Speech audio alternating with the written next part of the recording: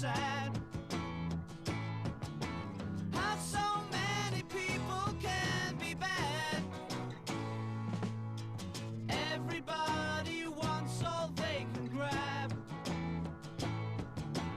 No one's ever happy with their share.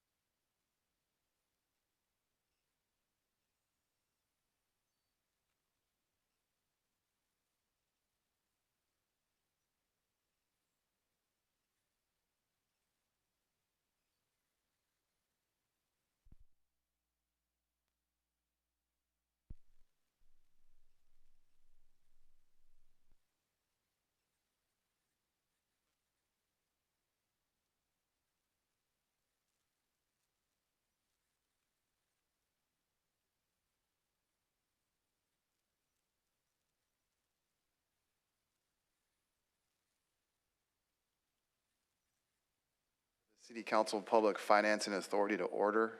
Madam Clerk, may I have the roll call, please? Councilman Gruhl? Here. Councilman Kennedy? Here. Mayor Pro Tem Twining? Here. Mayor McKeon? Here. Councilman Burns? Present. Councilwoman Vandermark? Here. Councilman Williams? Here. All present. All right, Madam Clerk, do we have any supplemental communications? Yes, we have one supplemental communication on item number 10. One email received regarding conference with legal counsel, existing litigation concerning Grants Park versus City of Huntington Beach. Okay, do we have anyone sign up to speak in person or on Zoom for a closed session? We do not. All right. So included in closed session, we have conference with labor negotiators, Government Code Section 54957.6. Agency designated representatives, Travis Hopkins, City Manager, also in attendance, Marissa Sir, Assistant City Manager, Mike Vigliotta, City Attorney, and Zach Z, Acting Chief Financial Officer, Employee Organization, the Huntington Beach Police Officers Association, the Police Management Association, Huntington Beach Firefighters Association, and Fire Management Association. And then we have conference with real property negotiators, Government Code Section 54956.8, property APN numbers 110-151-10 and 110-151-11. Agency negotiators, Travis Hopkins, City Manager, Marissa Sir, Assistant City Manager, Ashley Wysocki, Director of Community and Library Services, Chris Cole, Community Library Services Manager, William Curl, Real Estate Project Manager. Negotiating parties, Gary Bryman-Turman, not present. Under negotiations, price and terms of payment. Council, do I have a motion and a second to recess to closed session? Motion. Yeah, Mayor, Yeah. just want to point out, we don't have a closed session item for the labor on POA. Okay. The other ones we do. Mayor, if I could jump into Southwest Voter Education Project, we're pulling that off the agenda as well. Thank you. I'll second. All right, motion and second to recess to closed session.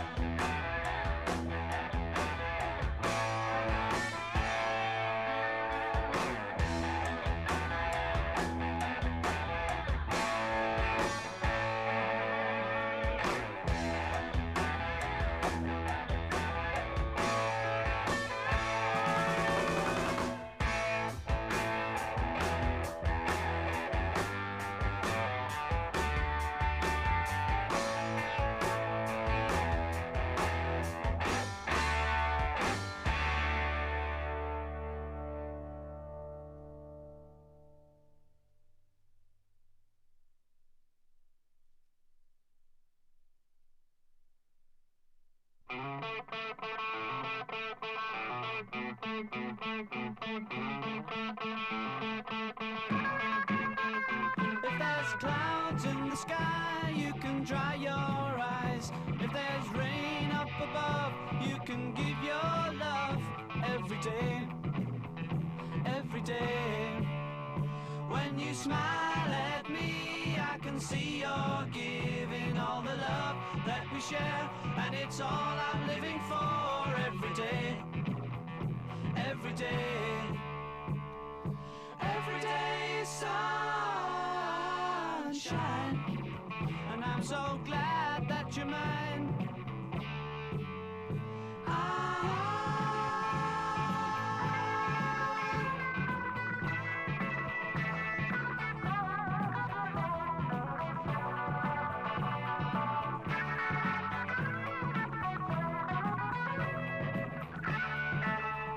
If the rain and the snow and the ice is cold, deep inside love is new, and the sun comes shining through every day, every day. Every day is sunshine.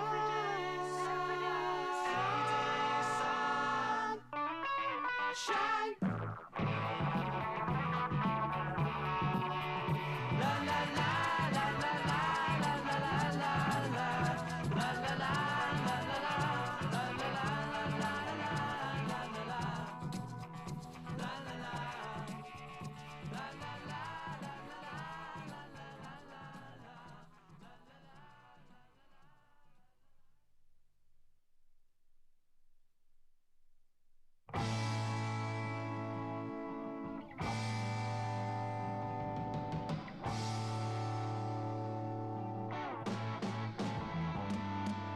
Stay at home, sitting staring at the TV. She comes home late, tell me, honey, where have you been? Well, if I didn't feel so down, I'd be sleeping underneath the moon. And if I never came back, you know that it would be too soon.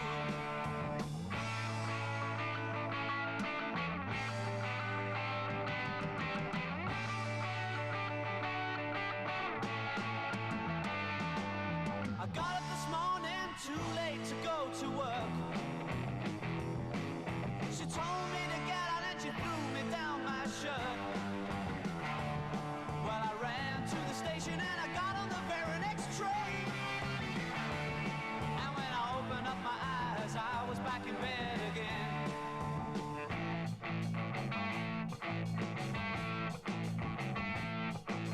Come on, please let me stay at home, girl. Well, I'm tired and lonely, please let me stay at home. Come on, please let me stay at home, girl. Well, I'm tired and lonely, please let me stay at home. I don't want to get a job, 'cause work is just a waste of time. I'm gonna be an independent person for the rest of my life. But if she catches me at home, she's gonna beat me all about the head. And then she come in shouting, you better get yourself to bed. Come on, please let me stay at home, girl. Well, I'm tired and lonely, please let me stay at home. Come on, please let me stay at home, girl. Well, I'm tired and lonely, please let me stay at home. I said, come on, please let me stay at home, girl.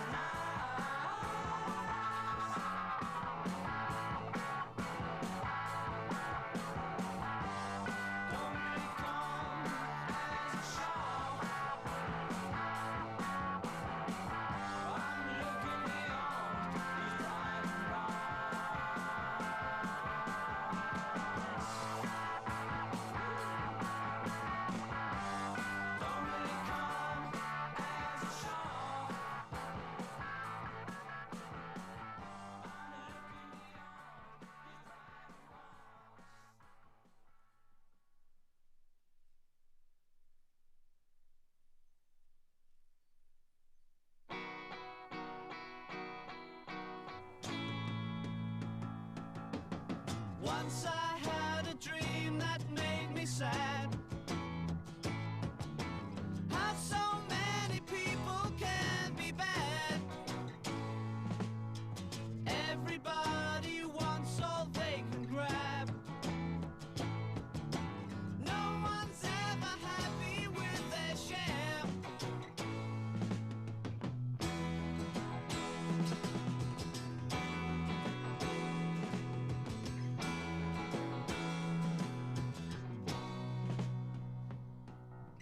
People running don't have much to say.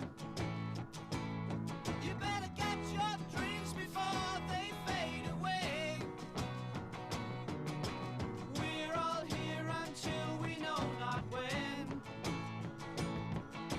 Love has gone and won't come back again. I'm gonna take it, break it, make it if you can. I will show you, oh you. You know we'll be together. You know we'll be together if we try.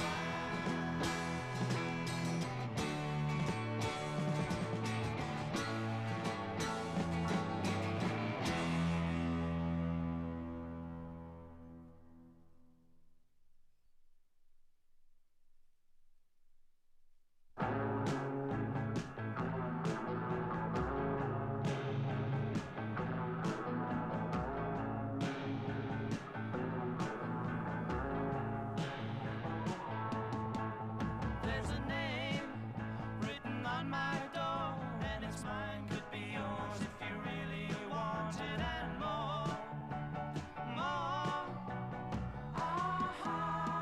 Our mind for security, so have you. Don't you see you could lay all your troubles on me, me.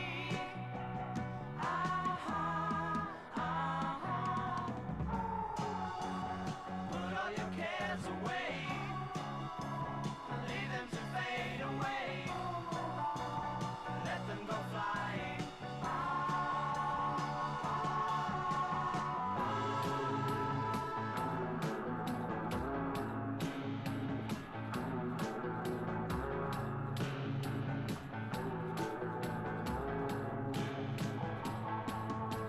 I don't mind always being there for you to come and tell all your troubles to.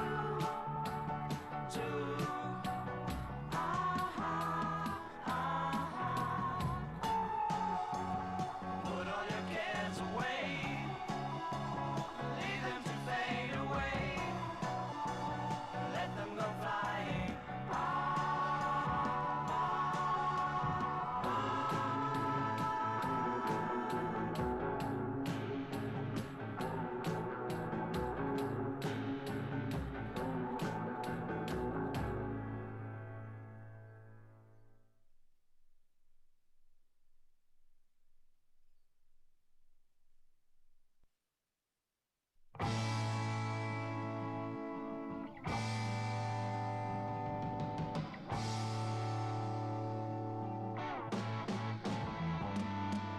Stay at home, sitting staring at the TV. She comes home late, tell me, honey, where have you been?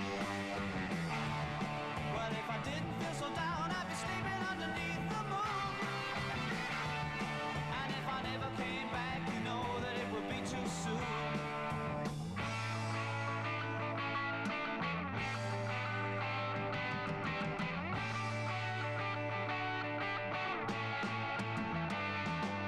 I got up this morning too late to go to work.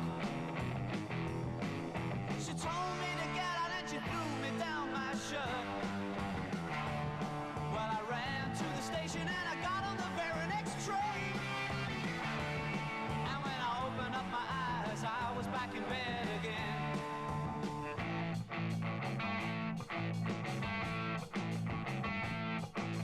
Come on, please let me stay at home, girl.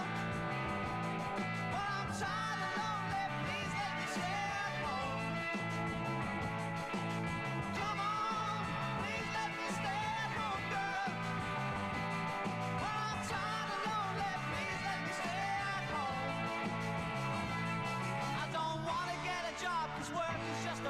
a time.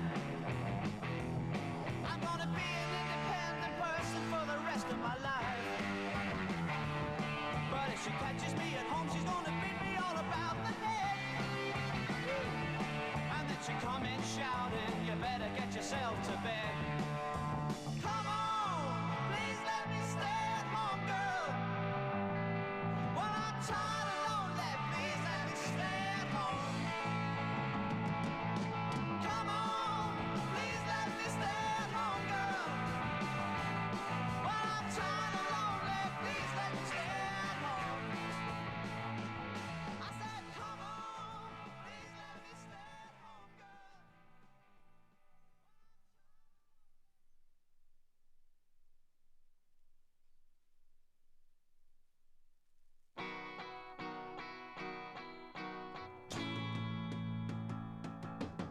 Once I had a dream that made me sad. How so many people can be bad. Everybody wants all they can grab. No one's ever happy with their share.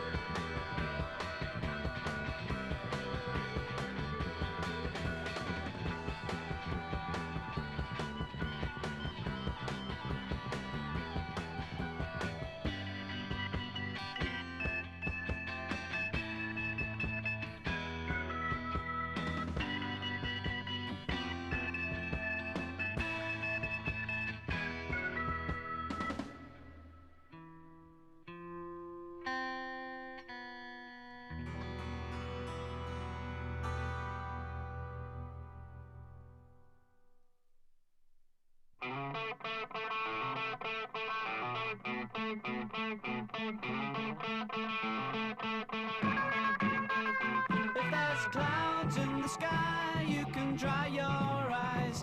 If there's rain up above, you can give your love every day, every day.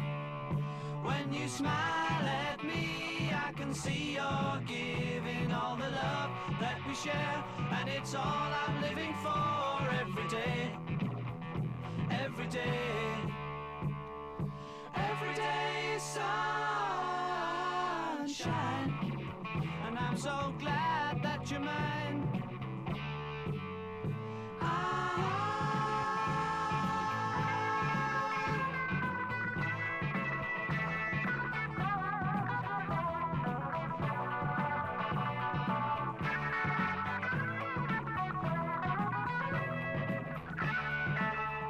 If the rain and the snow and the ice is cold, deep inside love is new, and the sun comes shining through every day, every day. Every day is sunshine.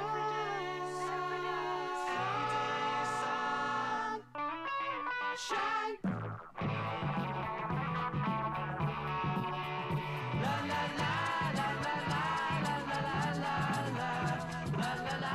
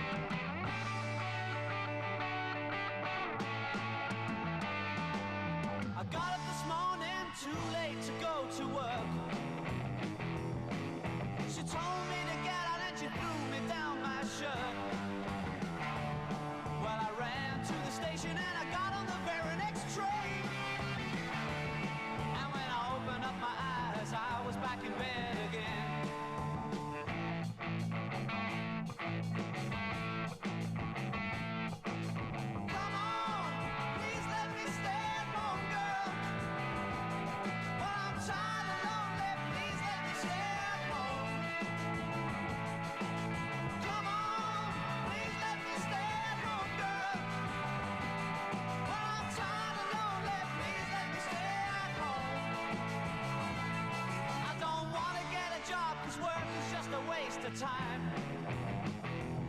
I'm gonna be an independent person for the rest of my life.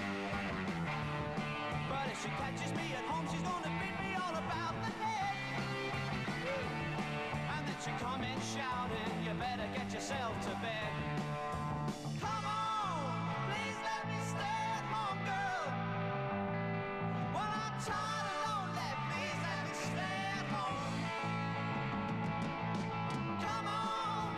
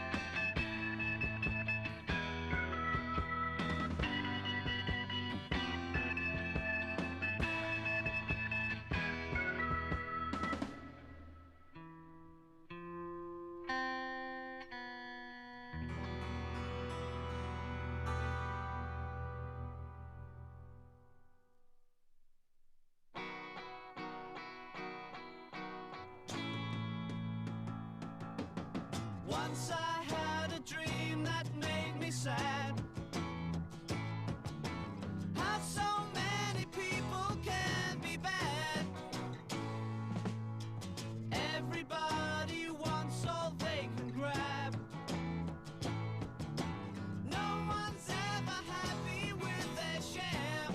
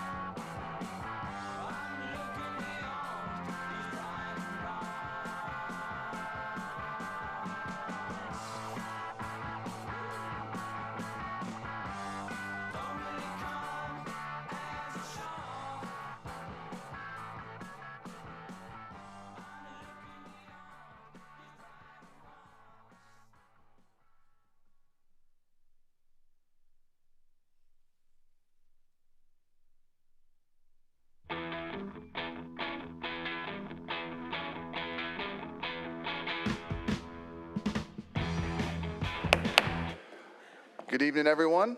I'd like to reconvene the regular meeting of the City Council Public Finance and Authority. Madam Clerk, may I have the roll call, please? Councilman Gruhl? Here. Kennedy? Here. Mayor Pro Tem Twiney? Here. Mayor McKeon? Here. Councilman Burns? Present. Councilwoman Vandermark? Here. Councilman Williams? Here. All present. Tonight's invocation will be Huntington Beach Police and Fire Chaplain Roger Wing.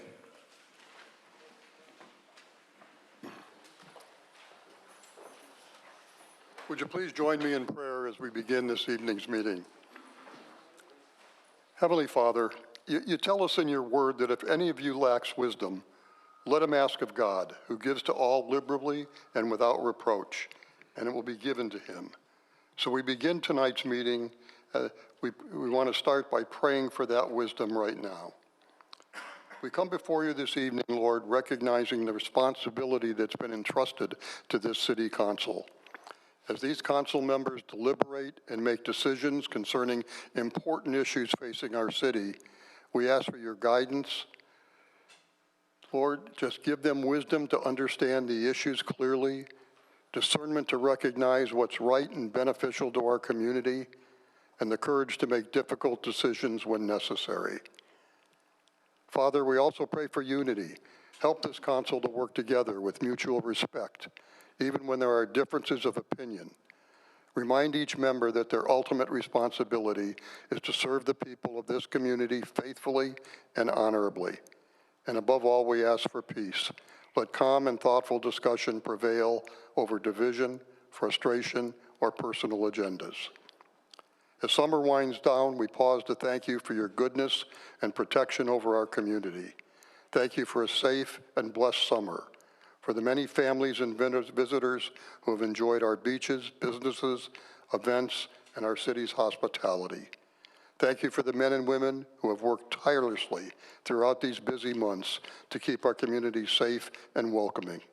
Lord, we recognize that every safe journey, every protected family, and every day of blessing is ultimately a gift from you. As we move toward the fall season, we ask that you continue to watch over our city. Give wisdom to our elected leaders, strength and safety to our first responders and city employees, and peace and prosperity to the people we're privileged to serve. May we never take your blessings for granted, but always remember to give you the thanks and glory that you deserve. May every decision that's made here tonight be guided by wisdom, shaped by integrity, and directed toward the well-being of our city. And it's in the name of Jesus Christ, our precious Lord and Savior, we pray these things. Amen. Thank you, Roger. Tonight, the Pledge of Allegiance will be led by John Vasquez of American Legion Post 133. John enlisted in the United States Air Force in 2003 after he was inspired by the events of 9/11. He served in computer systems operations, performing cybersecurity roles during 2 years at Ramstein Air Force Base in Germany, a stateside tour, and an overseas deployment in support of the global war on terrorism. He was medically retired in 2011 and is the recipient of several awards, including the Air Force Commendation, the Air Force Achievement, and the Global War on Terrorism Expeditionary and Service Medals. After his service, John moved to Huntington Beach, working for Boeing Space and Intelligence Systems as a systems security engineer, securing classified satellite ground stations, later consulting for a cybersecurity software company, and eventually founding his own local cybersecurity consulting business. He's an active member of the American Legion, Huntington Beach Post 133, serving as a board member, the California Boys State Chairman, and as part of the Honor Guard and Color Guard. John and his wife Heather are celebrating 19 years of marriage next week and have 2 children who attend Rena High School, go Vikings, and Mesa View Middle School. Thank you for your service, John.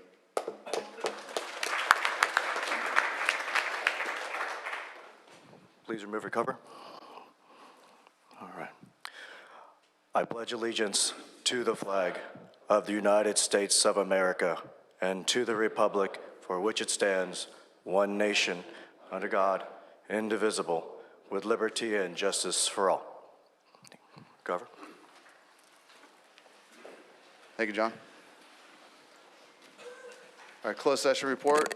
City Attorney, do we have anything to report from closed session? Thank you, Mayor. Yes, 2 things tonight. The first one is the City Council unanimously authorized the city to file a petition for receivership at 19921 Carmania Lane.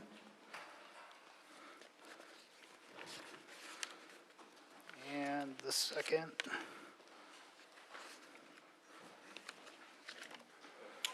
The council unanimously authorized the city to file an appeal of the anti-SLAPP motion and the denial of the city's cross-complaint in the People of State of California versus City of Huntington Beach. And that's it. Thank you. Council member comments. Would anyone like to make a comment? I will. Pat. I want to say yesterday at the Huntington Club, well, it actually was all weekend, dink it up for the troops, tee it up for the troops. They had tennis, but they raised a lot of money for the troops, and Mark and Leslie Mays led the fundraiser, and they did an incredibly awesome job at it. And I just want to give them a heads up for that. Thank you. Thank you. Anybody else? Yes, sir. Andrew. Yeah, I just want to take a quick moment. A couple weeks ago, actually it was probably over a month ago, we were having a conversation and we were talking about the homeless population, and I used the term gypsy in reference to a lot of the homeless individuals, not necessarily recognizing, and many people might not know this, that it's actually a derogatory term in regards to the Romani people. So I had a resident reach out, very kind, very objective, and just kind of talking to me about it. We had a good conversation about the history. I didn't even know that it was an ethnic group that stretched all the way back centuries, originating in northern India, migrating throughout Europe and beyond. And they've also faced generations of discrimination, persecution, et cetera. So, you know, I just wanted to make a public statement about that, in addition to the fact that I think it's really important that we constantly try and learn, and that's the beauty of being a council member, is when you talk to residents, you learn things you otherwise didn't know about. So just wanted to publicly make note of that, and also thank the resident who reached out to me and talked to me about that. Second, it's school season, and you're going to start seeing e-bikers all over the place if you haven't already done so in the summertime. The Huntington Beach Police Department isn't just the premier department when it comes to safety and promotion of good safety tricks and tips, et cetera, when it comes to e-bikes, and making sure that this city is really kind of the North Star in regards to that, but also as parents, grandparents, neighbors, friends, it's incumbent upon us to make sure that kids are wearing the right helmets. Face helmets are always important, but most importantly, if you see kids riding around with their helmets not strapped, I mean, let them know. One fall, that takes care of it right there. I mean, you know, we've seen some horrible stories in the news. And then also, I would encourage parents and families out there to take a look at the Huntington Beach Police Department social media. They're posting a lot about e-bike safety, courses, classes, you name it. And there's obviously a lot of work that we've been doing on council, especially through the ad hoc committee in regards to e-bike ordinances and e-bike safety. So a little public service announcement there. Anybody else? Yeah, just along those lines too, with kids out there, you know, in the streets, there was a press release recently about a man that was hit while going across the street in his wheelchair, fatal accident. And I think what just really hits me there is just this realization that sometimes we forget we're all living out, you know, our dash in life. And you never know, you know, when you're going outside that door, if that's the last time you go out the door. And it kind of gets you thinking about, you know, what are the things that really matter, the most important things in life. And there's definitely time and place to argue about things, but, you know, we could do it in such a way where we're not, you know, argumentative. And I was even thinking about, you know, Roger Wing's prayer there, just that prayer for unity. And so I do think that the things that, you know, we unite on are far greater than the differences that we have. And I would love nothing more than to see just a lot of love really restored in the community, and even up here on the council. I love all of you, and I mean, it's really hitting me, the things that really matter the most. That man did not know that that was his last day. His family members didn't know that was it, and you got to kind of think sometimes, you know, if things left off the way that they are, like right now with some people, is that really the way that you would have liked to have left it, or would you have gone back and wish you could have done things differently? And so it's a big takeaway for me. So just wanted to share that. Thank you. Anybody else? I'll just say, since the last meeting, we had an amazing week of the U.S. Open of surfing.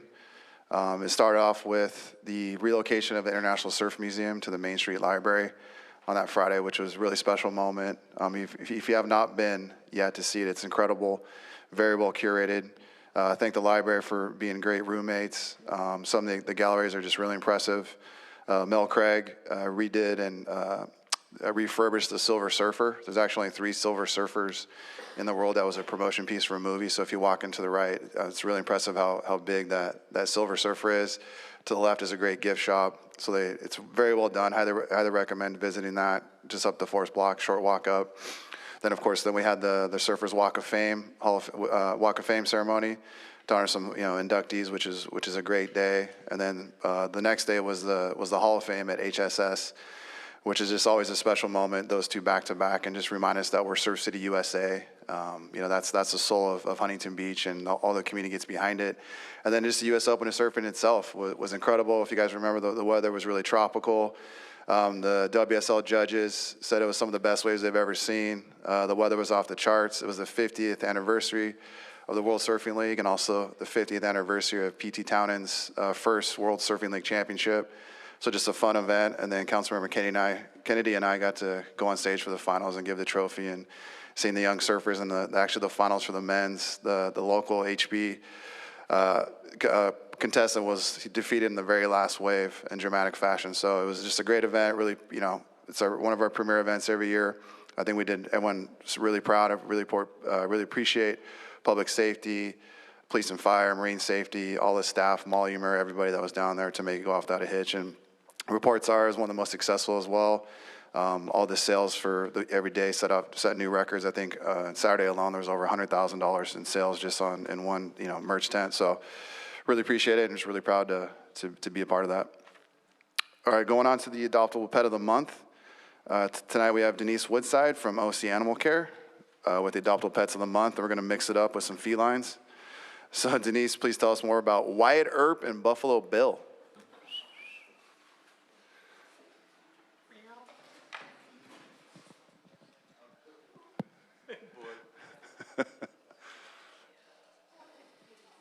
Good evening.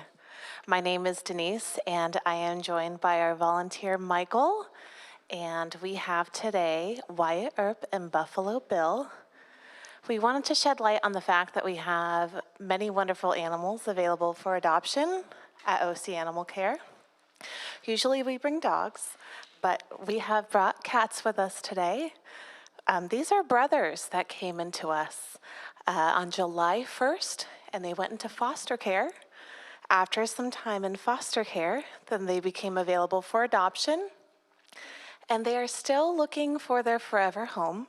So they are available at OC Animal Care. We're located in Tustin, and you can start viewing our animals, whether it be this duo or our other pets, online at ocpetinfo.com under adoptable animals. Thank you. Thank you so much. Yeah, Pat, you want to? I know Grace is a big. I hope you find somebody who can take them both. They're beautiful, beautiful brothers.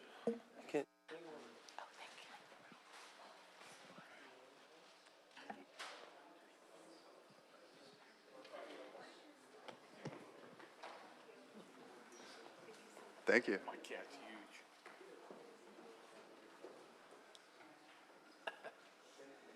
Thank you, Denise. 4 months old. Thank you. All right, now we're moving on to the business highlight portion of the meeting. And so we want to continue to celebrate the businesses that invest in Huntington Beach and strengthen our local economy. So we'll welcome these new businesses, share an update on our upcoming State of Surf City partnership with the Huntington Beach Chamber of Commerce, and highlight 3 local businesses through our Minute with the Mayor series. So businesses continue to choose Huntington Beach as their home, bring new jobs, services, dining, shopping, and entertainment options to our community. This week, we're featuring some of our newest businesses that are now open or coming soon throughout Huntington Beach. So we just really want to encourage everyone to shop local and support these businesses and discover what's new in our community.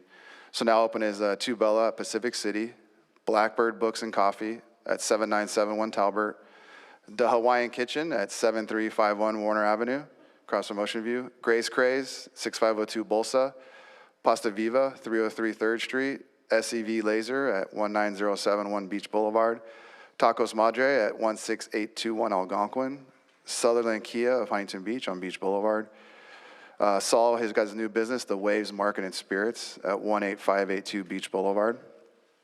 So please go check them out. And this year we're going to mix it up with the state of the city. So we're excited to unveil our newly adapted and formatted State of Surf City, presented in partnership with the Huntington Beach Chamber of Commerce. This year's event will be at Pier Plaza. I know there was some questions before about attending and being able to attend, so this year will be free at Pier Plaza and feature a built-in HB Expo, which showcases the businesses, nonprofits, and community partners that help make Huntington Beach such a great place to live, work, and visit. So from 5 to 6, we'll have the State of the Surf City program, including a year in review presentation from the Chamber. I'll give my State of the City address, and an abridged fireside chat moderated by the Orange County Business Council, featuring several prominent local business voices. So following the main event, the Chamber will have a ticketed reception at Sandy's Beach Shack. So please come on out. Continuing with Minute with the Mayor, we're highlighting 3 local businesses that are making an impact on Huntington Beach. So first up is Pro Beauty Center, which is a family-owned business across from Marina High School that has been helping the community look and feel its best for more than 26 years. In this episode, former Mayor Burns joins me and manager Alexander Kwan to learn more about how Pro Beauty Center has become a trusted destination for professional hair care, skincare, cosmetics, K-beauty products, and unique gifts. So be sure to check them out at Edinger Avenue, like I said, across from Marina. HB, I'm Mayor Casey McKeon with special guest, previous Mayor Pat Burns. And today's episode of Minute with the Mayors takes us down to across from Marina High School at Springdale and Edinger to Pro Beauty. Let's go meet Alex, the owner.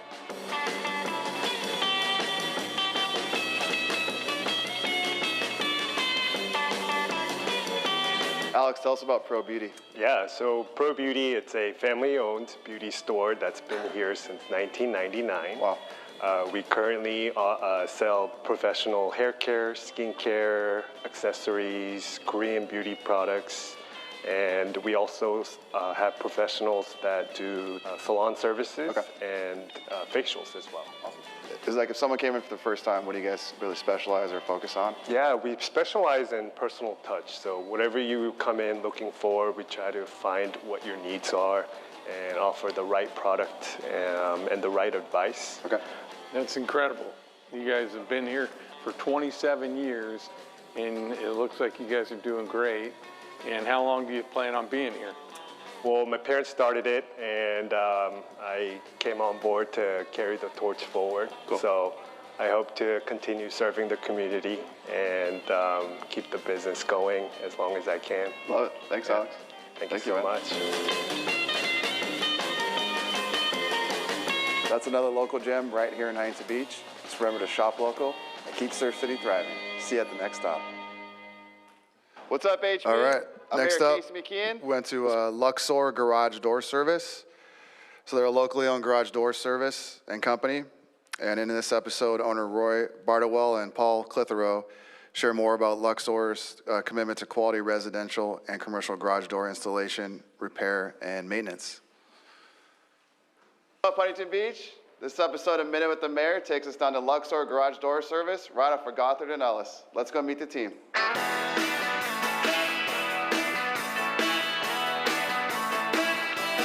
Roy, tell us about Luxor Garage Door Service. Yeah, Luxor Garage Door Service has been in business here in Huntington Beach for about 15 years.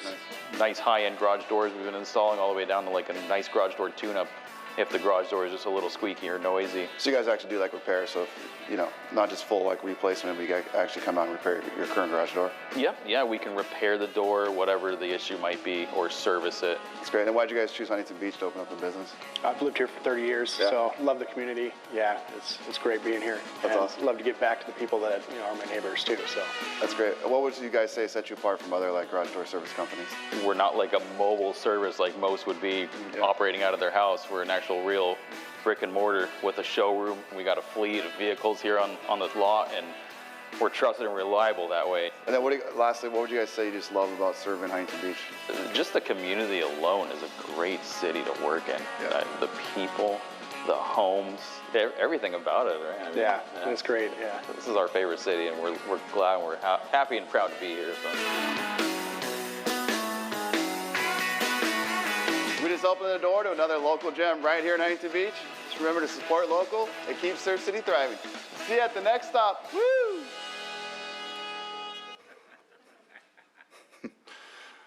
All right, and then finally, meet Champagne's Kitchen. So they took over the IHOP on Main Street, and it's a family-owned Orange County restaurant, bringing more than 35 years of hospitality and scratch-made food to Huntington Beach. So in this episode, Mayor Pro Tem Twining, Councilwoman Vandermark, and I joined Champagne's kitchen owner Matt Toby to learn more about the restaurant and its newest location on Main Street.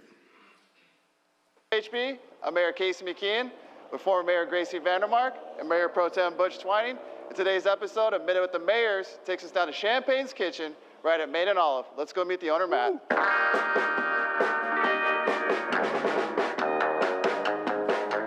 Matt, tell us about Champagne's kitchen. Thanks for coming in. Yeah, Champagne's Kitchen is a 3-meal restaurant with breakfast, lunch, and dinner. I think everyone is known us as a breakfast spot, but we have a really great dinner program as well. We do full service at nights, and we have a full bar and a full cafe. So we kind of want to be something for everyone. You know, mom, dad, everybody can come in and grab something. And then how late are you guys open till? We're up till 10 o'clock every night. What time do you open? Open at 8 every morning. Breakfast till 2 every day. The full service starts at 4, so we take reservations, we've got servers, the full bar, awesome cocktail program, and great happy hour. I was just going to ask you about happy hour. What days and times is that? So there's always something going on at Champagne's. We've got happy hour from 2 to 6 Monday through Friday. We've got our beautiful pizzas for $15. We've got drink specials. Mondays is half off our entire wine program, so half off bottles, no corkage fee on Mondays. We've got 20% off for locals on Tuesdays. Tuesdays is such an amazing day to be on Main Street downtown with the street fair.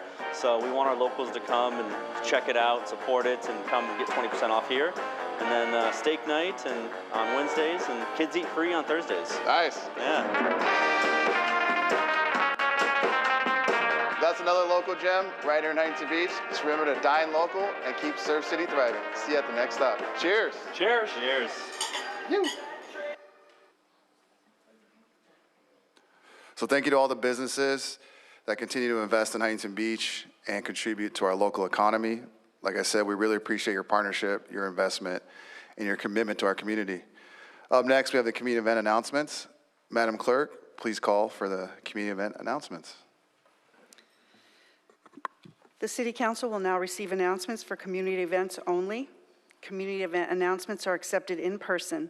Please queue in the designated area along the stairs and use either podium. State your name and organization for the record. Each organization is allotted 2 minutes for its announcement.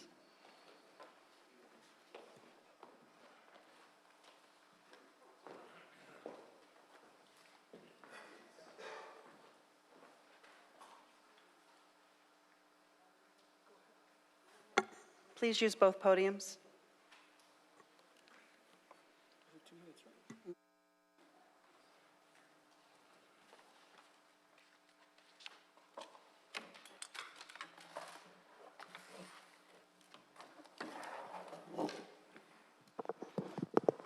Okay, it is better to debate a question without settling it than to settle a question without debating it. Surf City Decides is a debate at our HB Senior Center at Central Park on Wednesday, September 16th from 6:30 to 8:30 p.m. in the large Parkview room. Protect HB is sponsoring the City Council candidate debate for 130,000 plus HB voters. Time's up. Well, in all debates, let truth be thy aim, not victory, or an unjust interest. That's from William Penn. So take that. I hear that Protect HB is running this debate and that they get to pick the candidates and the questions. What? Time's up. Your information is wrong. Protect HB has only secured the venue and invited former HB mayors Eric Peterson and Jill Hardy to be the debate moderators, as well as former HB city clerks Robin Estanislao and her predecessor Joan Flynn to keep time and prompt candidates. This former City Hall team will decide and set all rules, protocol, pace, and questions for the HB City Council candidates debate on stage. I've heard that 300 seats at the Senior Center are already full. But for HB people to sign up for the wait list, you can go to this QR code, or you can go to Protect HB's social media, or write to hbcitizensforgoodgovernance@gmail.org. I think there needs to be definitely more people included HB needs to hear our candidates. You are right. The HB debate on September 16th, 6:30 to 8:30 p.m. will be live streamed. All candidates that qualified with our current city clerk have been invited, and invitees went over email. Thank you.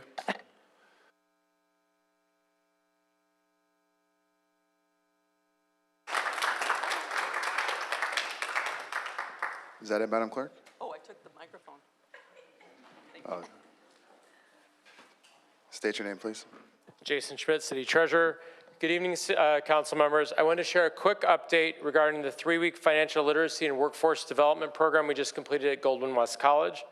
We ended up having over 30 individuals sign up for the program from across Huntington Beach, Westminster, Fountain Valley, and Garden Grove. Students learned about basic financial ideas to help them manage their money better, while over 20 panelists shared their insights about their careers in technology, hospitality, healthcare, manufacturing, nonprofit, and government. We handed out over $2,000 in financial awards and provided scholarships for additional educational opportunities focused on building career skills. Seeing the smile on participants' faces and the tears in their eyes that people were actually willing to invest in them and their futures was truly inspiring.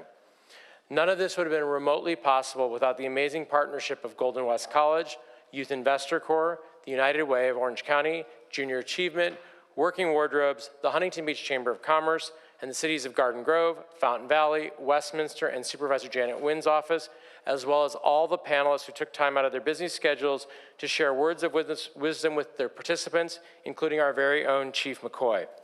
Thank you all so much, and I cannot wait to work together with all of them again this coming year as we build out more cross-city programming to positively influence the lives of our residents. Thank you. Moving to public comments. Before we begin public comments, I would like to announce that pursuant to new state legislation, Senate Bill 707, public comments will be accepted both in person or remotely via Zoom. The city clerk will not read profane, obscene, or otherwise inappropriate Zoom display names or identifiers. Instructions for providing comments on Zoom can be found on the agenda cover page and on the city clerk webpage. The city clerk will provide instructions for participating in public comment. Madam Clerk, how many speakers do we have? Before we go to public speakers, let me read you the supplemental communications. Thank you.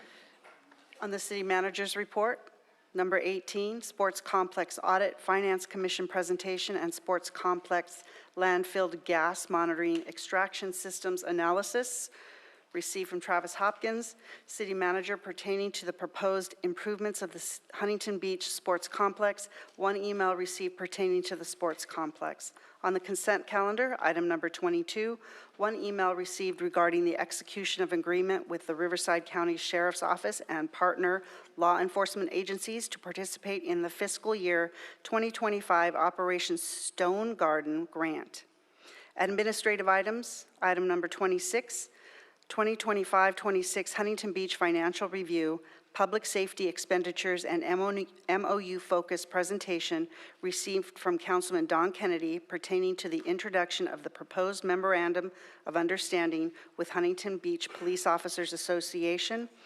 Item number 27, 1 email received regarding the approval of the design and language for the American 250 celebration plaque at Pier Plaza, and updated plaque rendering received from Mayor Casey McKeon.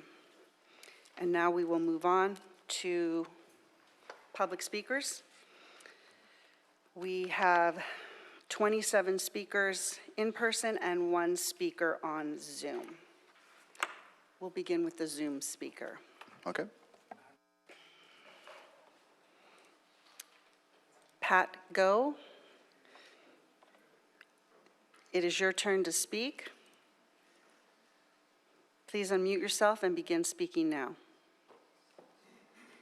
Good evening, Mayor McKeon. Pat Goodman. I want to speak about agenda item 26. In June, this council approved a budget that exposed 31 million structural deficit. About half was addressed by eliminating unfilled positions without laying off employees, and by reducing transfers to the general liability and retiree supplemental funds. The remaining approximately 15 million was covered by drawing down general fund reserve from 96 million to 80 million. And this isn't just a one-year problem. The city's projections show structural deficits continuing over the next 5 years. We cannot continue increasing expenditures without identifying sustainable recurring revenues to pay for them. That brings me to item 26, the police officers MOU. Our police officers deserve fair and competitive compensation. So do all of our city employees. But I'm concerned that an 8% increase in base salaries is not sustainable given our financial outlook. Where will the recurring revenue come from? Huntington Beach is facing almost no home building, declining sales tax revenue, and an aging population. I don't see those factors producing the revenue growth needed to support continually increasing personnel costs. I have to question the timing. This MOU comes just a little more than 2 months before an election. Police and fire unions have considerable influence in our local elections and offer highly sought-after endorsements. For that reason, I recommend that the council postpone this item until after the election. Give the next council the opportunity to consider this significant long-term financial commitment without any appearance of political influence. If you approve it tonight, I urge every council member to be transparent with voters about the long-term costs and how you intend to fund it. On a positive note, I do appreciate the presentation on the sports complex. The Finance Commission and staff have made the thoughtful recommendations to improve the facility and increase its revenue. I encourage voters to watch the September 16th City Council candidate debate at 6:30 p.m., moderated by former mayors Jill Hardy and Eric Peterson. I expect the budget and police MOU will be important topics. Thank you. Have a good meeting.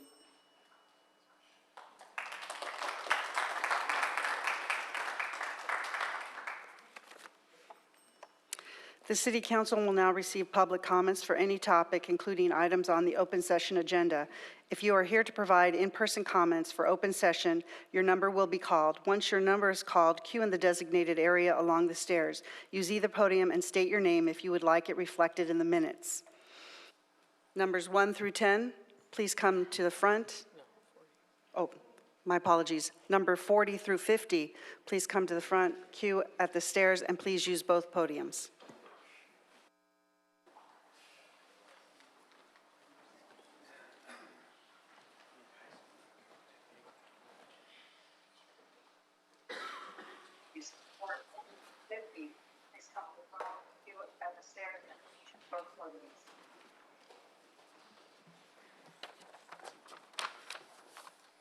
Good. Good evening, City Council members. My name is Mary Mattis, and I'm here today requesting that the city would please consider adding a pedestrian safety measure at the four-way intersection of 11th Street, Lake Street, and Memphis Avenue, such as a flashing stop sign or crosswalk signal. This is especially important for pedestrians crossing from Memphis Street to Lake Park, and it is the city's responsibility to help ensure their safety. This crosswalk is used every day by students, families, and community members walking to school, going to the park, and traveling around the neighborhood. I personally use this crosswalk on my way to Dwyer Middle School, as well as when I turn onto Lake Street so I can ride my bike to junior lifeguards in the summer. Although there is already a four-way stop sign at this intersection, many drivers do not always come to a complete stop nor notice pedestrians trying to cross. This creates a seriously dangerous situation, especially in the mornings when kids are walking to school or heading to activities. A flashing feature would help get drivers' attention, remind them to stop, and make this crossing safer for everyone. A small improvement like this could prevent a serious accident and protect children, families, and all pedestrians who use this area. I am asking the city to please consider installing this very much important safety measure. Making our streets safer is something that benefits the entire Huntington Beach community. Thank you for your time and consideration on this significant matter. What was the intersection again? 11th Street, Lake Street, and Memphis Avenue. Okay. Could you guys fill out a blue card? We'll follow up with you, and well done. Thank you. Yeah.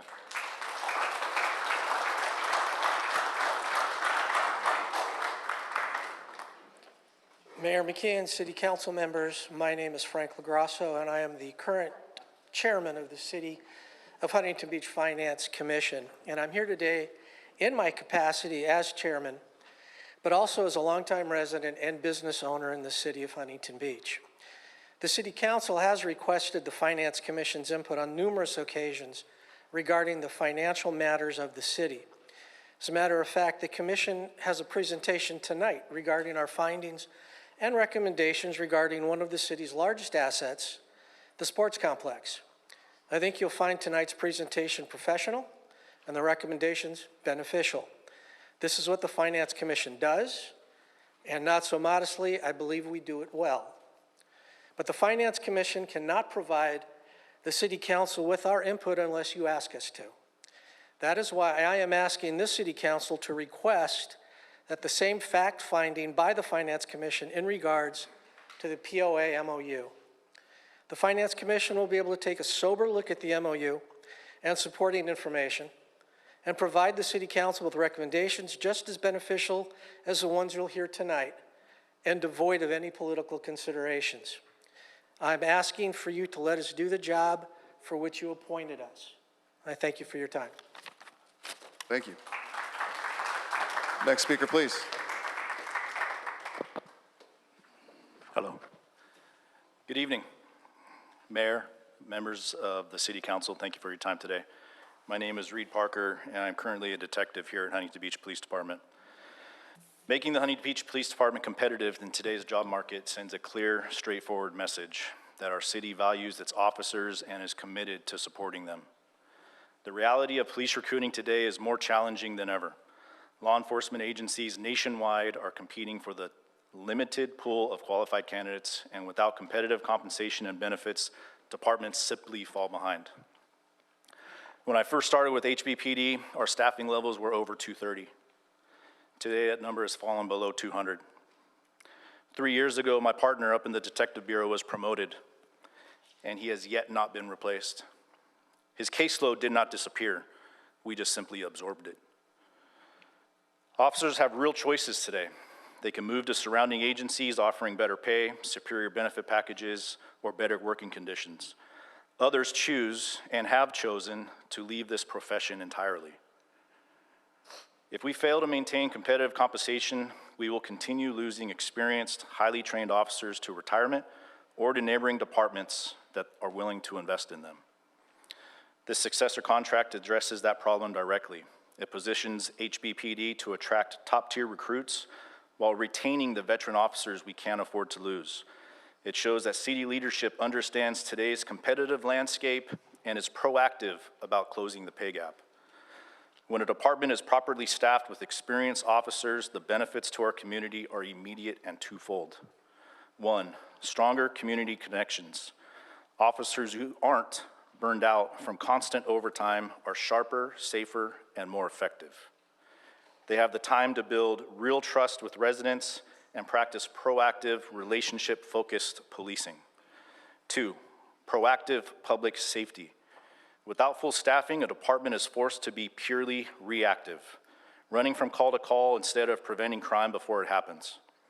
A fully staffed, fairly compensated police department creates safer neighborhoods, enhances the quality of life for all Huntington Beach residents, and ensures our officers can take pride in their work rather than just surviving through their shifts. This agreement positions HBPD as a top-tier agency in the region and demonstrates to our officers that this council truly values their dedication, their families, and their future. I respectfully ask that you support this contract, and I thank you. Have a good evening. Thank you. Next speaker, please. Good evening, Council. My name is Nicholas. I'm a police officer here in Huntington Beach. I'm currently assigned to patrol, and I just finished 2 years as a school resource officer. The successor contract being discussed tonight is crucial to the future of HBPD, especially right now when police recruiting has become incredibly competitive. The landscape has shifted dramatically. Departments across the state are fighting tooth and nail for a shrinking pool of qualified candidates, and if you're not offering competitive pay and benefits, you're going to be left behind. Officers have options now. They are constantly seeing advertisements from competitor departments through social media offering better pay, a better benefits package, or they can leave policing altogether and do something else entirely.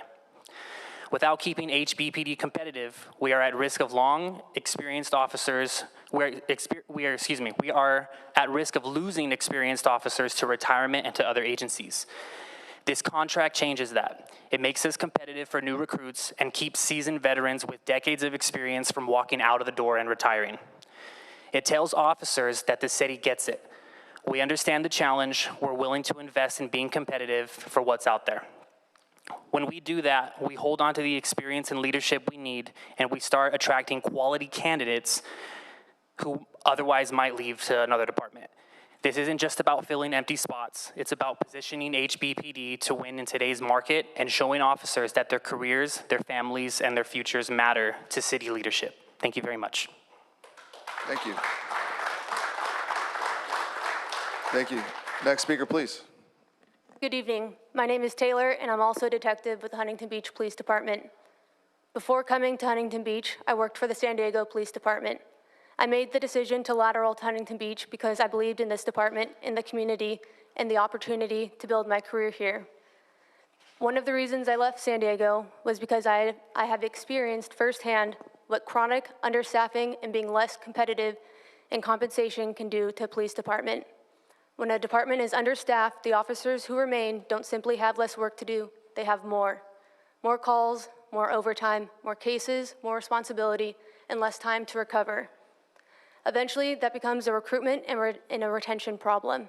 Experienced officers leave, which puts even greater burden on the officers who stay. Then the department has a recruitment. They have to recruit and train replacements while continuing to operate short-staffed. That cycle is difficult to break once it gets started. I see some of those same warning signs here in Huntington Beach that I saw in San Diego. Our department is already understaffed, and we are competing with other agencies in Orange County for the exact same pool of applicants. This successor contract acknowledges the reality we are facing and demonstrates that our city leaders recognize public safety as a fundamental investment in the success of our community. By properly supporting our police department, we're not simply investing in our officers, we're investing in the safety, security, and prosperity that every resident of Huntington Beach deserves. Thank you, guys.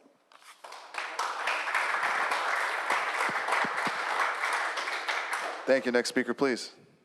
Good evening. I'm Officer Bernard Atkins. Well, good evening, Mayor and members of the City Council. My name is Bernard Atkins. I lateraled the Huntington Beach Police Department from the El Monte Police Department 18 years ago. During my time here, I've had the opportunity to see this department go through both challenging times and some very positive changes. There was periods of roughly 7 years when I was concerned about the direction we were heading.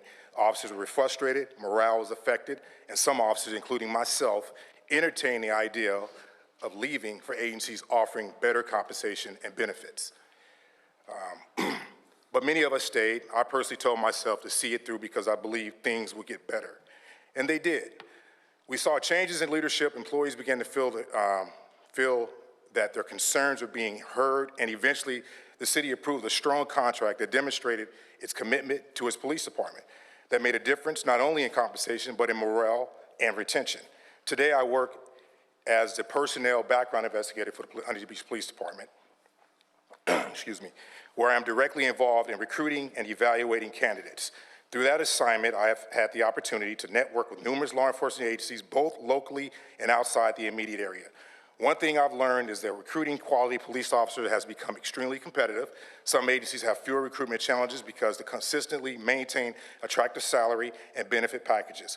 Quality candidates have options, and they pay attention to compensation, benefits, organizational culture, and where they believe they can build a career. Even in the best circumstances, attracting top quality candidates in an uphill battle, but when you throw in the fact that we're outpaced on pay and benefits compared to neighboring departments, it becomes more difficult. We're constantly posting positions and interviewing, yet we still can't seem to fill gaps fast enough. The good news is the Huntington Beach has something extremely valuable, a great reputation, and a great work environment. I've had the other agencies recommend candidates to Huntington Beach because they recognize that we have here, we recognize what we have here. We should be proud of that, but we also need to protect it. We need officers who are sharp, dedicated, and committed to serving this community, not just bodies in uniforms. That's what the competitive contract makes possible. It lets us attract the best talent, retain the experienced officers we have, and are at risk of losing to retirement. The successor contract is a step in the right direction. Good officers are and the foundation of everything. They're the ones responding to calls, protecting our schools, neighborhoods, and building the trust that keeps our community safe. When we're forced to hire from a smaller pool of candidates or settle for less qualified applicants just to fill positions, we're compromising that foundation. My hope is that we continue this approach with future contracts so Huntington Beach becomes competitive with surrounding agencies. We don't want to find ourselves continuing to play catch up or losing our ability to attract the type of candidates we want representing the city and serving the members of our community.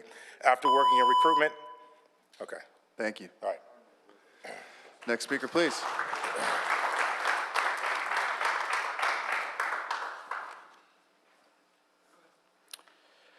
Hi, I'm Officer Jason Polis, also with Huntington Beach PD. I also lateraled here. I was a supervisor at a previous agency, but I wanted to come to work for this great city. As you heard this evening, this contract is a step in the right direction. The direction for the community, for public safety, the well-being of the Huntington Beach city employees, and the investment in the future of Huntington Beach. A competitive contract attracts and retains quality officers that we desperately need. The key is quality officers. Quality officers make for the cornerstone of a successful public safety program. Right now, police recruiting is incredibly competitive statewide, and without competitive pay and benefits, as you've heard, Huntington Beach falls behind. Officers are faced with these real-life choices. Go somewhere else, leave policing altogether. Without this contract, we run the risk of losing the experienced police officers to early retirement or to other agencies. And when veteran officers walk out the door, we lose that invaluable institutional knowledge, training, and experience that took years to build. That's irreplaceable. The more we delay in this market, the gap widens. We do not dictate this labor market. It dictates us. Neighboring departments are already offering more competitive packages, and the gap's growing larger by the day. The longer we wait, the harder it becomes to attract quality candidates, the more difficult it is to retain the experience. Those officers who know the community of Huntington Beach, who are experts in the current public safety issues here in Huntington Beach, and who have developed the relationships with the businesses and residents of Huntington Beach. It isn't about catching up with one or two competitors. It's about making sure that we can compete to attract quality candidates that reduce liability for the city. With a workforce that's already stretched thin and burning out on overtime, losing institutional knowledge doesn't serve Huntington Beach very well. It can lead to slower response times, less proactive policing, weaker community relationships, and it fosters a department that is always in a reactive mode and playing catch-up. You've heard we are currently understaffed. The Public Policy Institute of California has found in recent studies that the crime-reducing benefits of hiring just one additional qualified officer exceeds the average budgetary cost and results in, at minimum, 3 fewer violent crimes and 4.2 fewer property crimes per year. That's just one additional qualified officer. Our community deserves officers who have the time, energy, and experience to build trust and prevent crime before it happens. This contract is the investment that keeps us in the market. It protects public safety and ensures Huntington Beach remains the amazing destination city where residents feel secure and businesses want to invest. Thank you for your time.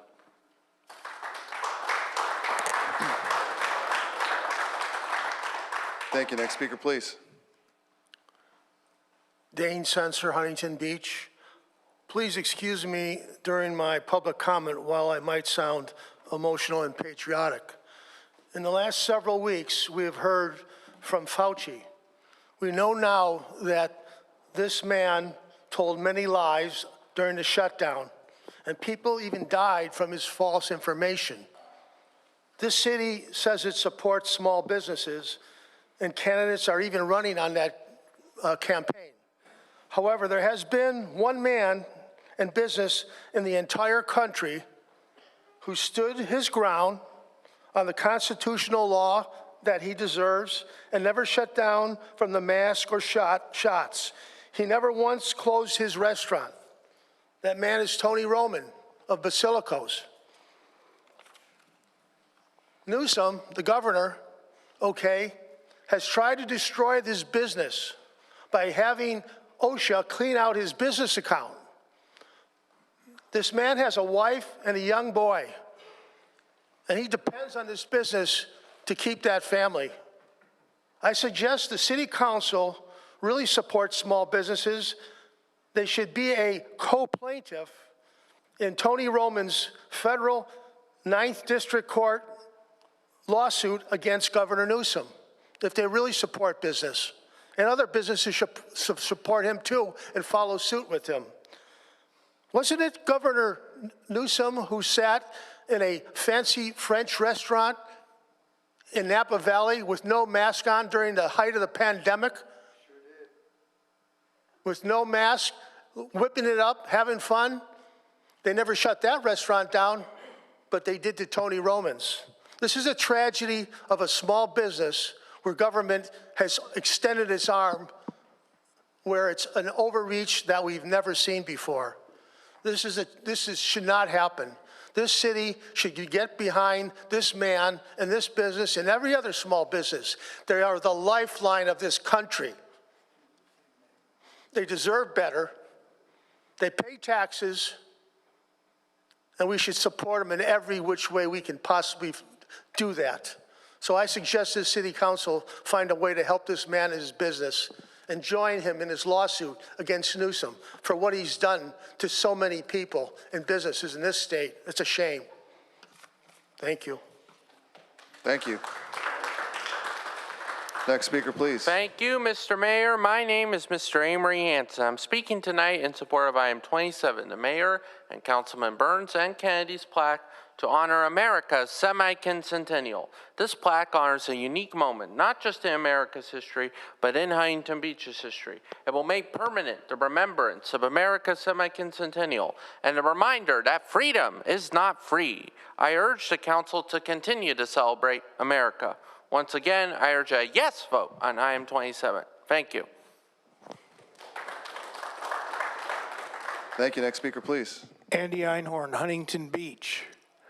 Butch Twining tried to apologize for his actions on July 19th in the city's parking lot, but instead it was an attempt to justify what he did. It certainly didn't answer the questions you all should be asking. The white wall on the Yorktown did not have any signs posting information such as no posting on private property. Second, there was nothing pro-Nazi about those signs, nothing.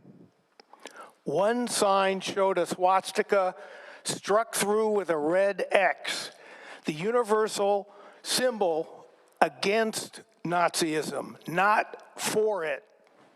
Third, what Butch saw as a swastika instead was a symbolized 47, a number, not a symbol of hate. Let's be clear, 47 is not a Nazi symbol. It's an anti-Trump satire accusing his administration of fascism. President Trump once bragged on an Access Hollywood tape about grabbing women's genitals. So with that said, we can certainly protest with symbols on a wall. Fourth, Butch was driving through the city parking lot one-handed, cell phone in the other. That is illegal. A better approach, park the car, inquire who is leading the group, then raise his concerns directly. However, let us remember only the property owner has jurisdiction over the wall, not Butch. Finally, my vaping comment. Butch called my remark funny. It was not. I had a flashback of our incoming mayor caught on a camera vaping in this very room. A direct violation of California health law. Laws apply to everyone, even him. This is the person who wants to run our city? Thank you. Next group of speakers. Speakers 50 through 60. Please queue at the area along the stairs and use both podiums. Thank you.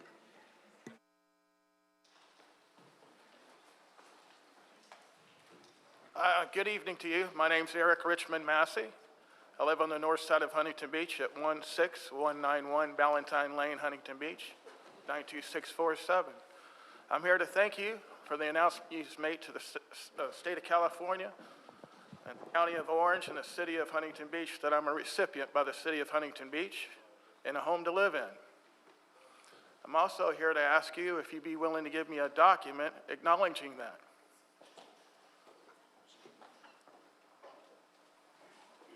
Yes, no? You're not allowed to speak. We're not allowed to comment, sir. Okay, so what are you telling me? I need a lawyer to go follow through with this? Is that what you're saying? I see. So you speak for the mayor, is that right, Mr. Burns? Sir, if you'd like, you can fill out a blue card over there at the front, and we can contact you. Thank you, Casey. I appreciate that. No I also problem. want to make an announcement to some of your city employees that were let go. Sorry for that, for whatever reason. And also a member amongst you claiming that I'm a homosexual and bisexual.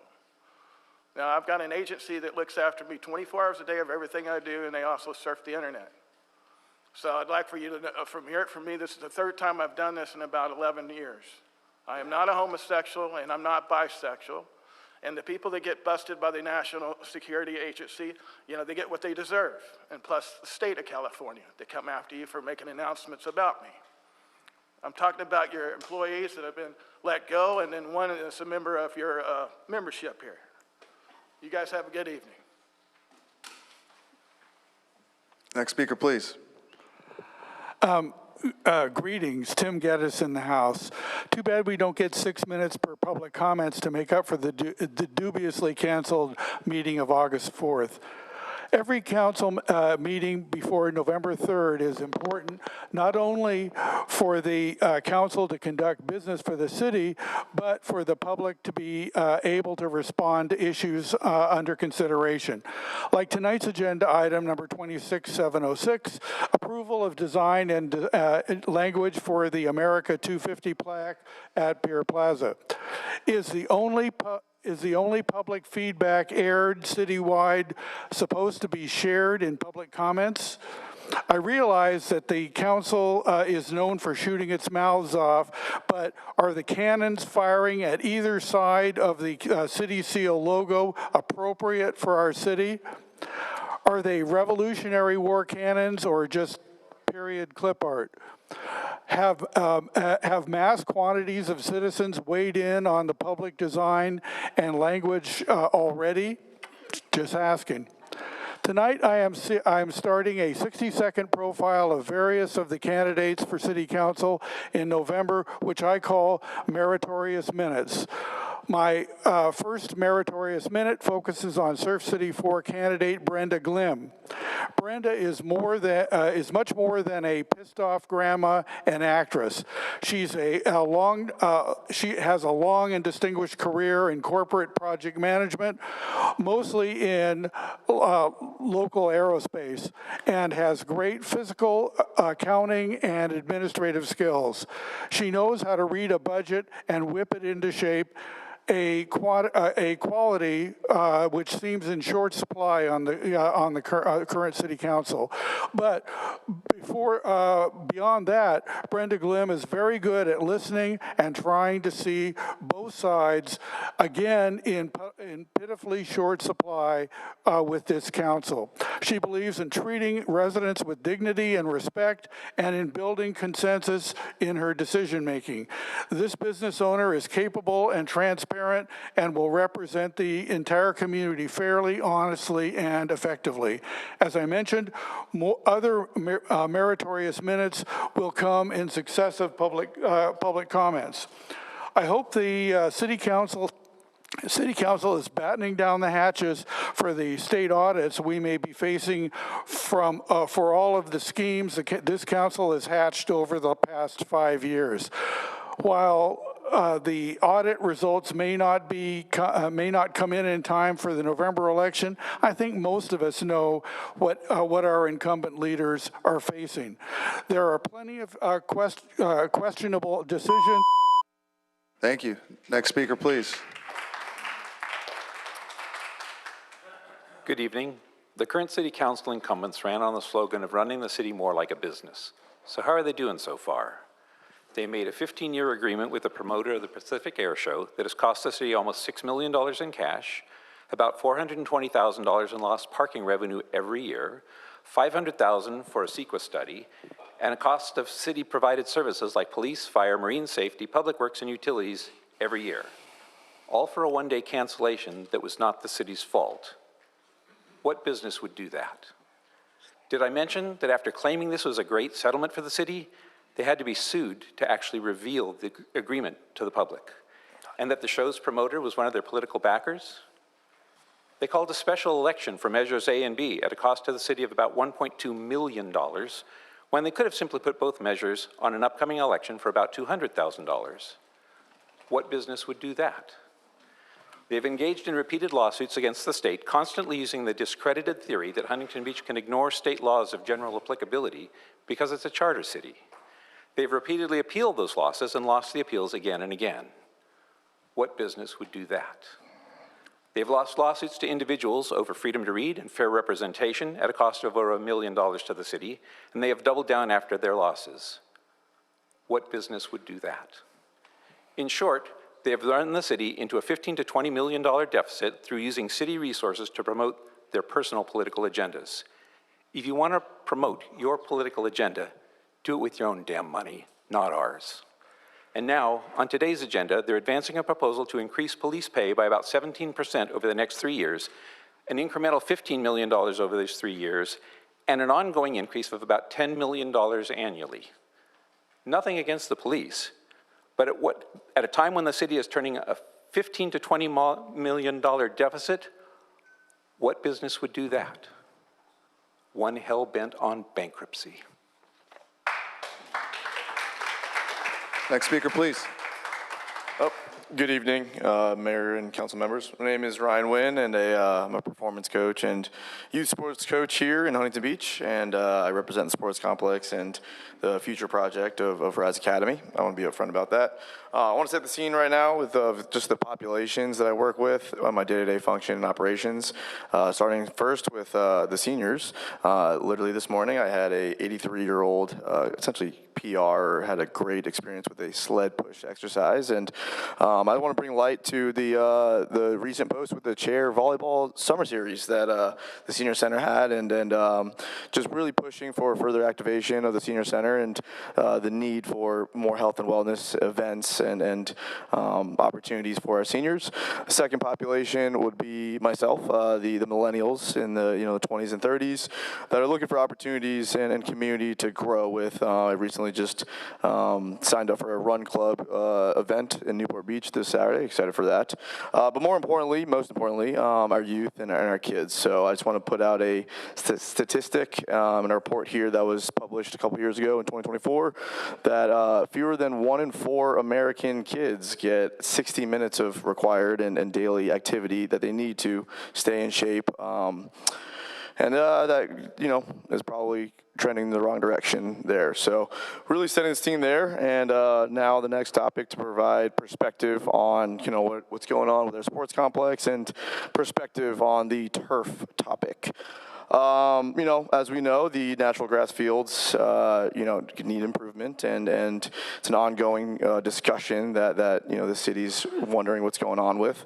Really, we understand the workload that happens day to day, month to month, year to year, and really a lot of people don't understand that these fields need rest, right? These fields needs to be maintained and taken care of. You know, with football coming up, big football coach myself, you know, with FNL and girls flag football, I was at a tournament this past weekend, and just seeing the growth of these sports in our community. I want to really have people understand that the turnaround of these events from Friday to Saturday, Saturday to Sunday, Sunday and so forth, is just causing more damage on our field. So whether it's the rest, the rainouts, and these practices and events getting canceled, it's a really losing opportunity for us to capitalize more activations at the sports complex. I know I'm running out of time here, but really losing the territorial battle with the Ontario Sports Empire being built in a couple months. Long Beach just announced that the Veterans Stadium is going to be demolished to create another sports complex, and of course we all know Irvine is doing a phenomenal job with Great Park, and we're losing a lot of opportunities there, and I hope you guys really see this thing through and understand what we're trying to build here. Thank you. Wow, so good at this. Thank you. Next speaker, please. Good evening, Mayor and council members. I'm Roz Price, one of your newly appointed Community and Library Services Commissioners. I wanted to share a quick update from August 12th Community Library Service Commission meeting, along with a couple items moving forward on tonight's agenda. It was another productive commission meeting, and one of the highlights was definitely the recognition of the local Eagle Scouts and their projects. Me, being an Eagle Scout mother myself, found this just amazing. It was wonderful to see these young men recognize the tremendous amount of work, leadership, dedication, and service that goes into earning the rank of Eagle Scout and the projects that give back to our community. Commissioner Steve Barnes and Community and Library Services Manager Chris Cole presented the recognition to the Eagle Scouts. It was especially meaningful because Steve is an Eagle Scout himself, so he understands firsthand the commitment, the perseverance, and everything that's required into having this achievement and honor. We also approved the previous commission meetings, which was awesome to be a part of that. A quick note and reminder, I just want to remind everybody in our community that we have great locations that can be rented out that the city manages that can go back into the funds of our city, and we have local discounts. Another important discussion involved the America 250th plaque at the Pier Memorial. We are continuing to work through the new draft, including its design, language, as we move forward to something appropriately that commemorates the 250th anniversary of the United States of America and how well Huntington Beach represents it. The work now connects directly with tonight's City Council agenda, item 27, regarding approval for the design and the language of the 250th pier plaque.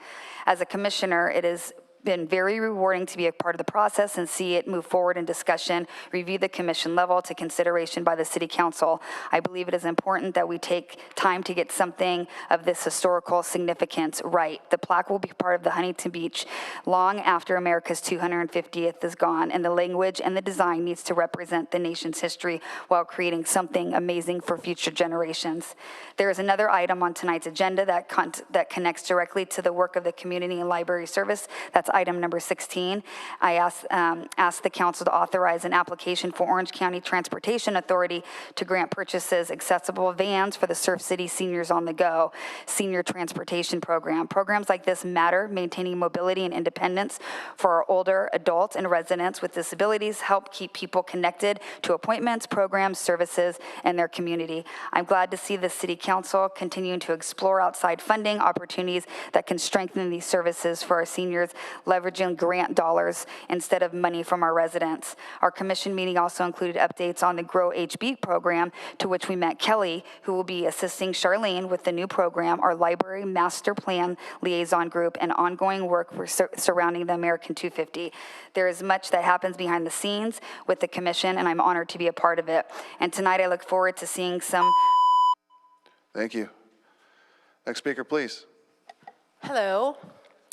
Let's revisit all of the ways we have seen crazy taxpayer spending and bad decisions from the people sitting right here on the dais. First of all, let's start with the big one, the great air show heist. These folks sitting in front of us thought it was going to be a good decision to let Michael Gates sweet-talk them into voting for a massive payout for Gates' old buddy, Kevin Elliott. The giveaway? 5 million taxpayer dollars because the promoter had to cancel one day of the air show for an oil spill that the city had zero fault in. Next up, the really, really bad decision to go after the beloved public libraries in this town. We know this was Gracie's pet project. She hates books and librarians and got her church to come here and attack librarians, calling them pedophiles and other vile names. On to the brilliant idea to privatize the library with another backroom deal with former council member turned private library guy, Mike Posey. All this escalated to a costly local special election to the tune of $1.43 million plus about $59,000 for signature verification. Yikes. Let's address the lawsuits. Kennedy Commission, $3.53 million lost plus another $500,000 on appeal. More air show losses, $200,000 for refusing to provide the settlement details to the public. Michael Gates' age discrimination case, $2.5 million settlement plus $1.5 million legal costs. At least another $200,000 in fees from the failed housing law violations, more penalties coming. Voter ID case, another loser that the folks up here fell for from Gates. Charter city exceptions? Nope. So here we are looking at losses in the $10 to $15 million range when all is said and done. Our budget is $15 million upside down. And tonight on the agenda, look, we want our police to receive the pay that they deserve. We recognize how hard our police officers work to keep us safe.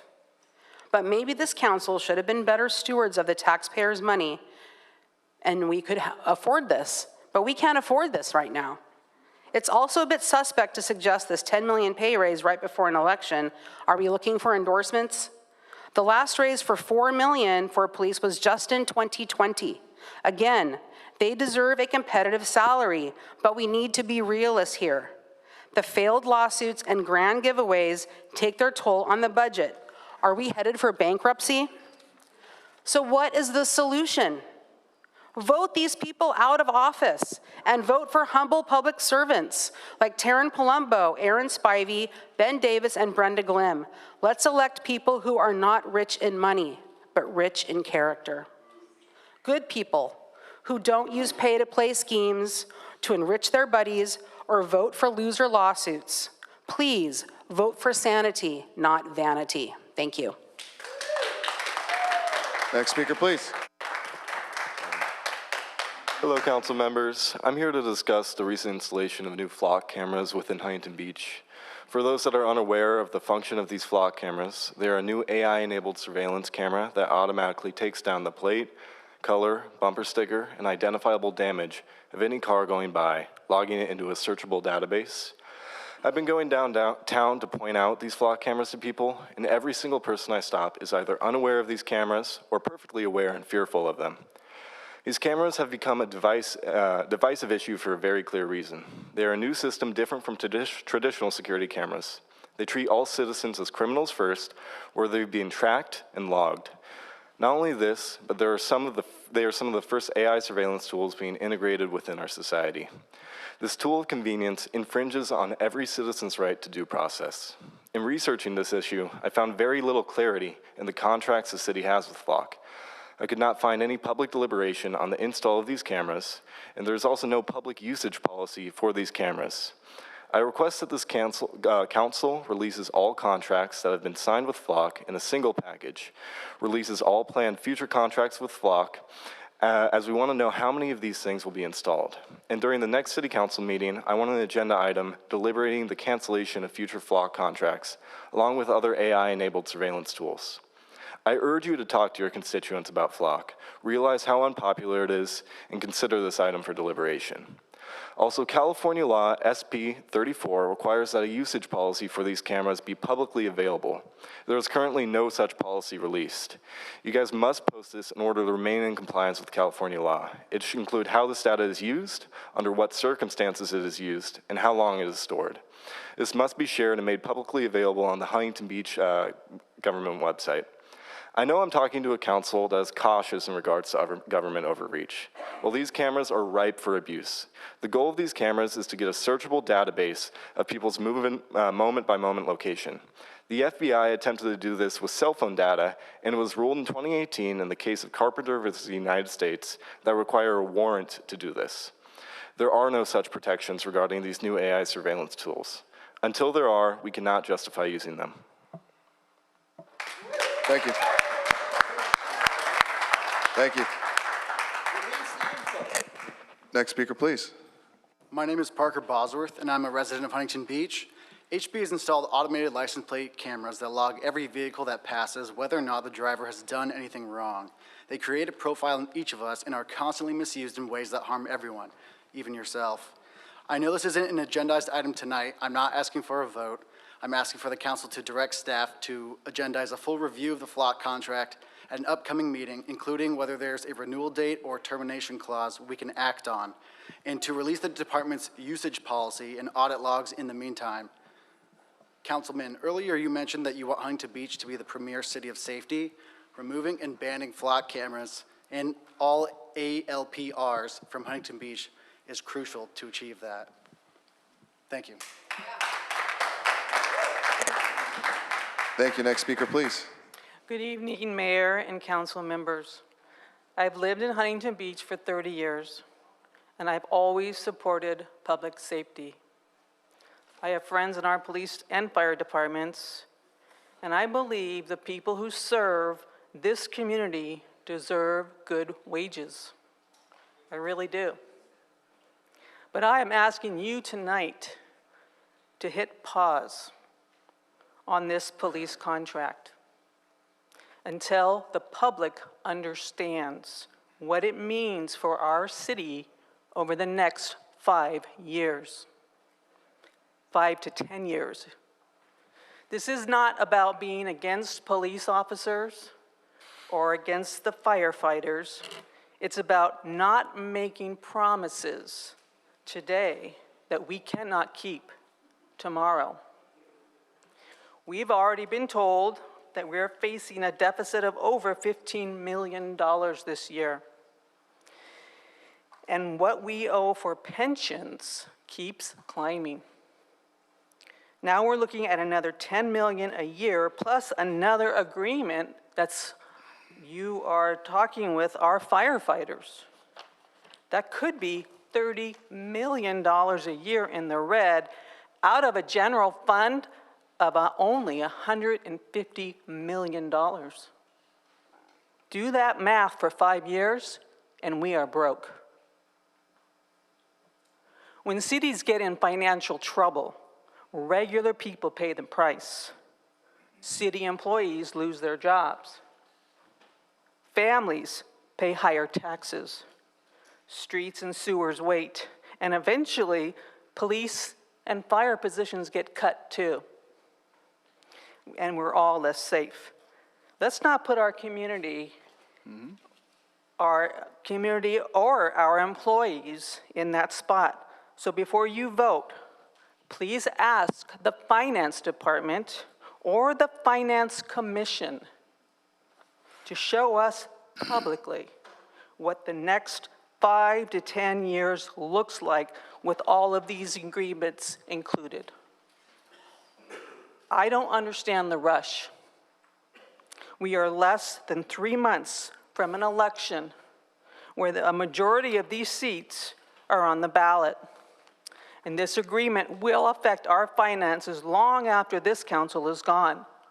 What's wrong with giving residents more information and more time? Let's put the numbers in front of us, and then we can decide out in the open. Next speaker, please. All right, good evening. My name's Russell Neal. I live in Huntington Beach.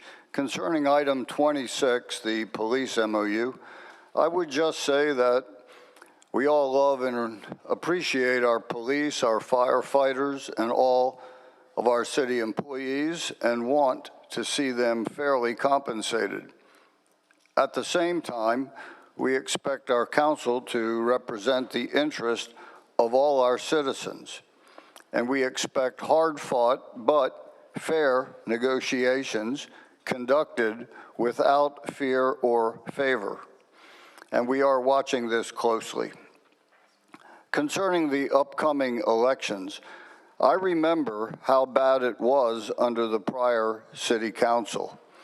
Homeless encampments and crime were high and increasing.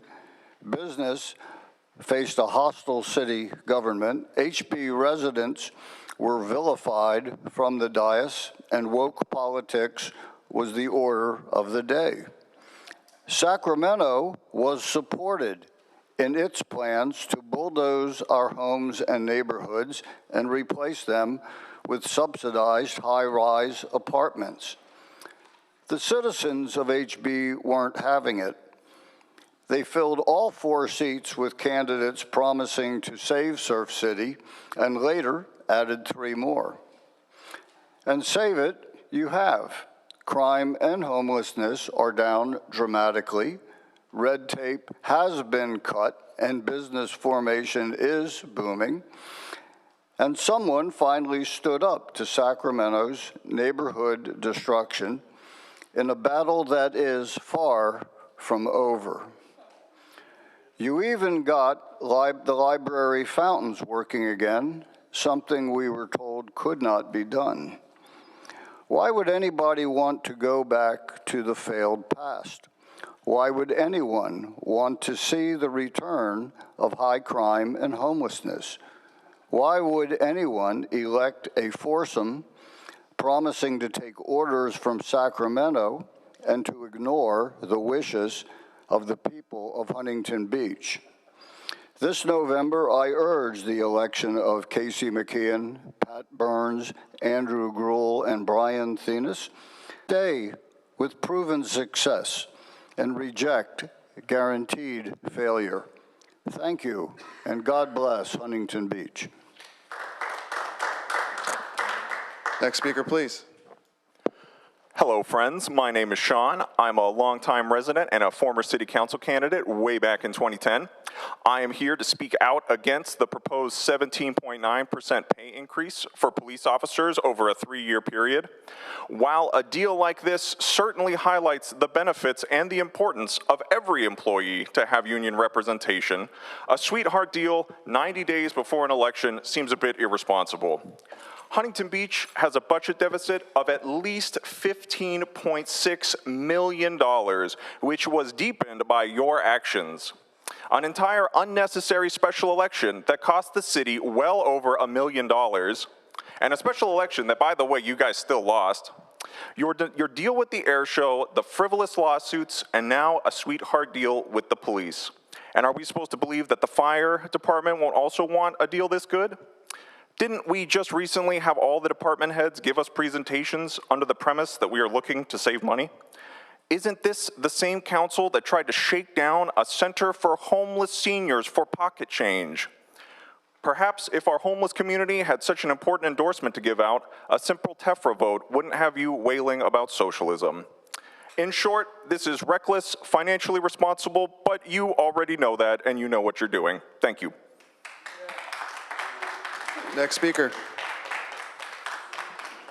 Hi, I'm Ellen Riley, and I want to make a proposal, maybe you've already made it, no oil drilling off of our coast, off of our beach. We had 25,000 gallons of oil spill about 6 years ago from oil extraction, oil drilling offshore. So I hope you consider that and make that a proposal or a decision of this council. Otherwise, the city, there's been discussion about the deficit in the city, and I am going to recommend selling the helicopters that we have. We have about 3 helicopters, and that's not modern technology, that's last century, just like the aircraft carriers, which the country is going to be getting rid of and replacing. And I recommend selling the helicopters and replacing them with drones. That will also pump more money, maybe, into the police department, since there's been a discussion that the police department needs more money. And I do know that they've been talking about wanting to recruit more staff, but they have not done it or have not been able to do it because the money is not there. I think that's my presentation for the day. Thank you. Thank you. Next speakers, please. Speakers number 60 through 70, please approach the podium. Use both podiums. Please line up along the wall.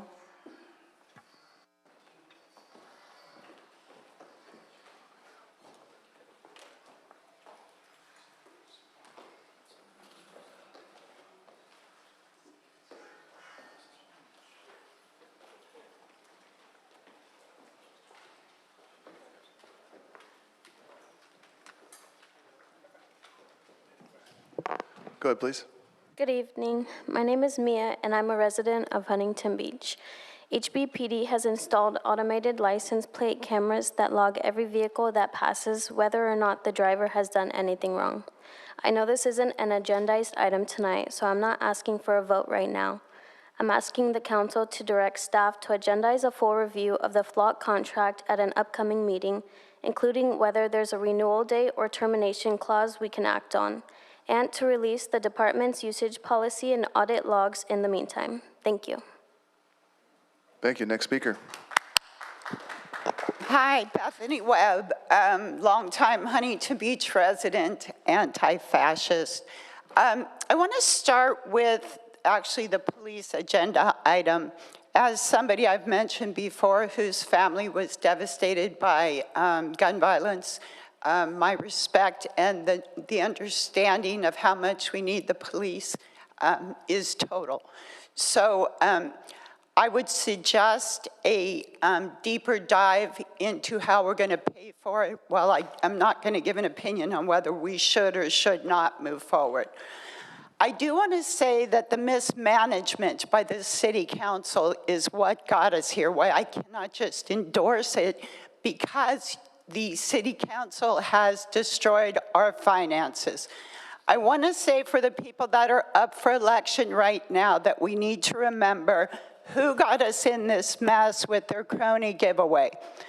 Casey and Pat were on the original two. Griselda, who is running for state assembly, Tony Baloney, who is running for Senate, and Michael Gates, who is running for city attorney. Those are the people that did this giveaway of millions of dollars that you still will not allow us to see. No one trusts you here because the remaining people are so untrustworthy that they stabbed our #1 vote getter in Chad, who should rightfully be the mayor, but they don't even have honor to their own side.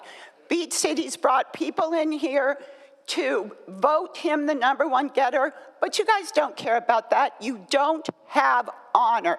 Honor is everything. What we don't trust you, you know why? Because we know you're pay for play. The police are now going to be suspect if they endorse any of you, because we're going to believe that this is just another grift that you paid for in advance. So do us a favor to the police, who I totally support.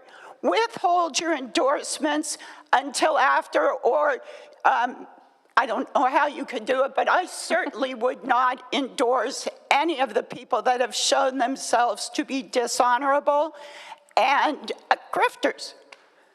Finally, Pat, look at how everybody else is dressed.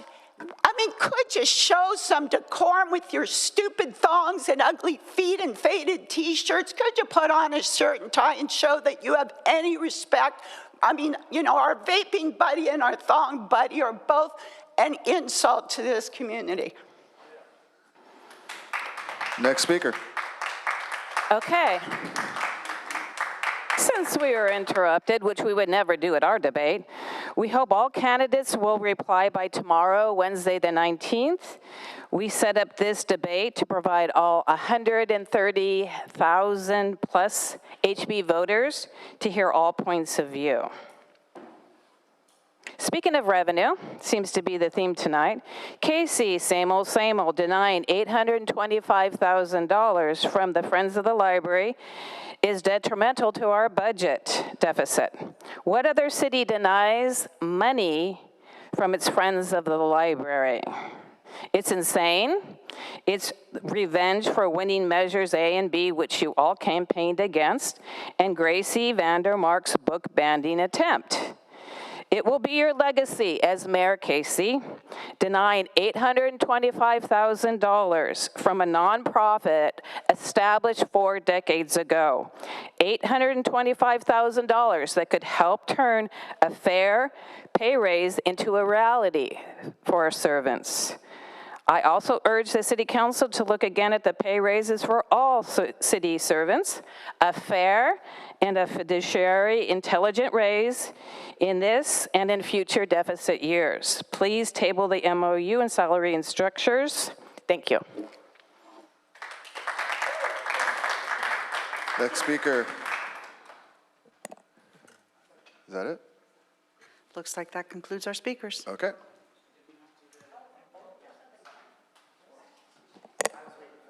Okay. Yep.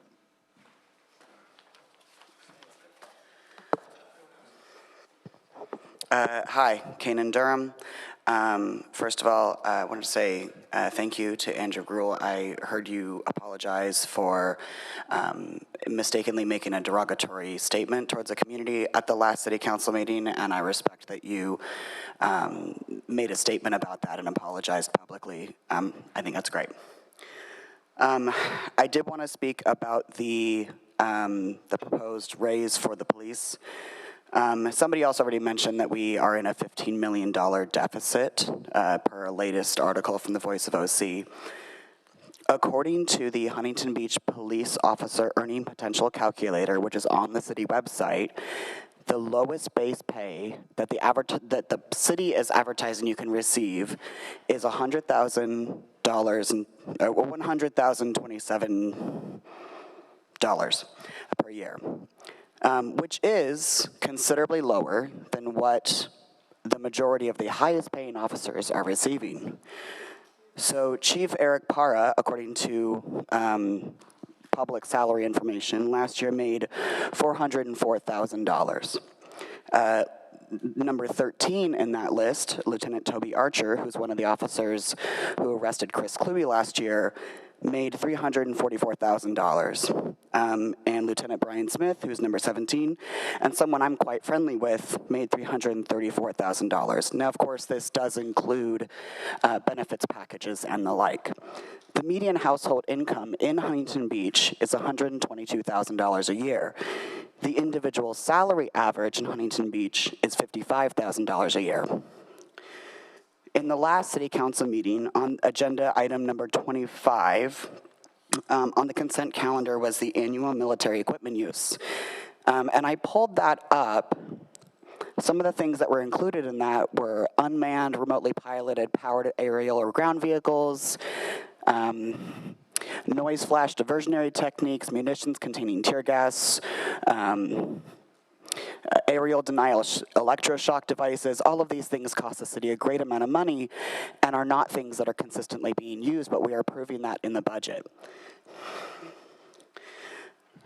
There's a lot more here that I could talk about. I've got a whole list of data, but I think here the issue is we have a discrepancy in the way that these funds are being used.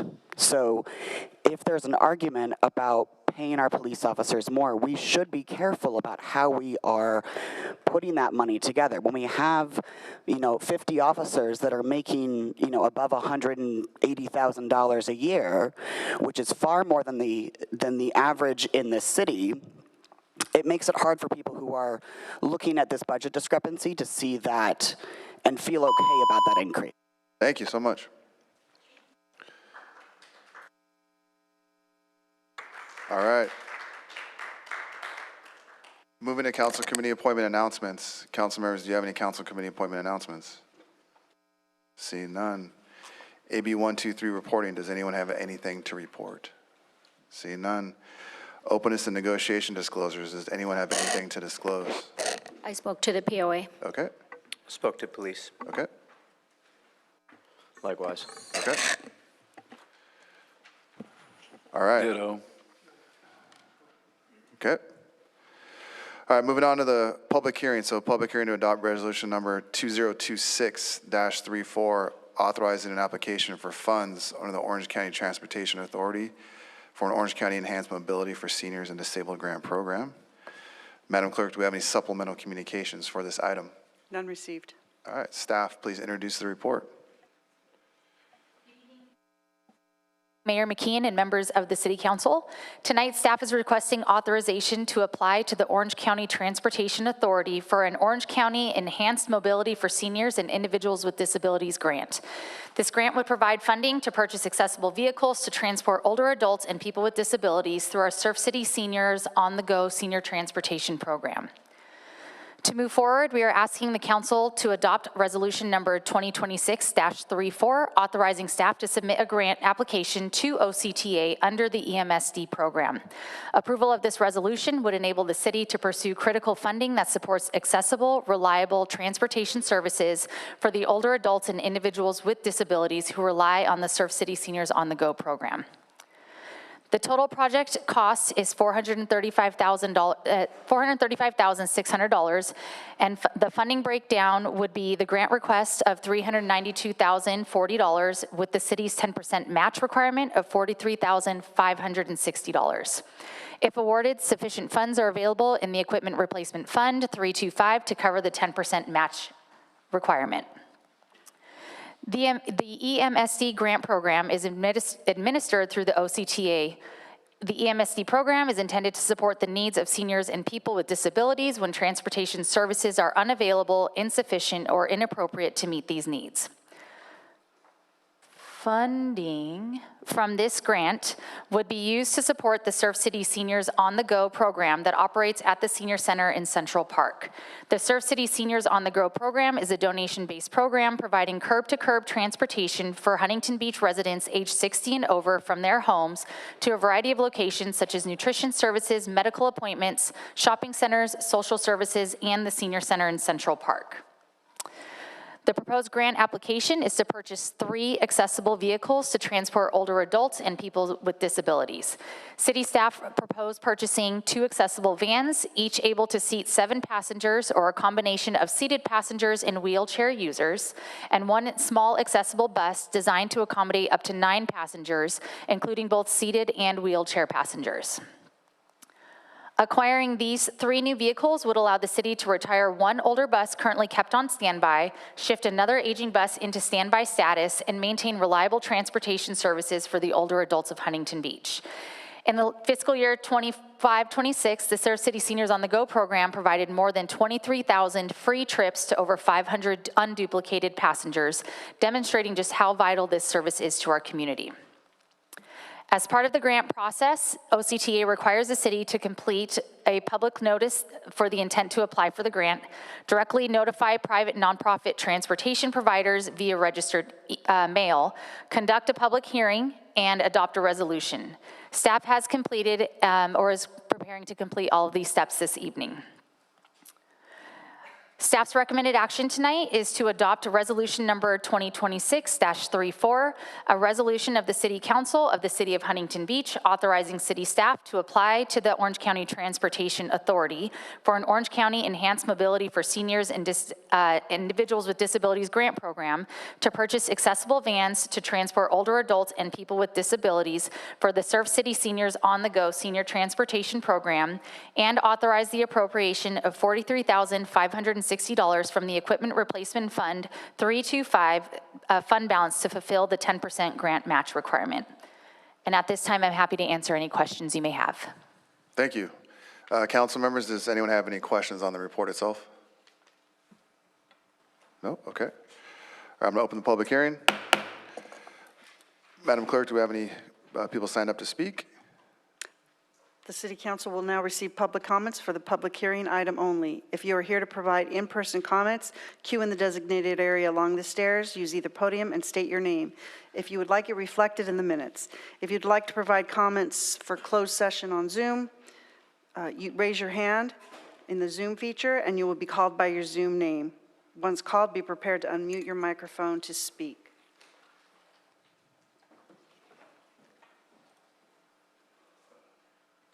Please approach the podium.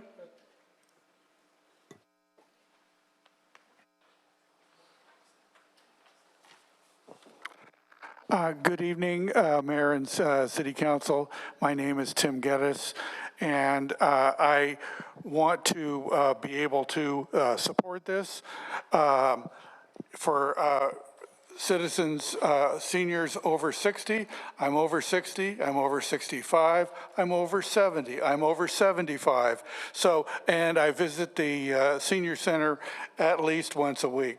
So, but I am, if the funding is already available, then I think that we should go for this, because Huntington Beach has an aging population. We need to be able to provide not only for the present, but for years in the future. And I look forward to you supporting this. Thank you. Thank you. Any other speakers? All right. No. Not going to close the public hearing. Any discussion from my colleagues? I think it's obviously a great program, and I would like to make a motion to move the recommended action so we can apply for this grant. Seconded by Mayor Pro Tem Twining. Any other debate or discussion? Okay. Madam Clerk, please call the roll. Councilman Gruhl? Yes. Councilman Kennedy? Yes. Mayor Pro Tem Twining? Yes. Mayor McKeon? Yes. Councilwoman Vandermark? Yes. Councilman Williams? Yes. Item passes 6-0-1. Thank you. All right, up next is the city manager's report, study session for Landify. City manager, please introduce the study session item. Yes, this item was brought to City Council earlier in this year, and staff has been working with Landify, and I believe Ashley Wysocki will introduce the item. Thank you. This evening, providing the presentation is our Facilities and Development Manager, Chris Cole, and President of Landify, Jonathan Bryden.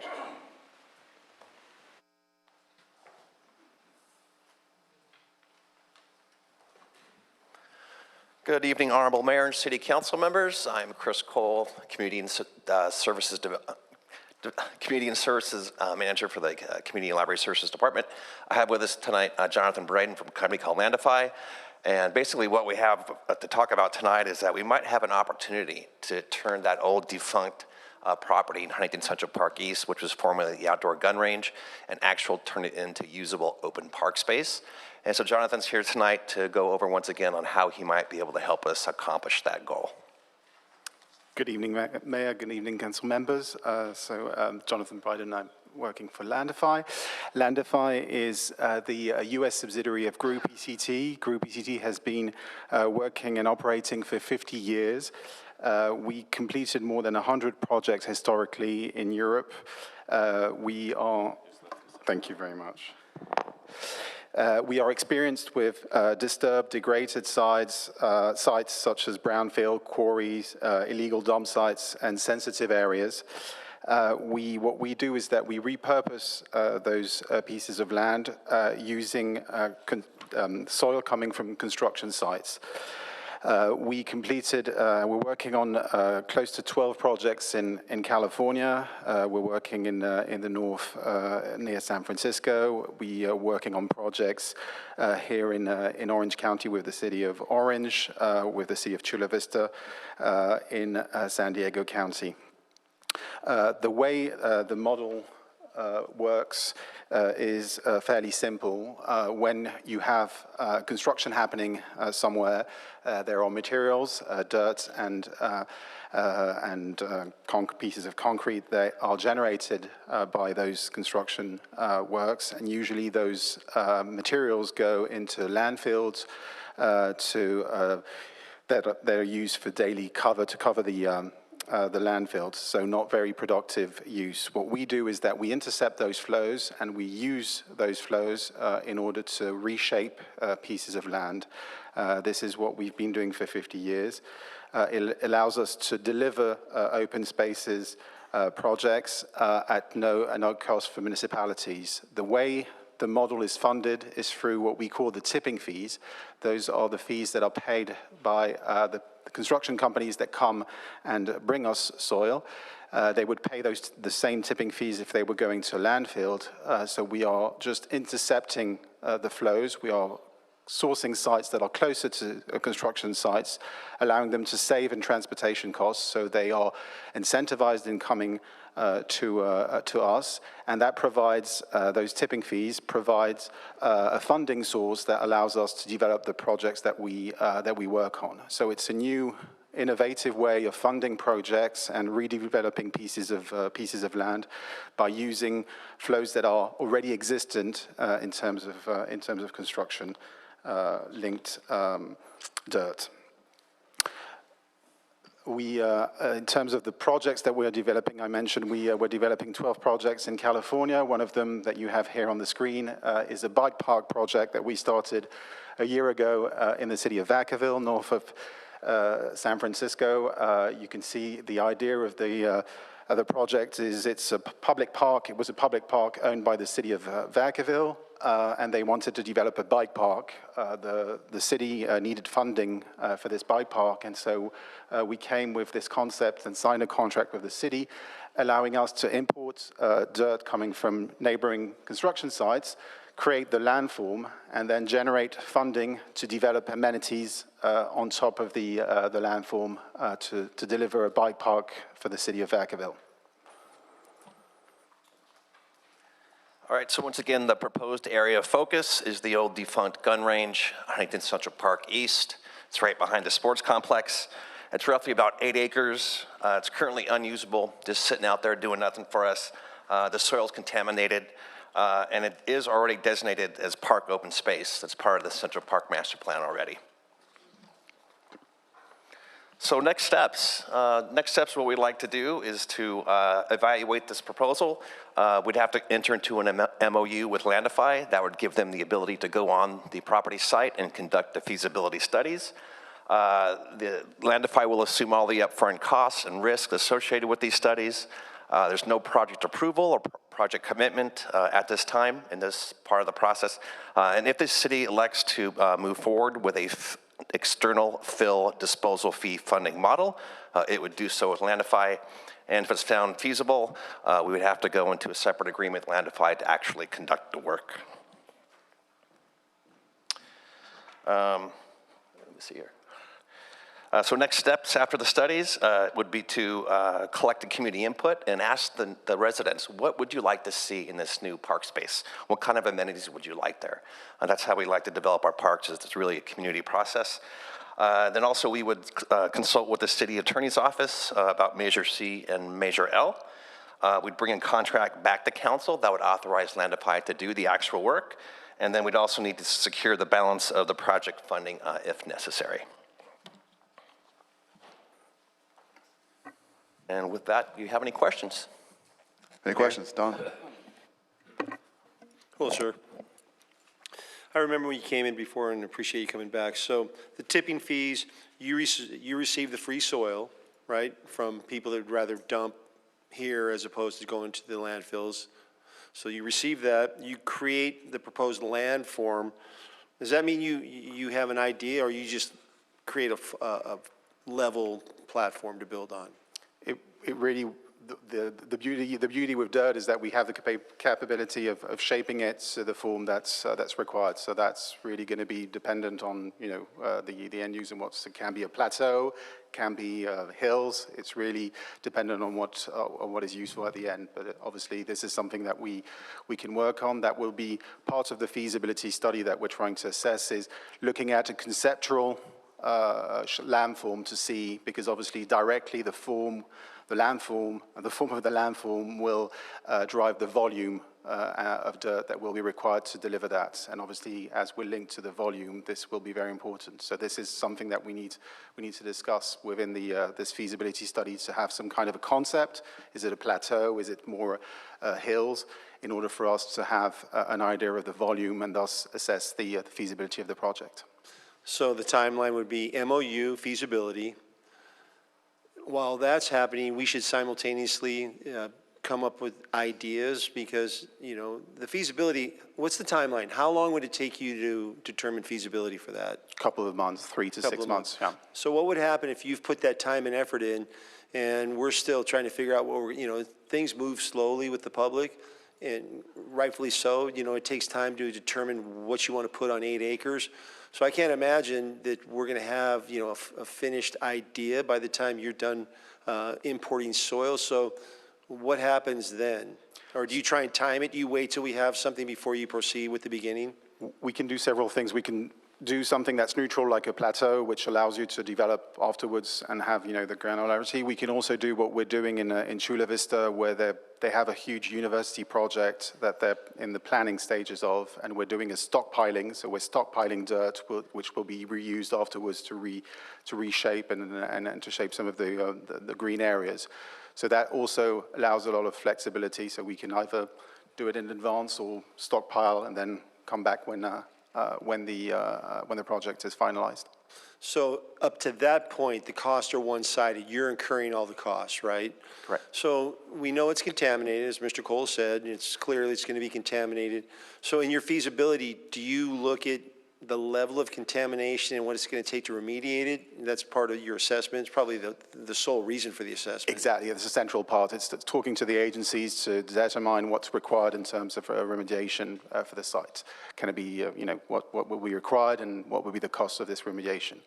Seeing that if, you know, some of the solutions that we're bringing with, you know, new dirt coming in, can we encapsulate part of the pollution? Is that feasible or not? And so that's the discussion that we want to have during this feasibility with the agencies to see, or do we need to remove all of the materials? That's the whole purpose. So you determine it needs to be remediated, which is a given.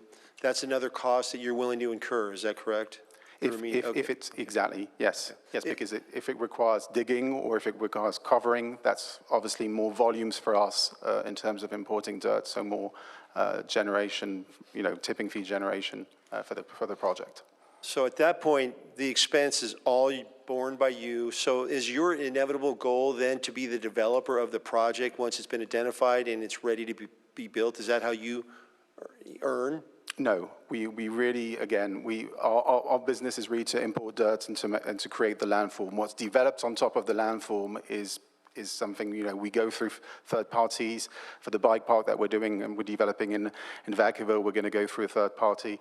So really, our business model is really importing dirt and creating landforms and shapes. What's developed on top is really, you know, we work with whomever the city or the people we work with want us to work with. What we provide is funding. For those developments. You also provide the funding? So you're a lender, you take a spread on the dollars? Is that how you make money? Or? No. Again, the funding comes from the tipping fees. So part of the tipping fees is put as a budget to fund for the bike park, for instance, the bike park amenities. Okay. Okay. Don't we get a percentage? You give us a percentage of your tipping fees to pay for that final project? At the end of the day, it's a percentage. Yeah, exactly. Yeah, yes. You can understand that. Yeah, exactly. Okay. One last question is, if we talk to all your customers here in the United States, has there been any failures? I mean, I guess you really don't have a failable model, because if you assess that it makes sense, then you move forward, and at that point, the cost is completely your burden, right? But you've assessed it. Yeah, absolutely. Absolutely. We size our projects to make sure that we know that we're going to deliver them. So yes. So once you deliver the landform, are you out of it, or do you have oversight on the development, or are you done at that point? It really depends on the project. We can do both. It depends if we're required to stay or if the city wants to take ownership back. It really depends on the agreement that we have. And if you stay, do you act as a contract management firm and you take a fee? We don't get paid on the project. So if we stay, it's really on our dime to make sure that the project is state of the art. Because again, this is our only credential for the company, is making sure that, you know, the projects and the benchmark and the track record is good. My last question, then I'll be done. My colleagues can ask. Do you have competitors? I know you called us, which my background is business generation with outreach, so we didn't do any outbound. I believe you called us. Do you have any competitors in the United States? In the world, you can doing exactly the same model, offering the services that we're offering. No. Nobody in the United States? No. Okay. You got the monopoly. Thank you. Butch. Do you take care of the geotechnical engineering fees too when you're bringing in imported soil for compaction and all that? Yes, obviously, it depends on, where it's required, but yes. So some of the projects, it's open space, so not a lot of geotechnical, but we're working, for instance, on a project where there's going to be commercial development on top, so yes, geotech will be involved. Okay, thank you. Any other questions? Yes, sir. All right, so I understand that the next step is the MOU, so I want to be very careful in terms of, what we are agreeing upon, and one of the things that you had shared and I paid attention to is it depends on what the agreement is with the city. And so when it comes to like the Vacaville, have the tipping fees, have they completely covered the cost of the development in Vacaville so that the city doesn't have to put any money into that development? We haven't started yet, so I'll tell you in 5 years when we're done with the landform, but that's the idea. Yes. Okay, and I understand there is some upfront, risks that you are taking on, and that's why you want exclusivity, that we wouldn't go with somebody else once you've done that feasibility analysis. Go ahead. If it's to develop something using dirt, so you can develop, if you don't use dirt, we have no exclusivity. So the exclusivity is just on the business model, which is importing dirt to create something on top. So let us suppose you import that dirt, you get the dumping fees out of that, you just give us maybe just a flat foundation to work with, and then we can say, all right, let's go separate ways, and we're going to bring in our own developer if we want to expand the sports complex or put a jungle gym. We're not on the hook with you in any exclusive agreement with this MOU to develop anything from that point forward. Correct. Okay, and then when it comes to the CEQA analysis, who's covering the cost? Yes. Who? Sorry, we are covering the cost, sorry. Okay, you guys are covering the cost. Yeah. And then, Chris, I'd noticed just kind of towards the end there, you had talked about, a difference. Like if the tipping fees didn't add up, that the city could be on the hook in some way to cover some type of difference? Yeah, it would all be really about what we want as the end use. So if we wanted to build some elaborate water park, aqua pool facility that's very expensive, then of course the identified dollars will only go so far to get us to the goal. But say if we wanted to have just more open park space and it's within reach of their budget, then there's no cost to the city. So it's really what we decide to do in the end is what's going to be the final cost of the overall project. Okay, so at this stage, the feasibility study and the MOU agreement that we're entering into is just an exclusive agreement that you can go do the research, you're covering the upfront costs. If it looks good, you guys will proceed forward, and you are the only ones that could use that model then of using tipping fees, right? The dirt, that's it. Has nothing to do with development from that point forward. We're not married to you guys or on the hook in any way to utilize you move forward with this MOU. Is that correct? Correct, and as the council member mentioned, this is not our business model. Developing things on top is not our business model. Our business model is really the landform. Okay. Is there any scenario where we're exposed to any kind of funds that we need to be putting in, Chris, apart from, wanting to develop a swimming pool or? Yeah, no, not at this point, and really it's about collecting the community's input about what we want as the end use of that will really determine on what the overall cost will be in the end. Which could possibly just give us a flat foundation. Yeah. Okay. That's it for me. Andrew? So quick question. Just walk me through a perfect scenario for you from a business owner's perspective. Is it you do a feasibility analysis that it determines that there needs to be enough cleanup that you're able to bring in enough dirt to cover the cost of doing so, and then that's it? Like, what's kind of the pitch deck perfect scenario for you? That's exactly what you mentioned. It's having a volume of soil required to remediate the site and deliver what wants to be delivered, what needs to be delivered, that works for us from an economic standpoint. But you are incentivized to move dirt, effectively. We are to maximize the volume of dirt. Okay, so then is there a scenario in which you do a feasibility analysis and hypothetically you say, well, the level of contamination is so low that the amount of dirt we're ultimately going to have to move is minimal, and therefore it's kind of project ready right now? Or would you be incentivized to make sure there's dirt moving around to at least cover the cost of having to do the feasibility analysis? I'm not sure I understand the question. The dirt is imported from outside of the site. Yep, correct. So the more dirt we import from outside of the site, the better it is. Yeah. But so in theory, the incentive for you is to bring in as much dirt as possible. So I guess my question then would also be is, in this scenario that it's deeply, deeply contaminated, and the contamination is of such complicated nature that it's almost outside of the scope of what you can do, would you then just kind of do a report, lay that out for us so that then we as a city could ultimately make the determination as to what we would want to do? And then you would end up eating a cost. I guess that's the risk of kind of doing it for free at that point. Yeah, you'll have the report available. Okay. Actually. But again, if it's digging to get rid of the dirt, then it's more volume for us because then you need to fill in the hole. So that's why the feasibility is going to be interesting, because it's not a 0-1. It really is going to depend on different parameters. Have you ever run into a scenario where the contamination is so complicated that it's almost to the degree of we shouldn't even move this, we're out?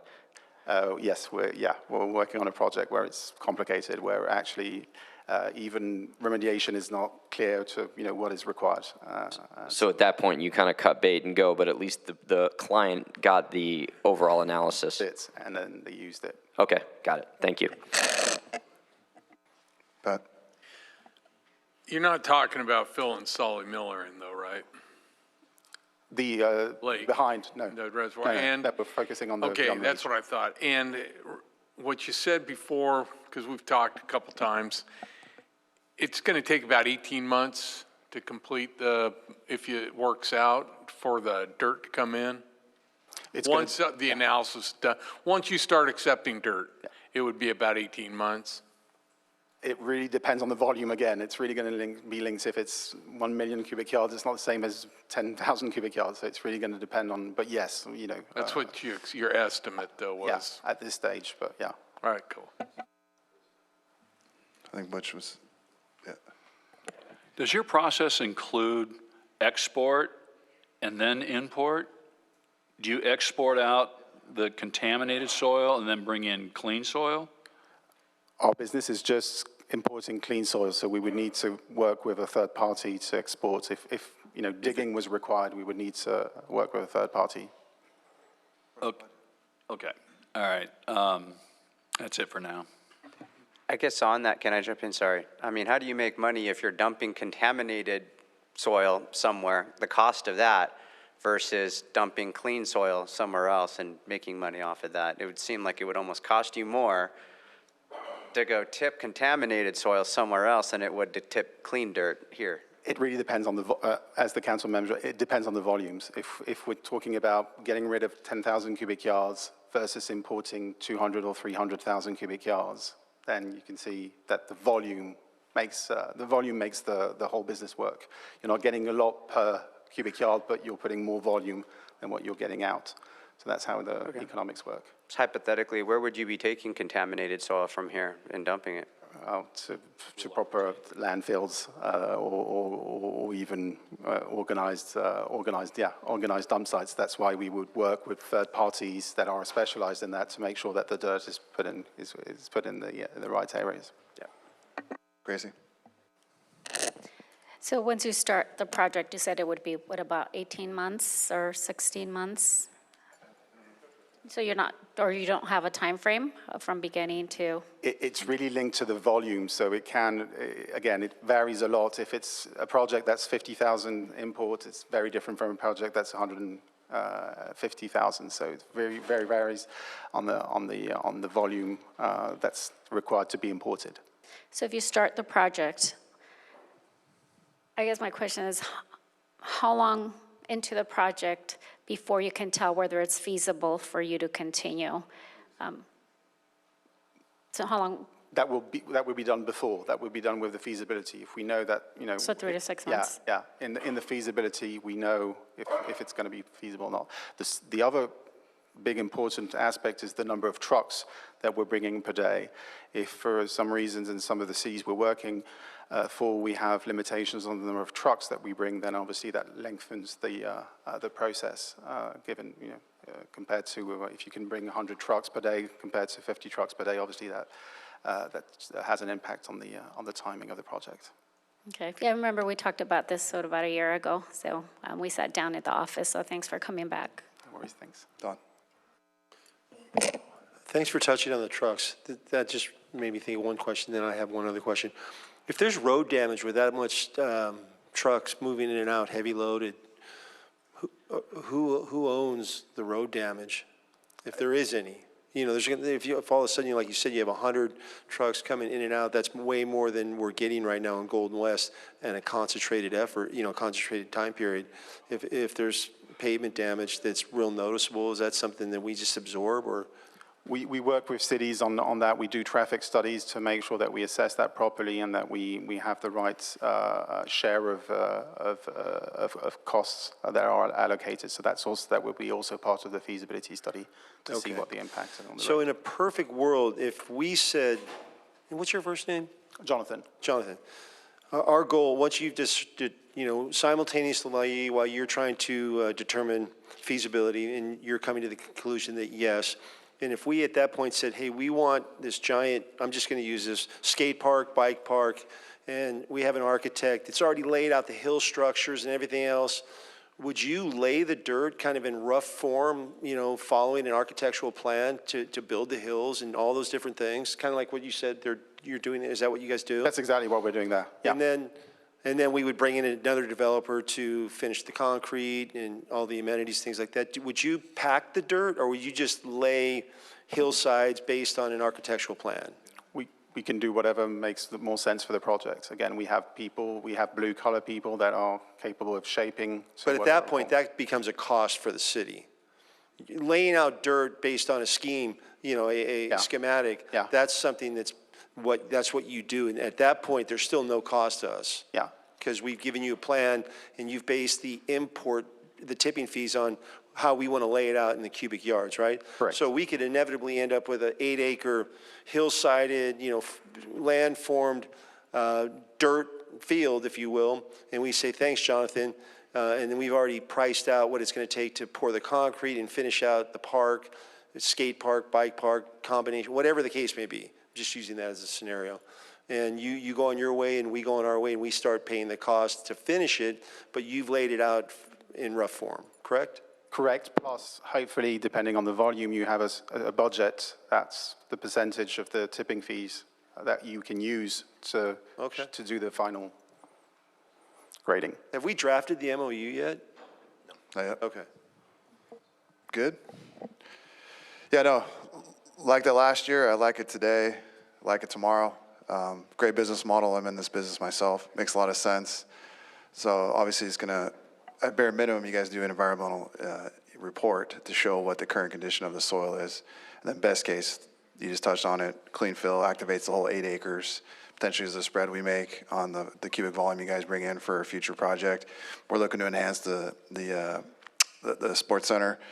So this is just another way to add potentially 8 more acres to that whole facility. So to me, it makes a lot of sense. And I say, let's just, I'll make the motion and move forward and draft the MOU.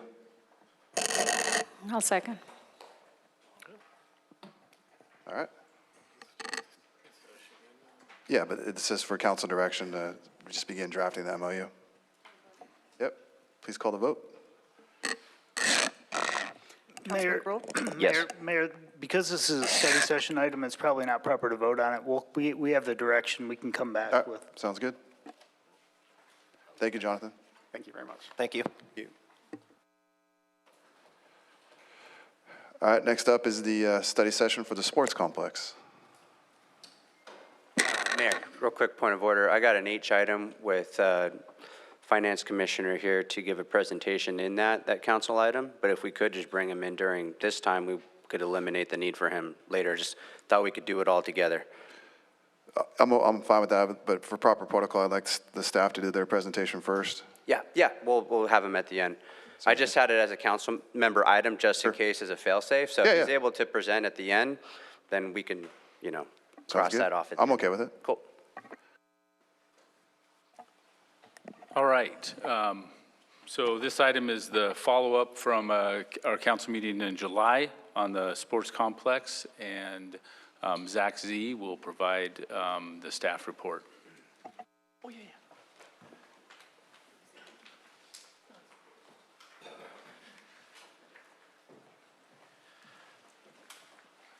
All right, good evening, Mayor and members of the City Council.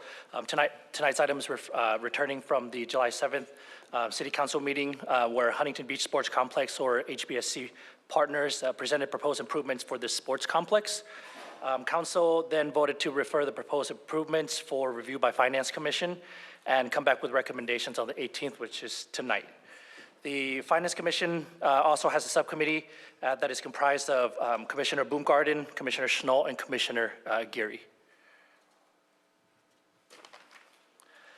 Staff met with the subcommittee to provide requested information for the sports complex each week.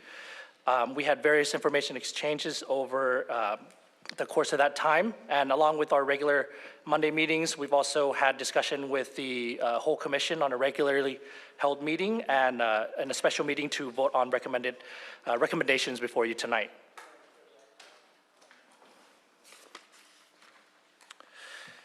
The subcommittee presented the following recommendations at the Finance Commission special meeting and voted on a total of 8 separate recommendations for council before you for consideration. And I'll go through each one of the recommendations right now. Recommendation number 1, and I'll just read through the recommendations as was adopted or as was approved through the Finance Commission. Recommendation number 1, CEQA first, no agreements until complete.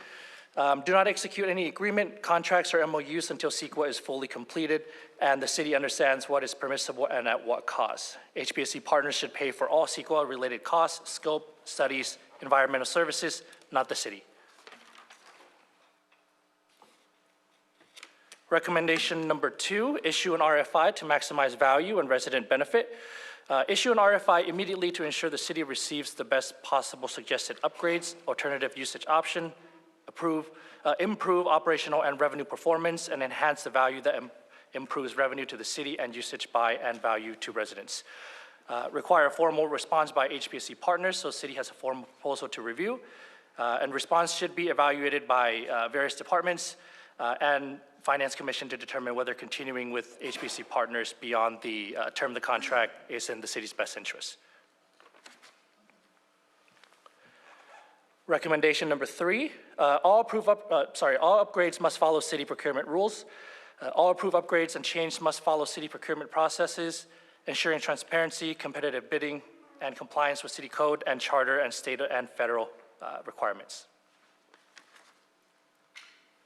Recommendation number 4, establish minimum base rent plus revenue share.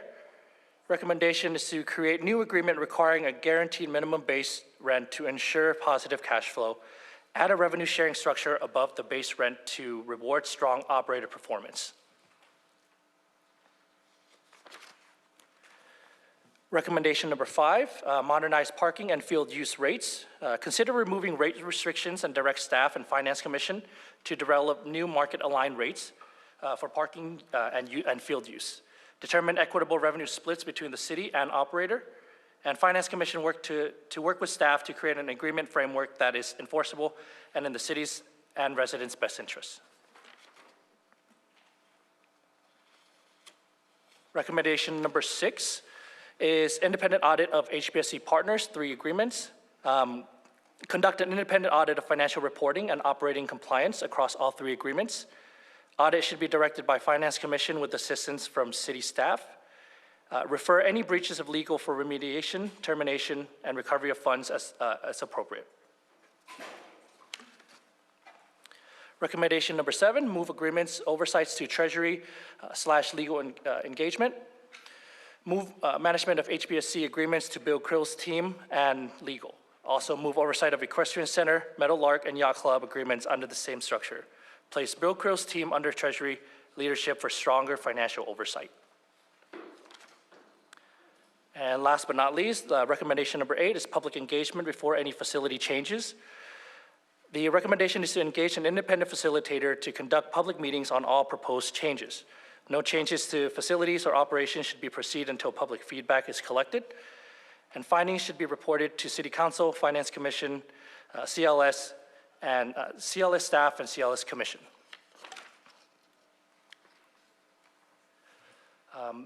That concludes the presentation. Any And I'll open up for questions. Any questions? Thank you, Zach. No? Mr. Chenault, you want to come down?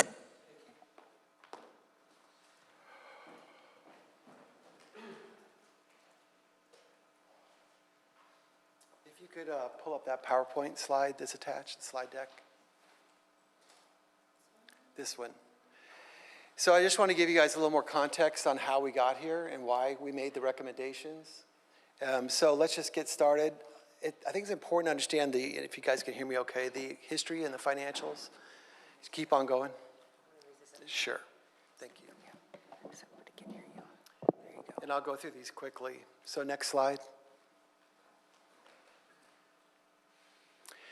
So a little history so you understand why some of these recommendations were created. This used to be a dump. In the 40s, 50s, 60s, it was a 30-acre site. It was an unlined municipal solid waste landfill, and it was millions of cubic yards of commercial and household waste up to 35 feet deep with no lining. The dump closed. There was a soil layer put on top from 4 to 25 feet. And right now, the primary concerns are around methane. It's not a poisonous gas, but it's combustible. And there are VOCs that are coming off of the waste. It's matured, and it's saying here, this is from Jim Merritt over environmental team. It's around 40 standard cubic feet per minute, and they have a venting system, which we'll talk about in a minute. It was also, interestingly, a mushroom farm. It was the Ocean View Mushroom Farm. You guys might remember that. Next slide. So in '96, we had this land gifted to us. I think it was a county measure that did that. And on the measure in '96, we had Measure L approved. It barely passed by a few hundred votes. And there was a motion for $1.5 million to construct the lighted soccer fields.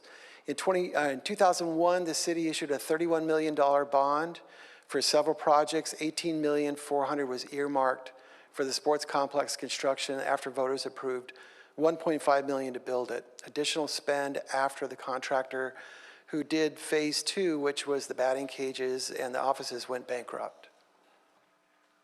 Next. So they use bonds to pay for this. The city is still paying off the last bond. Net present value calculations on the interest and the principal is around $36 million to date. And we still have a few million to go, so it'll end around $40 million.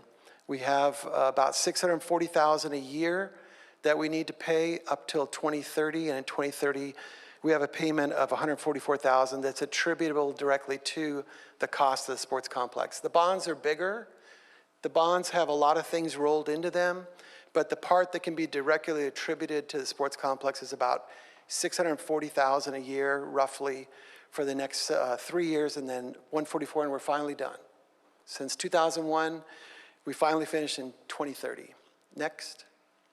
So the cost it took to build this was $38 to $40 million, but that does not include the annual maintenance, annual capital, like parking lot repairs, methane collection, et cetera. Next one. So we do have ongoing capital. We have lights, electrical, parking lot, $3 to $4 million a year in the next few years, over the next 3 or 4 years. Next. So there's extensive gas extraction and monitoring going on throughout the complex. There's PVC piping that has wells that were dug to extract out the methane gas and the VOCs. They're vented. Next slide. The basic description is here. I'm not going to go through the details. We keep moving, but you can read this later. And this is actually a layout of all the piping. You can see it's only about half the complex, but you can see there's a lot under the parking lot. There's a lot under the fields. Next. So there's the layout again if you go next. So it's an aging system that we're going to have to replace. It's not sure exactly when, but Jim Merritt's aware of this. It's 20 years old. It's coming time for us to go do it again, and it's going to be $350,000 to $800,000. Butch was there at the meeting. He was very helpful. I really appreciated your input. No, you were, because he knows what he's talking about. It was very helpful. Yeah. Next. So financial highlights. We currently lose around $1 million a year running this operation. The annual rent brings around $900 to $950 a year. $725 is in parking roughly. And that really went up quite a bit when we raised from $1 to 10. The city gets about $200,000 in rent revenue share. This annual costs are around $2 million a year, roughly. I'll show you in a minute. $650 on the bond, $625 operating, and about $5 to $750 average on capital. And 40% of the parking revenue is allocated for capital improvements at the sports complex by design. This slide has a lot of very small numbers on it, but if you want to look later, it explains how much we pay in bond payments, how much we bring in revenue, and the next slide is really the punchline. About 80% of the money that we bring in is from parking. 20% is from the revenue share of the actual operations. So looking at the usage trends, this is surprising what happened. We looked at a software package, it's called Placer AI, that they talked about before, and I got the data from the city, and the actual usage is declining quite a bit. From 22-23, the total visits were 830, and it's down to 676. If you look at the total unique visitors, it's 438 down to 383. Non-resident, and then percent of resident is also dropping. Next. So total visits is down 18.6 during the period of HBSC partners managing it. Unique visitors is down 12.4%. Resident visitors is down about 18%. Non-residents only down about 2% because they do a lot of travel ball. The resident share of total visitors has gone from about 36% when they took it over to 32% now. Next. So how does Placer AI, this was a question, I just want to get this covered. They use the phone's anonymous locations at night to figure out where people sleep, and then based on that sleep pattern, they decide where someone lives, and that's where the zip codes come from that determine where people live. And the other question was around teens, and I went out to Pew Research study, and it's saying that around 95% of teens aged 13 to 17 have cell phones, which aligns with my common sense. So let's go to the next real quick. So update from the HBSC proposal.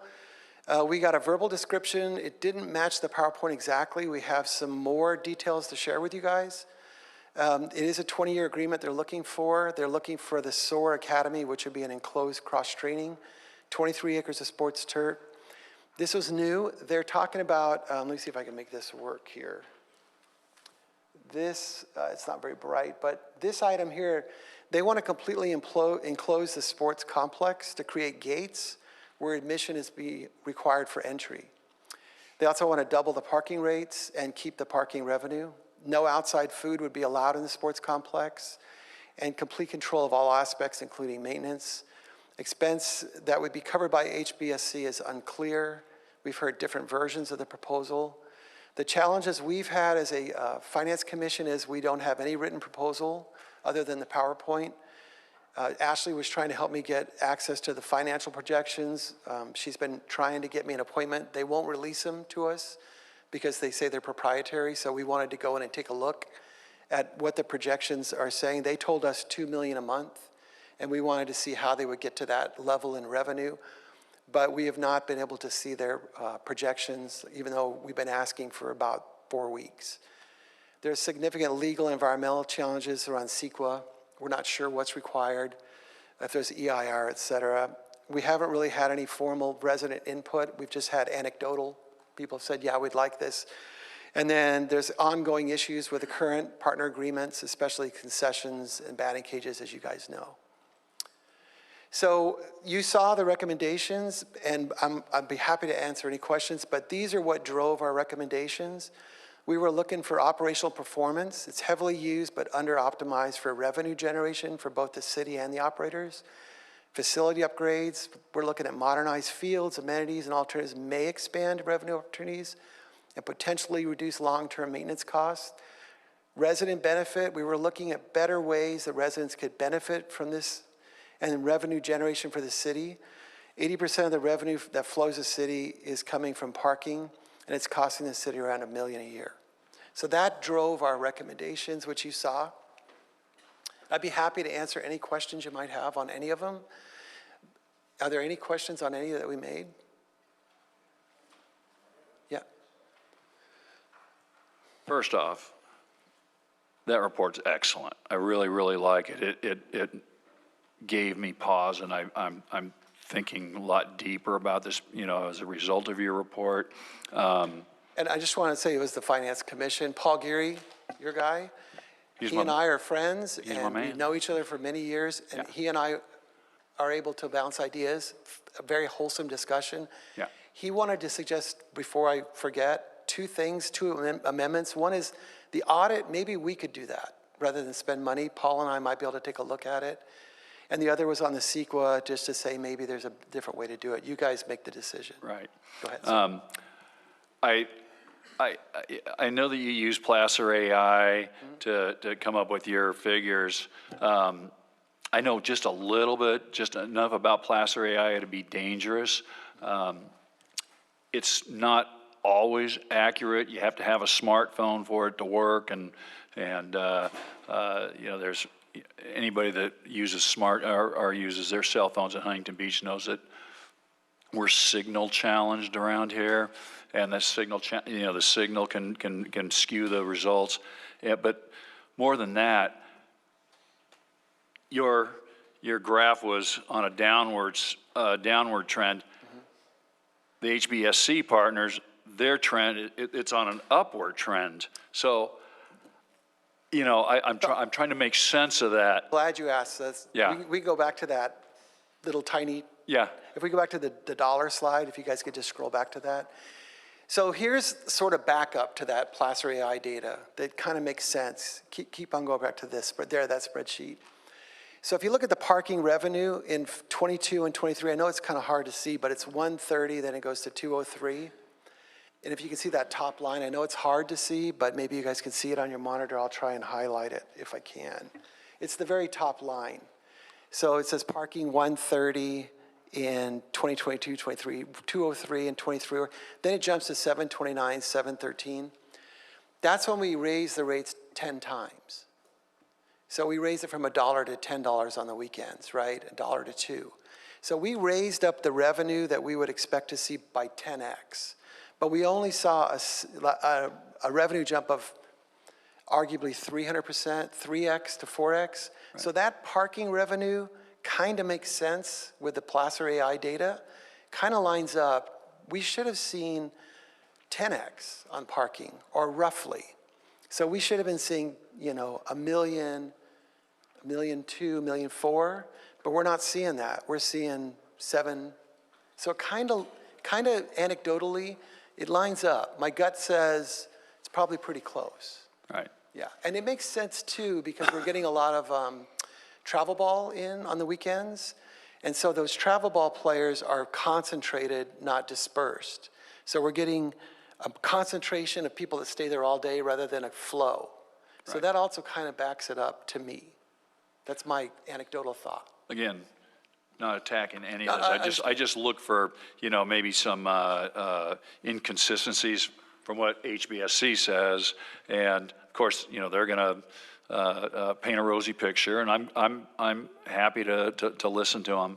But I've also checked with our people in parks and libraries, and each year we do more. There's more and more. There's a steady increase in recreational men's and women's softball leagues there, and every year it goes up, and I mean the number's huge. I mean, I might be wrong here, but I think we did about 700-800 teams last year, 900. Does that sound right, Ashley? I'd have to go back and double check the numbers. I can do that. Yeah. So I'm so glad you brought that up. Okay. So I know you would be. A couple of things about that. So HBSC Partners runs our adult leagues. Right.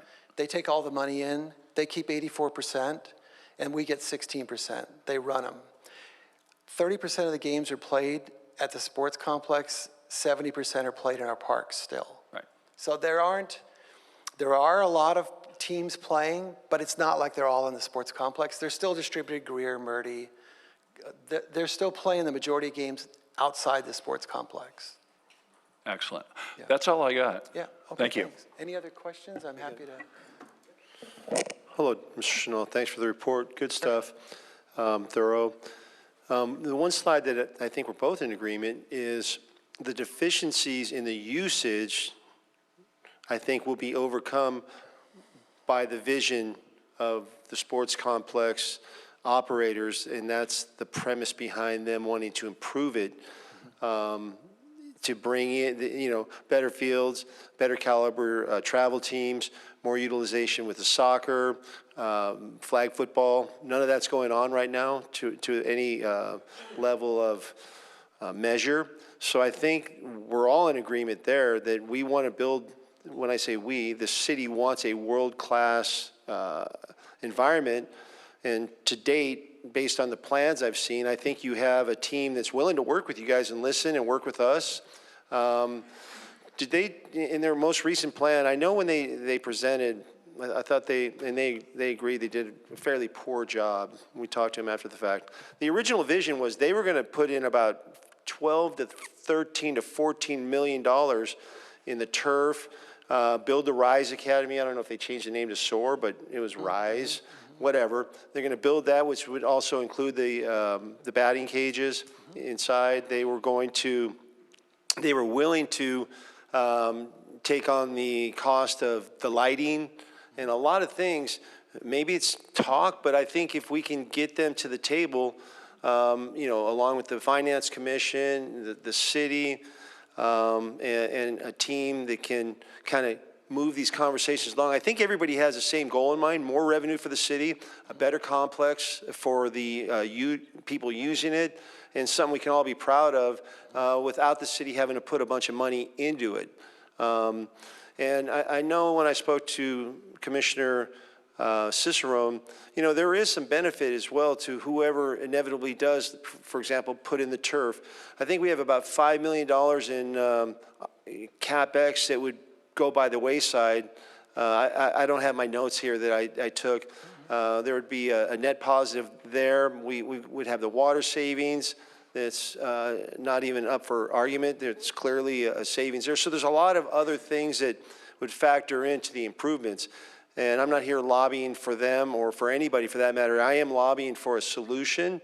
And I think everybody wants to work on it. I think we just need some good, transparent conversations where three parties are there: finance, operators, and the city. And I think if we can sit down and have those conversations mutually open, I think we can get to a resolution where we can bring something back to the city, to the residents, that with input from all three parties, I think we can come up with a winning proposal. Yeah, and I'm glad you brought that up. So we went to Chino Hills and visited them to see how Chino Hills did this agreement. They have a 20-year agreement with Field of Dreams, or Big League Dreams, my apologies. That company pays everything and guarantees $500,000 this year. It's going to $600,000 next year. They literally pay all expenses, all capital, all infrastructure, everything. They pay but they have the restaurants, they have gates, they don't charge for parking. So they have an agreement where the city literally pays nothing and they get a minimum of $600,000 plus a 9% revenue on top. And my attitude is, we can do better. Yeah, two things. Yeah. One, when I talked to the sports complex operators, they said, we'd love that deal. Give us that deal. So keep that in mind. We can hold them to it. Secondly, how much did the city put into the complex to improve it? Chino? Yeah. None. Okay, They so paid there is a everything. difference there. I mean, I can guarantee those guys, I won't speak for them, but if you said, well, no, they didn't put any money in, the city didn't. So, and they're getting so if these guys put in 15 million of their own dollars, they would probably say, let's trim it back a little bit. But when we talked about the Chino Hills, because they held that out as you guys were saying, this is the gold standard, they said, give us that deal. Give us 100% control. We'll do that deal. So I think we have a starting point. Yeah, I would just like to see competition. I think that I'm a free market advocate, and free market always says that competition is going to make a better deal for us, the residents, in the end. And my recommendations, in my opinion, with the rest of the Finance Commission are out of order. I actually think the very first thing should be input from the residents. Go out and ask them what they want. Because no one's done that. Well, the problem with that is we're still looking for the answer to the Edison Park. It's taken over 5 years to come out with a plan that everybody could agree on and vote on. I mean, we're not saying don't involve the public, but there's only so much utilization. I don't think anybody's going to propose changing the ball fields. You know, that's the core thing. So there's not a lot of input on, hey, do you want to change all the baseball fields and turn them into, you know, so I think that's already kind of settled. I don't know why would anybody want to go through that. You would get pushback on the turf, talking to the residents, and I think they're going to say, this is my guess, you're going to get a lot of feedback where they don't want that. And I talked to a company called Turf Fresh that manages turf. That's what they do. They go out and they every year they were doing San Juan Capistrano's fields. So I asked them, what would this take to take care of these fields every year? And they said 150 to 200 roughly, 23 acres. And one of the things they have to do is take a magnet every year and get all the metal out of it. Because during the year, kids play on it, and it's like carpet, right? And so they have to do special things. And I asked Ryan Gale, who's one of the partners, how do you guys plan on doing this? And he said, well, we'll just do it with our staff. So the thing that I'm worried about is that if some occurrence happened out there, which has already happened, where we're involved in a lawsuit in the past, and a kid gets injured and that turf wasn't taken care of properly, we're liable. Well, that could happen right now in the outfield, which they're not reliable. They're not liable for, and some. It already happened. Yeah, so there you go, and they're not even liable for the outfield. Somebody turns his ankle, wants to sue the city. Well, with that said, the beautiful thing about where we're at right now is we have a much more business savvy council up here. So all these things that are nuanced can all be defined in a lease by definition or operating agreement. It starts with a proposal. Yeah, I get it, but I don't think we need to worry about the minutia right now. Like, are they going to use a magnet? No, we'll dictate what we want as a city, and we'll define it in the terms of the agreement. But all we have right now is a PowerPoint that's loose at best. No financial projections. Well, they have financial projections. Maybe they didn't want to show them to you. I've seen them. They look pretty strong. So, like I said, let's organize. Well, I don't know what we're doing here. Understand. Nice report. Thank you. Thank you very much. Any other questions? Yeah, Dave, I've got one. Yeah. And I'm sorry. Right now, you're showing about a 6.4 over 5-6 years loss. Yeah. And that's just from. So if you look at each year, you can see how much we have the revenue less expenses. So the revenue's right there, the red arrow, top red arrow. So like 22, 23, we got 257 in total revenue between the parking and the revenue share rent. That's what we got as checks. Yeah, every year it looks like it's gotten a little better. Yeah, it would, right? Because they're managing it, they're starting to bring it up, right? But then we got to pay these bonds off. And those bonds are not cheap, right? Look at those numbers, 717, 694, 681, these are big numbers we're paying every year, right? And then you've got capital, and the LED has to be done because you can't buy the light bulbs. That's how they do it. The state, can't get the light bulbs. So they have to do this, and they're not cheap. You could see the numbers. The turf that we had to do, the pumps, the driveway, it adds up. Yeah. All right. Well, I'll tell you, you guys are an amazing resource, and I value the hell out of the work you guys do. I've seen other things, and I greatly appreciate everything you guys do. You guys are volunteers. I think you get a parking pass every year, and that's about it. But I think you guys are great, and I appreciate the work you guys do. Well, we thank you guys for letting us do it. Andrew? A couple quick questions here. I'll try and be brief and quick. So I'm trying to hone in on patterns with your numbers. So when you said 300%, theoretically, when they 10x'd on the cost of the parking, but it was only 300%, theoretically, it should have been 1,000%. Yeah. I mean, is that causation or correlation? In your opinion, do you feel as if perhaps the increase in the price drove people away, or was it kind of random? So again, this is pure speculation on my part. Yeah. If I had to guess, I think it's a combination of people parking in other places and coming in, taking bigger vehicles in to save. They don't want to bring individual cars. They'll do, I'll bring a van. Yep. And then it might just be a decreased usage because that Placer AI kind of showed that it was coming down a little bit. But it's not like crazily, down, but they're concentrating, right? These are travel ball teams that are, they're there all day. Instead of, you might get more people if you had more flow. Like if someone sat and camped at your table all day in a restaurant, you're not going to get as much flow through. It's the same idea. They have this set group of people that come in the morning at 8 and leave at 8 o'clock at night. They're not flowing through. You're not getting the flow through you get in a normal open field situation. That's what I think's doing it. Lower turnaround. Yeah. And then you mentioned when you and Councilman Kennedy were chatting about the Field of Dreams, Big League Dreams, was that, you said that the vendor did put up the cost, or the city put up the cost in the project over there? So the city built a sports complex similar to what we did. I think theirs was $16 million. Okay. Okay, they had it. And it was not doing well. And then they were very unhappy with it. They went out and got this vendor who said, it needs to have some upgrades. We'll pay, I think they put a couple million into it. They did the upgrades. And they said, we're going to cover all costs. And we will guarantee a minimum rent and then a 9% kicker on top. They pay everything, electricity, water, capital, infrastructure. Okay, so the vendor invested, the vendor covered that cost. Everything. Okay, got it. And if you want to talk to them, we could invite them and they can tell you what they did. And then another question, it's interesting, we talk about talking to the public and then, to the point that there's going to be a million different opinions. I think the one opinion that we have taken away is the batting cages, which kind of triggered this to begin with, right? The batting cages were the universally accepted activity over there. So did you notice in any of the numbers that when the batting cages stopped that there was a significant decrease, or no? So, yeah, I mean, the batting cages were bringing about, for us, it doesn't make that big a difference because we only get 16%, 14%. And actually, before I forget, it's going to go to 18% next September, the revenue share on the next tier. So when they keep saying 15, it's going to 18. But on the batting cages, we just get 16%. So of 100,000, it's only 16,000. They were doing about 120 a year. Now, here's an interesting thing I want to share. At Chino Hills, they have batting cages, but they closed them because they charge admission. Nobody would use them. Interesting.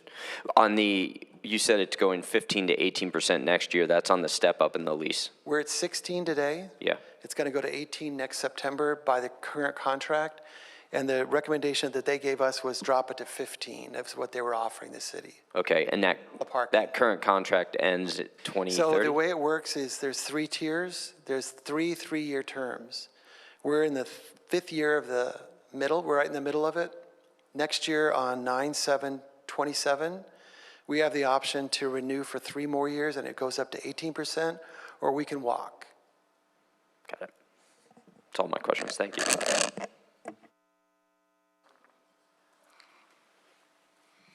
Do you think because of the price of parking that a lot of people, so you had mentioned it, and Councilman Gruhl mentioned it too, and then one of my astute commissioners sitting up there in the audience texted me, so I can't take total credit for this question. Do you think that the price is driving people that drive there on weekends with their kids for Little League, that they go park at the library where it's free? 1,000%. Thank you. I see it. We have to figure that one out. Thank you. Any other questions? I'd like to just kind of maybe roll through with the council up here in terms of these recommendations that were presented to us on the official city PowerPoint slides. And I actually had an ask, and that was you guys to adopt these. Yeah. It's kind of the ask. And so just kind of going one by one out of the 8 of them. When it comes to the first one, I guess city attorney, looking at the type of development that is being envisioned. Can you put them on the screen? Yeah, it'd be good if we could pull those up. You're looking for the recommendations, so if you just scroll down, you'll get to them. And before we go on, keep in mind, again, we're in a study session, so we're not voting on anything tonight to adopt recommendations or anything else. Oh, we're on his H item? No, we're not. We just kind of married the two. Either way, we're not cut voting on it tonight. Yeah, so he may, I think, yeah, he knows. But I mean, if you guys could look at these, and if you say, yeah, let's do it, then I agendize it and let's. Yeah, we could do that at a later date. I mean, basically, appreciate the report. Thank you Okay, so so much. they don't need any direction from us tonight? They can give you can get direction, but Okay. not vote. Just same as the study session item. How do we give direction without a vote as a council, as a body? You just discuss amongst yourselves, and staff will listen to you and come back with an item. Okay. I guess so I'm trying to figure out if we have like 5 people that, or 3 people that are in disagreement. I don't know, how do we give direction if we're not taking some type Staff, of vote? yeah, staff will listen to the dialogue and come back. Great. All right, so my first question, I guess, to City Attorney on point number 1 on the recommendations, when it comes to a development of this scope with the artificial turf and possibly building this indoor facility, do you think that would require some type of CEQA analysis before we start that type of development? I believe we would need CEQA analysis on, if it's considered a project, which this would be, we would need to do CEQA. Okay, so I guess, along the lines of what the Finance Commission has recommended, I would be in agreement with that recommendation. I don't know if anyone would be opposed on the dais. But that's a legal requirement. It's not something that the council would direct. Sure, okay. And There is one thing that Jennifer and I talked about today a little bit, and about, this is one thing to ask. So we were saying that HBSC should pay those CEQA costs. And I wasn't sure if that's normal, so I asked her, Jennifer, do you want to comment on, like, how does it normally work on projects? This is public property, right? So it's a little wonky. But when people have to do these CEQA studies, how does that typically work? Private development projects pay for their own CEQA documents, usually through a reimbursement agreement to the city, since the city's the lead agency for CEQA. On a public project, it's a city council decision. Yeah, so you guys would just decide, are they going to pick it up, or is the city going to do that for the studies that are required for this? On recommendation number 2, issuing an RFI, was anyone opposed to that request for information and putting that out there, just kind of getting a sense from, maybe the public in terms of what they would like to envision here? There's obviously a lot of ways that we could skin the cat. So just to clarify, RFI goes to vendors. Correct. And RFI stands for Request for Information. So we just throw a wide net out to people to say, hey, if you had the opportunity to work on this area, in this sports complex, what would you do? And just see where they come back. But this would be also, get one from HBSC partners, obviously, as well. It's not a commitment, it's more of an information gathering tool. And then speaking to number 3, how did you guys come up with all upgrades must follow city procurement rules? Yeah, that's a good question. So if you scroll down just a little bit. Thanks for your patience on this. The idea was that the concern was the following. If we're going to do millions of dollars worth of capital asset-intensive upgrades out there, which it sounds like we want to do, the worry was that that money would go through a non-transparent pathway, let's just say, into a public asset. And the thought was it would be better if we were to have whoever does this work through our typical procurement process, so there's competitive bidding, transparency, because it's ours, right? We own the sports complex, so if we're going to build a new SOAR Academy or whatever, that should go through the normal processes we have for bidding and all the things that we have to do as a city. Because it's not like it's a piece of private land. It's like we own this, it's ours. So if we just say, hey, go crazy, how do we know that they're getting the best deals? Now, if they were going to pay for everything, that would be a moot point. So it is an interesting idea they have of transferring the money that is coming in and putting that into this. So I understand your point. It's a point well taken. I think it's a point to think about. Like, would we be okay as a city to say, go for it, whatever you do? Or would you rather see the city have oversight into how they're procuring possibly $15, $20 million worth of improvements? It's a point for discussion. Your point's well taken.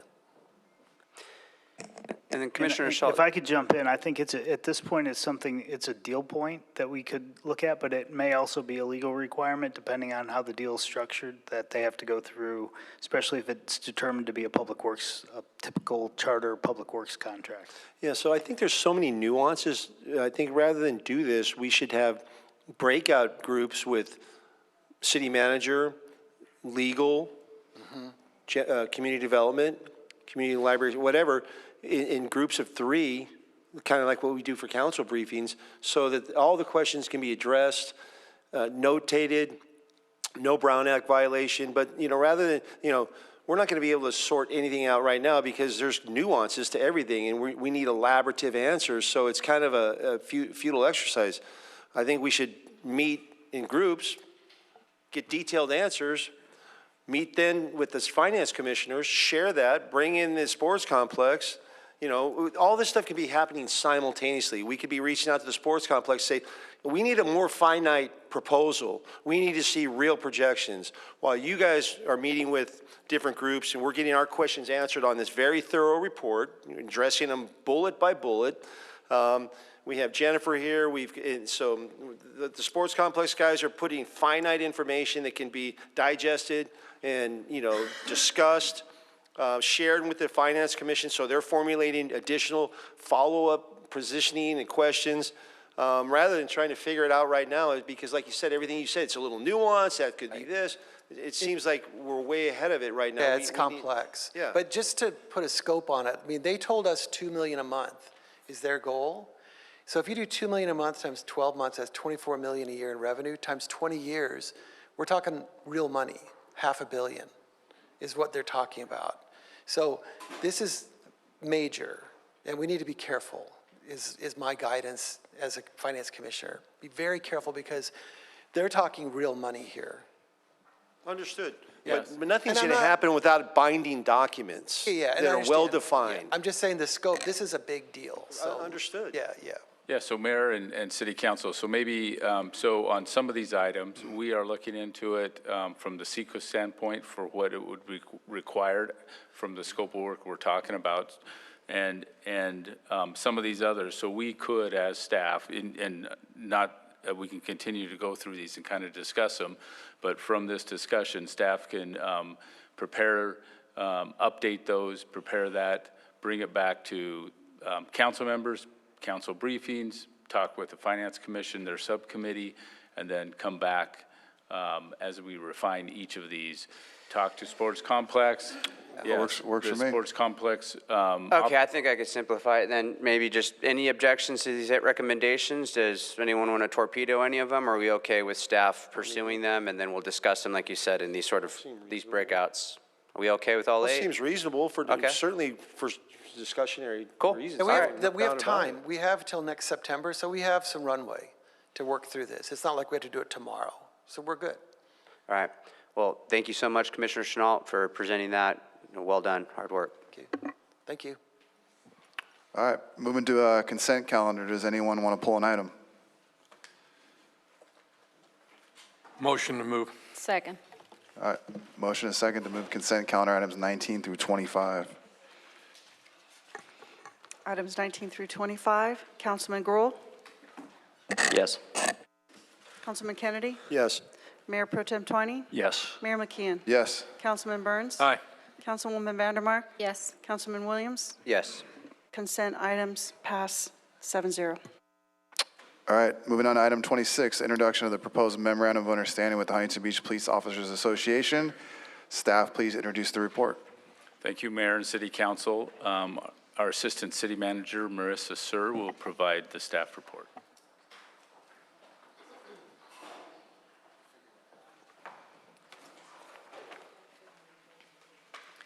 All right, good evening, Mayor McKeon and members of the City Council. The administrative item before you this evening is the introduction of the proposed memorandum of understanding between the City of Huntington Beach and the Huntington Beach Police Officers Association.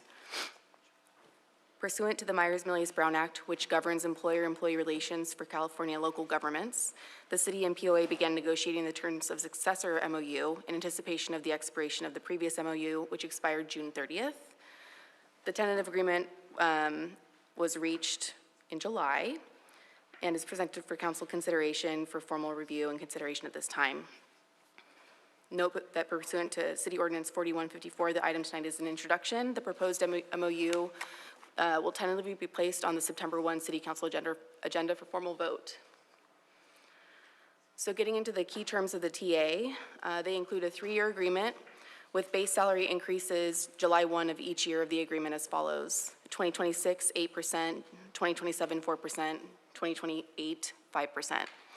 City medical contribution increases in January 1 of years 2 and 3 of the MOU would be an increase of $75 per month for employee only, $150 per month for employee plus one, and $200 per month for family coverage.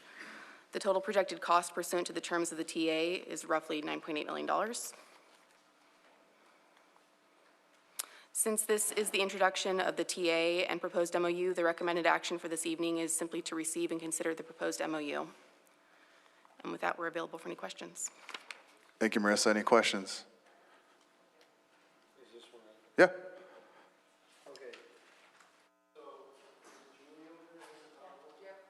Okay, thank you.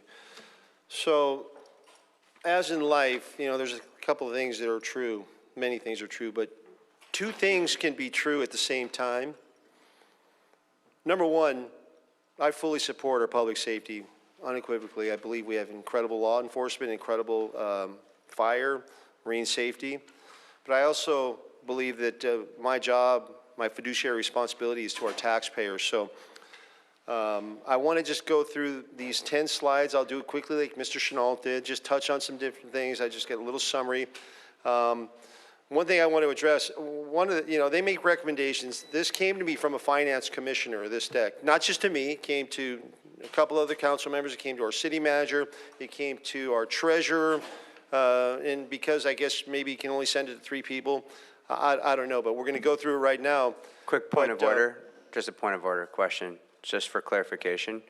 So this is not staff-produced generated data up here. This is, okay, someone in their individual capacity that passed this along. Right, but I did verify the numbers are factual. They were vetted by our treasurer's department. So that's a given. With that said, there was, they make recommendations, and I wanted to make this one statement. One of the recommendations was to close 3 fire departments. Just from a personal standpoint, because I'm the one that introduced this deck, I just want to go on the record and say, I would never support closing the fire stations. So I just wanted to make sure, because I think there's a little bit of a shockwave from those who read that. So as the one that brought it forward, I want to let you know that I won't speak for anybody here, would never support that. Okay, so let's just go through these slides real quick. I want to say something real quick, because in the end, I believe our Finance Commission is incredible. Every time they produce reports, it's thorough. And when the chairman, Mr. LaGrasso, made the recommendation that he believes that finance has the opportunity to take a look at this, I 100% unequivocally agree with the chairman, Mr. LaGrasso. So that's kind of the reason I wanted to share this information. So we'll go through these slides quickly, no big operation. If you can just get the first slide right there. This is just basically shows the pie chart. And anybody can dig into these later. I think it was attached to the agenda. This is a pie chart showing where the monies are spent. So if you go to the next slide, let me see what you got. This one, this is from Transparent California. This is just showing, somebody once said, hey, we want to show respect to our law enforcement. And I said, respect doesn't have to be paid for. I have the utmost respect for law enforcement, fire, marine safety. But that doesn't mean if I'm not in a position to want to allocate a big chunk of public dollars that I don't respect our public safety. So this is just the top 50 people. This represents $20 million a year in the top 50 people. So if respect was determined by wages, I would say we respect our public safety, because 50 people equate to $20 million annually in payroll. Next slide.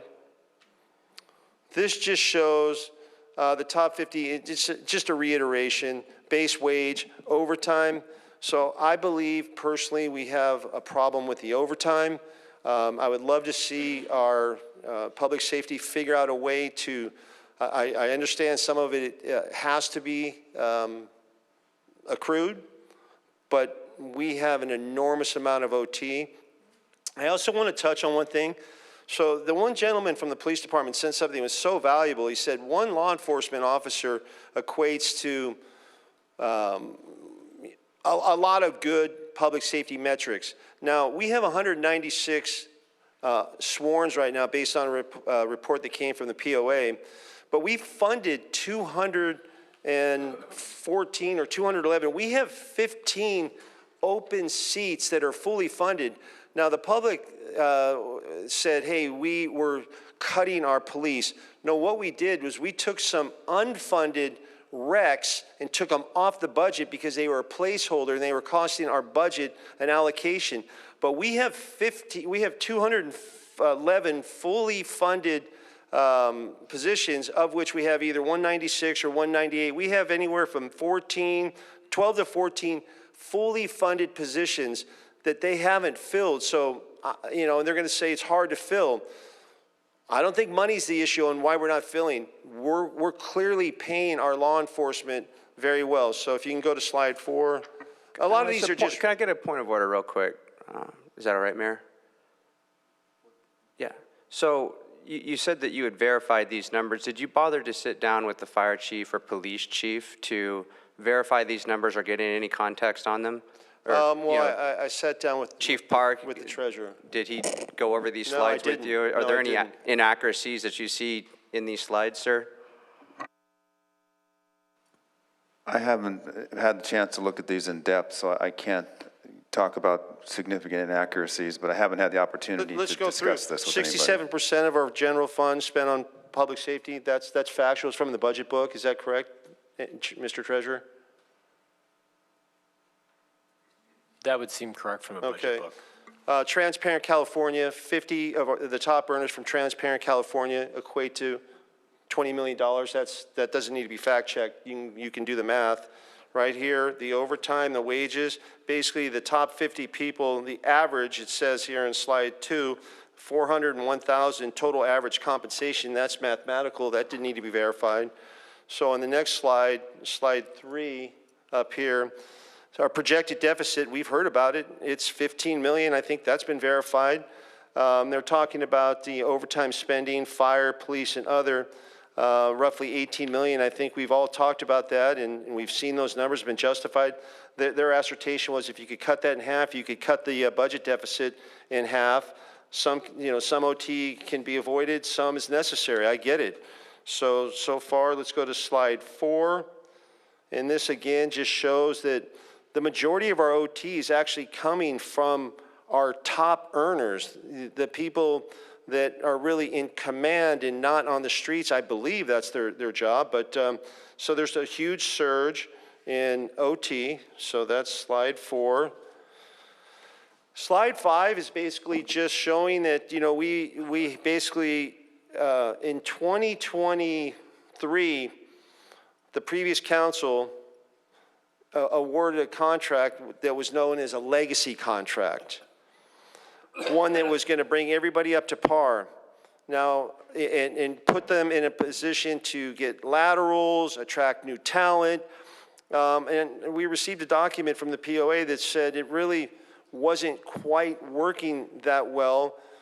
My belief is when you raise your wage, so does everybody else. Even cities that are facing real financial problems aren't afraid to continue to spend until they're going to be looking at potential bankruptcy. So we gave them a legacy, not we, the previous council, a legacy contract.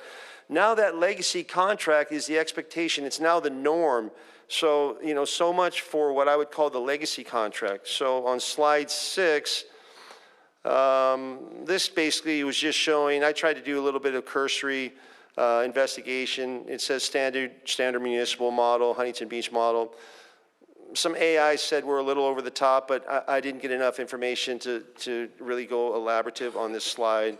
I believe it's fairly on point. We do have a lot of OT that I think, based on what I did in my research, we're really ahead of the standard municipal model. Slide 7 basically is just a reiteration of the top earners. Our top earners are basically, we're number 3 behind Anaheim and Irvine. 50% of the OT is an outlier. 30 to 40% is more on the regional norm. So my takeaway on this slide was, in any contract, we need to figure out a way to try and reel in some of the OT because it is expensive. The next slide, 8, is just It's more about OT, but it's referencing fire, and tonight we're talking about police. Slide number 9 is talking about restoring economic solvency, infrastructure sacrifice. You know, it says we're basically outpacing our peers. So it is, you know, you'll see in a minute, the projected budget deficit over the next 5 years is absolutely enormous. I think it's going to add up to about 170 million. So it's no longer, hey, we're forecasting $8 million deficit. We ended up with a $1 million surplus. When you see these numbers that are undisputed, they came from it came from the finance. It also came from the city. They're about $170 million.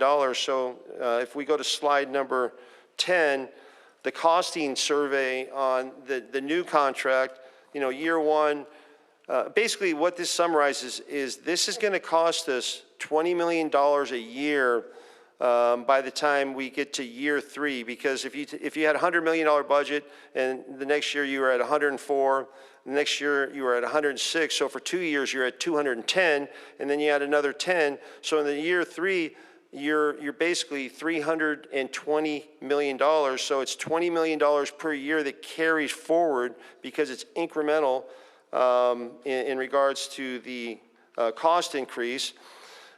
In slide 11, it's just a reiteration, basically saying the new MOU could cost us $20 million a year over the next 30 years, and that amount increases substantially. If fire asks for a similar contract, it could take substantially higher. So the 5-year basically forecast on the budget deficit, this is supported by our Treasury Department. Fiscal year 26-27, let's just round it up to 19 million. 27-28, we can round that up to 27 million. 28-29, we can round it down to 34 million. 29-30, we can round it to 44.5. Fiscal year 30-31, 47.6. So you add up those 5 years, you're talking about over the next 5 years, a $172 million budget deficit. And the only way we cure budget deficits, we're going to try and drive additional revenue. But the city put together some forecasts over the next 4 years of a 10% growth rate. In talking to the treasurer and the CFO, even if we did grow at 10%, which incidentally, we've been essentially flat over the last 5 to 6 years in growth. It's been, you know, maybe 100 basis points, 105 basis points, nowhere near 10%.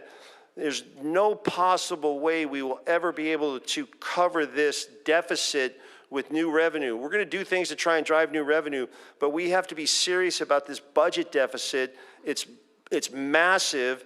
It's for real. And it's not going to go away, and we're not going to be, basically, if we have to go into the reserve funds every year like we did last year, or maybe we didn't and we thought we did, we came up with $1 million surplus, but when you're trying to make 18 million, 30 million, 35, 44 go away, if you're going into those reserve funds, you will be spent out, you will be depleted in 5 years. And that's not just Chicken Little, hey, the sky is falling. These are real things we need to address. Again, two things can be true at the same time. I can love public safety and think we have an incredible job. Crime is down, homeless is down, people love Huntington Beach. Fire department, best of the class. I tell them all the time, there's nobody better than our fire department. But I still have to be a fiduciary with our public tax dollars. And when you're looking at $170 million budget deficit that everybody's in support of in regards to accuracy of the forecasted deficit, we better be taking a real look at what we're going to do, starting with these contracts. So the 5-year forecast, same thing. That's the last slide. So I'm going to make a motion. I'd like to make a motion to table agenda item 26, ask the incredible Finance Commission to create a subcommittee to take a look at the financial impact of this MOU contract to the general fund and provide options to avoid bankruptcy. Not Chicken Little, sky is falling. It's real if we don't address it. I'd also like to direct the city manager and the CFO in conjunction with the city treasurer to prepare a 5 to 10 year financial analysis of the city's finances and bankruptcy risks in light of the police MOU and other upcoming labor contracts, unfunded pension liabilities, and reserve levels. Then prepare a series of financial options available for the city council to avoid bankruptcy in the next 5 to 10 years as as it pertains to a financial timeline. So that is my motion.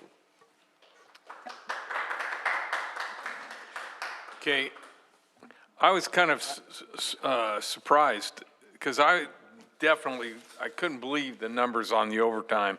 And I was pretty stoked to see the officers from the POA and some of the other officers come and mention how much the overtime they've been working, because I know as a manager, I think Long Beach had a policy that the guys had to take some vacation.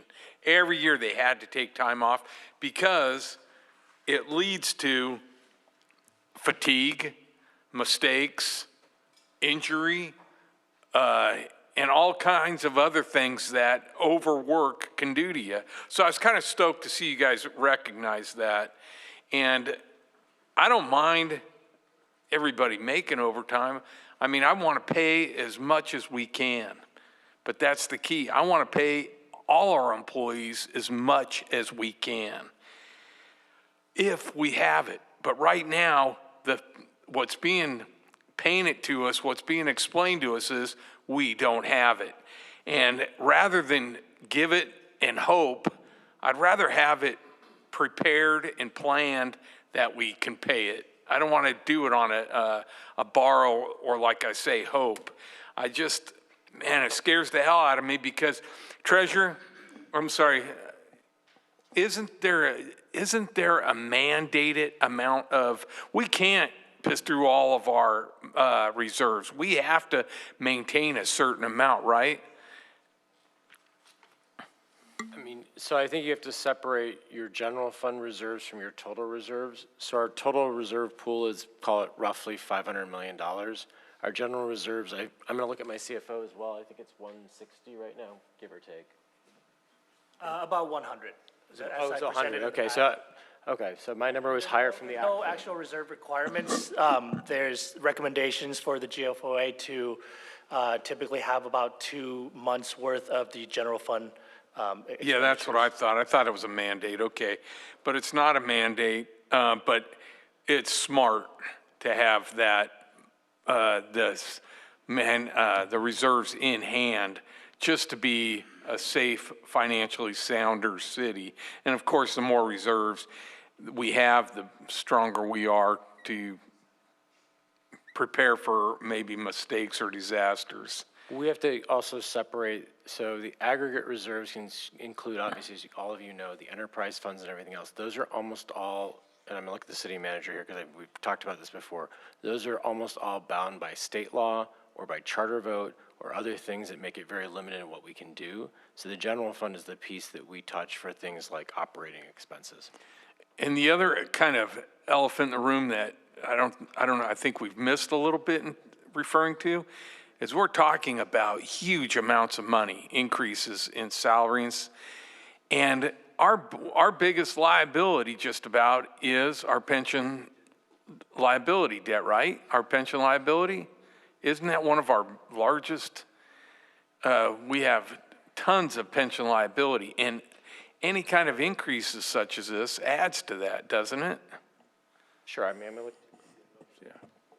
Yes. Any increases to labor costs would increase in CalPERS liability costs. See, and that also worries me. So right now, I think there's still so much more we have to look into, like the prep, and especially now after seeing that report those guys do and seeing others, our finance committee, they do an incredible job. It's an amazing job in explaining things and coming up with the facts. I'm going to second Don's motion and just say again, I want to be able to pay all our employees. Public service, I love them. I love our fire. I love our police. But man, I don't like not being prepared to pay appropriately or go into debt doing it. So I want a little more study to see how maybe we can shift, maybe we can form some revenue, more revenue, and just get a little organized before we dive into such a a scary Councilmember, venture. if I may, for this motion and second, the municipal code does require that we bring back and the council vote on the proposed MOU within 30 days of the introduction. So we were tentatively looking at September 1st meeting, just to keep in mind we would need to bring it back by the 15th, the second meeting in September, in terms of time to table it. Or we could potentially vote on it tonight. No. It's not agendized to be voted on tonight. Okay, so you're saying if this motion passes, we have to come back prepared to vote yes or no by the 15th of September? Correct. Is that what you said? Correct. Okay, I mean, if that's what's required by the charter, then that's what's required. Yep. So, okay, so I just want to put, there's a lot of numbers being thrown out here. I want to throw some of these numbers into perspective because I think we're conflating financial issues all over the city and putting it on the backs of the police officers right now. So $170 million deficit, those are projected numbers, correct? Correct. Then those are based on assumptions in which we are fully funding each year in the budget the unfilled positions, correct? Correct. How many is that right now? I believe around 90 to 95 individuals. I haven't done the So most 90 to recent. 95, and then how much on average is each position? If I would, about probably 150. So 150, so we're talking about roughly 12 to 15 million dollars then? Sure. Easily. So so that's how every single year we go in with a budget deficit and then we end up with a surplus, is because what we have to do is we have to fund the unfilled positions, knowing that the positions aren't going to get filled, and then we add that money back to the budget, which is in addition to other money that comes in and under expenses. But that's probably the lion's share of how, in many cases, we end up with a surplus, correct?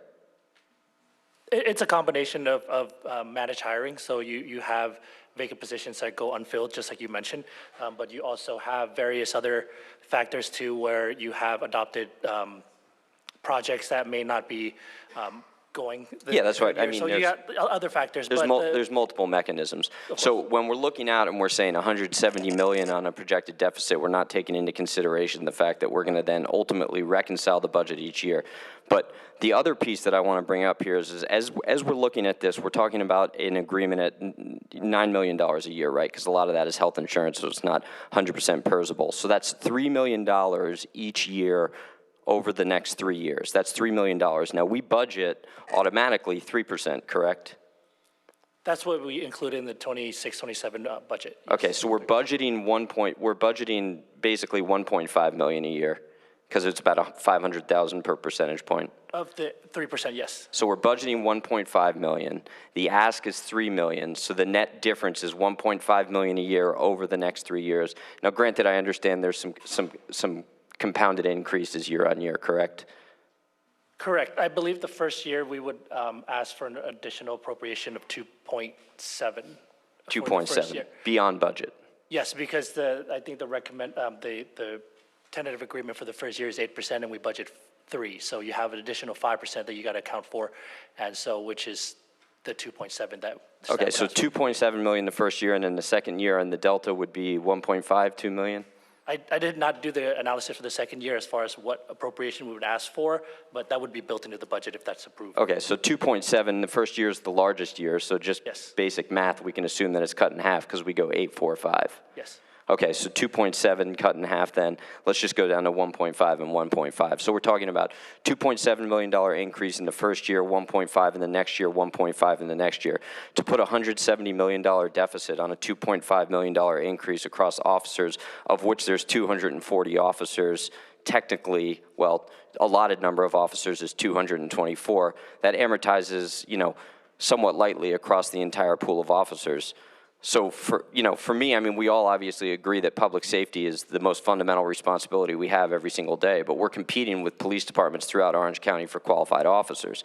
One of the things that we've talked about extensively throughout this entire meeting is overtime. So in the absence of the bodies to fill the positions, we end up with this increase in overtime. I know just from running businesses is that ultimately when you have an excess amount of overtime and you split those positions, you bring in another body, you decrease the overtime. So I would imagine that if we fill these positions, there's also going to be a decrease in the overtime overall.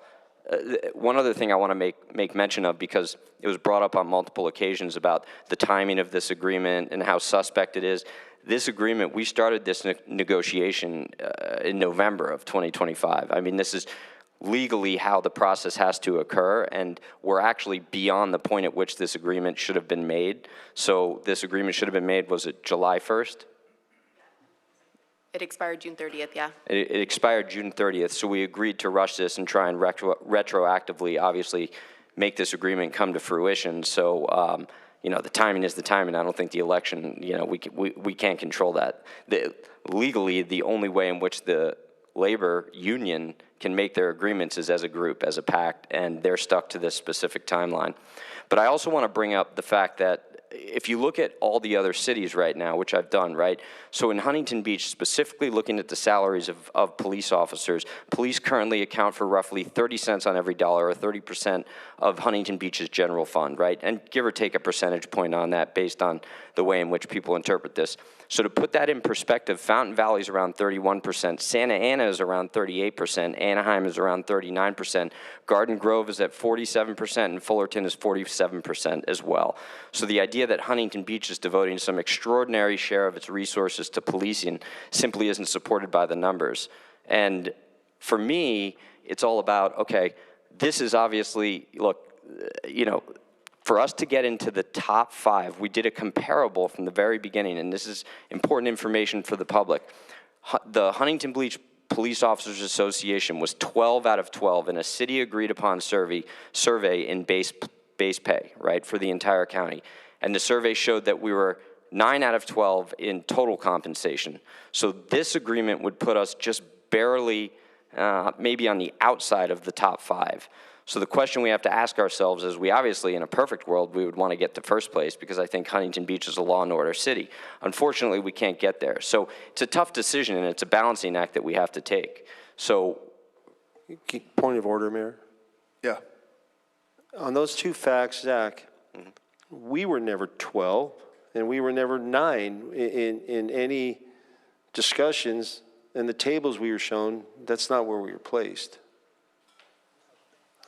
Are you talking about total comp surveys? in the total comp surveys that we agreed upon to look at in comparing to other cities. The RLS, bottom of the barrel, 12 out of 12 on base pay and 9 out of 12 on total I don't have the documents with me comp. to confirm the numbers exactly yet, but I mean, it was the bottom of it with it when it was just base pay, and then maybe 7th when we were Total comp. 9 out of 12 on the RLS. 9 of 12, yeah. Well, that's like I not said, I don't have it 12. with me, but It was two different ones. Bottom of the barrel, there's- 12 out of 12 on base pay, and 9 out of 12 on total comp.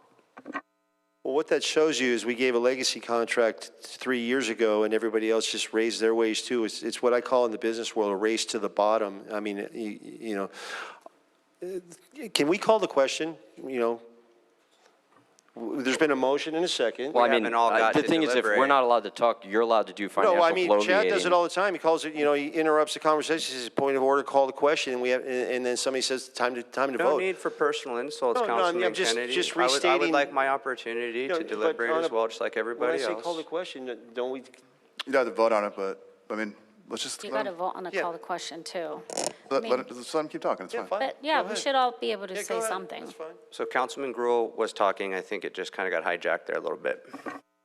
Yeah, I mean, I think you know, generally speaking, the point I'm making is that it's important to put this in context. So I look at it as if we were budgeting 3% year on year, right, the delta that we're making up to try and get our police officers into a market in which we can bring in more officers, ideally cut overtime, in addition to the great work that they already do. But I mean, we're lean on officers right now, so we've got to be able to bring people in. It's the free market. I know you say it's a race to the bottom, but it's also the free market working. If we're training officers and then losing laterals to other cities, you know, we're the ones who are actually funding the training for other cities to then pick up the rest of all of their expertise. So for us, it's important about keeping officers, making sure that we can bring in new officers, fill some of these positions.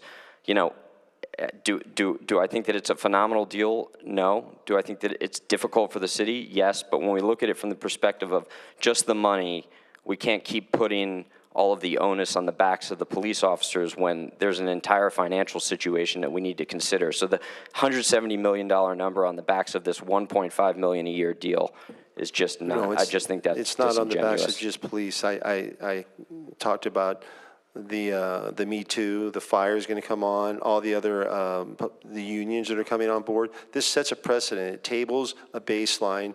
Police and fire, they kind of work in symmetry. So it's not, I'm not just saying this is all because of an MOU for the police department. This is all part of a collective period of time here where we have to make some decisions. Are we able to do this?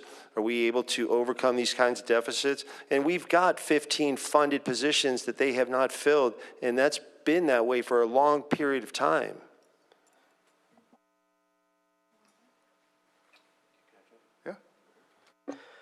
All right, just kind of going back to the information, the suspect information, I'll say on those slides, I'd like to ask Chief Parra if Councilman Kennedy ever bothered to sit down with you to go over the numbers. I answered no. I'm asking Chief Parra. I'm just trying to get a line of reasoning on the record here, if I could, Councilman Kennedy. And so my question, Chief Parra, did he ever sit down with you to go verify any of the numbers on these slides or get context on them? I haven't reviewed this with anyone. Okay. And then same question to you, Chief McCoy. Did Councilman Kennedy ever sit down to go over these numbers to verify them or get any context from you? I have the same answer. I haven't reviewed this with anyone. And so it would seem to be the case that you went to the city treasurer to get justification or validation of these numbers. I guess my question to the city manager, is it not wildly inappropriate to be going to the city treasurer to do the costing on this? Would this not fall into the finance department and the heads of the department with the fire and police?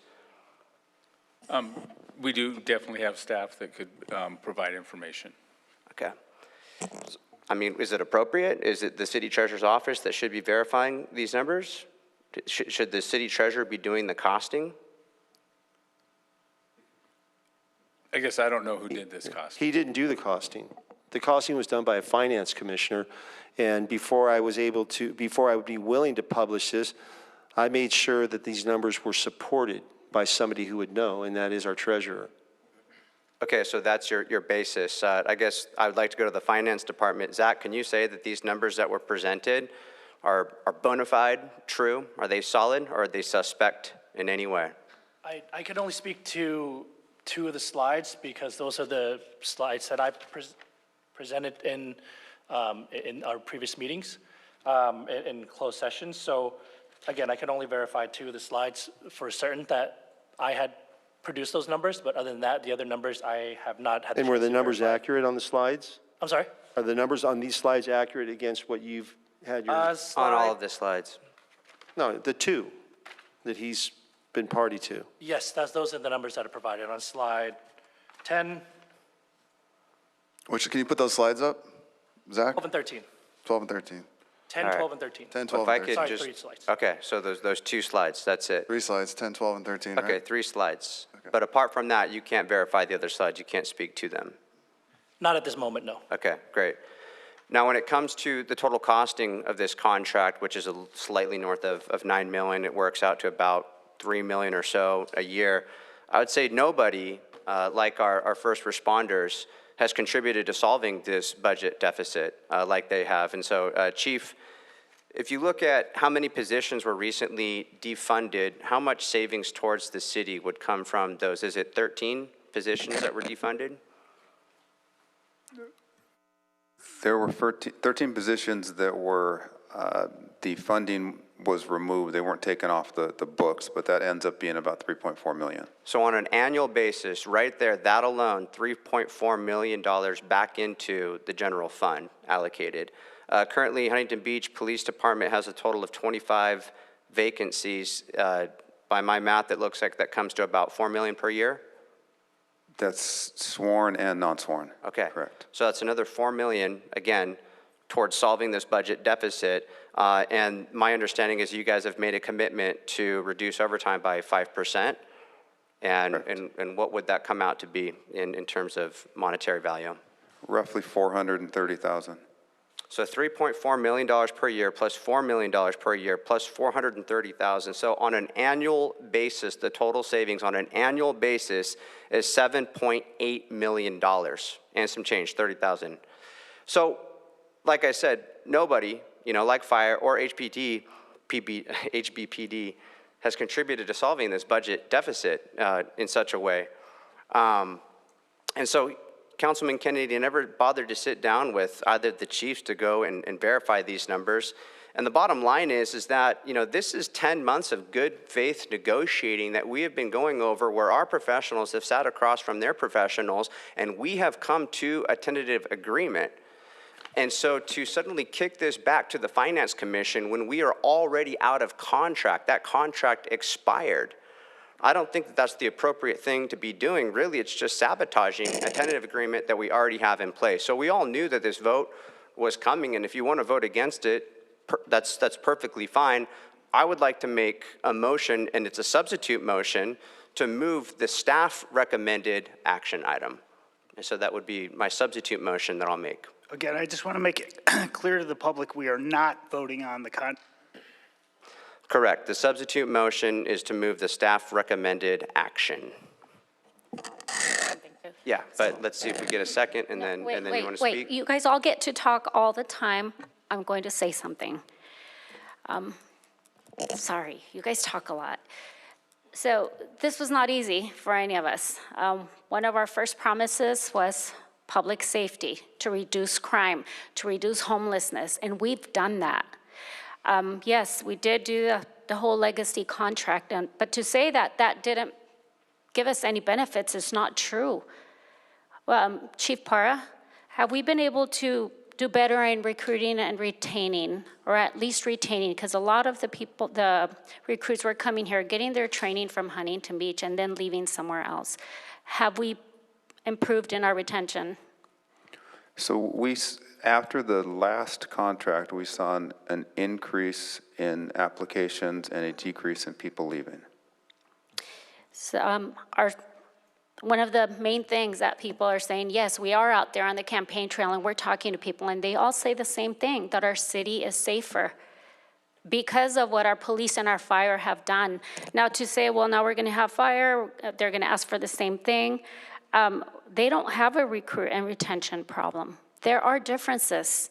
And it's not like we're not taking steps to mitigate some of what this is gonna cost, but given the fact that the 13 positions were defunded just not too long ago, saving over $3.4 million, you know, the vacancies that we have and the promise that they will be reducing overtime by 5% does make up for a lot of that money. This isn't easy for anyone. We just want to make sure that our city is still safe. We want to make sure that our tourists want to come back. The last thing we want is another problem, like you couldn't walk down the 3 blocks without bumping into 5, 6, 7 homeless people. That's not the downtown we have today. We have tourists that haven't been here in years. One of them said he hadn't been here in a decade, but he came downtown and our city was so much cleaner, so much better. They came back and brought their family. We rely on those tourism dollars. The survival of our city relies on the tourism dollars.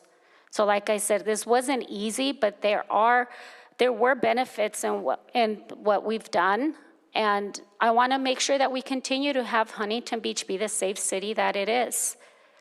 And it's, like I said, it's not easy. Sometimes we have to make hard decisions, and that's a commitment we made when we decided to sit up here on council. I'll jump in. Can you put up that slide 12 from the presentation? Yes, please.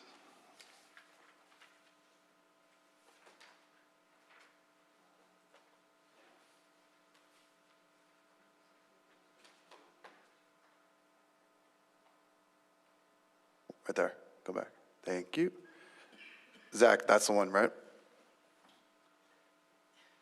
Yes, you caught me right Okay. at the perfect moment, yes. Yeah, so what Councilmember Kennedy said when he first started out is totally true, is two things can be true at the same time, right? Like, we of course support public safety, number one role of government. You know, very proud of the work we've done these last 4 years, all-time homeless reduction numbers, crime's down 27%. But then you can also care about your fiduciary responsibility to the taxpayers and the residents to make sure your city's strong financially and solvent.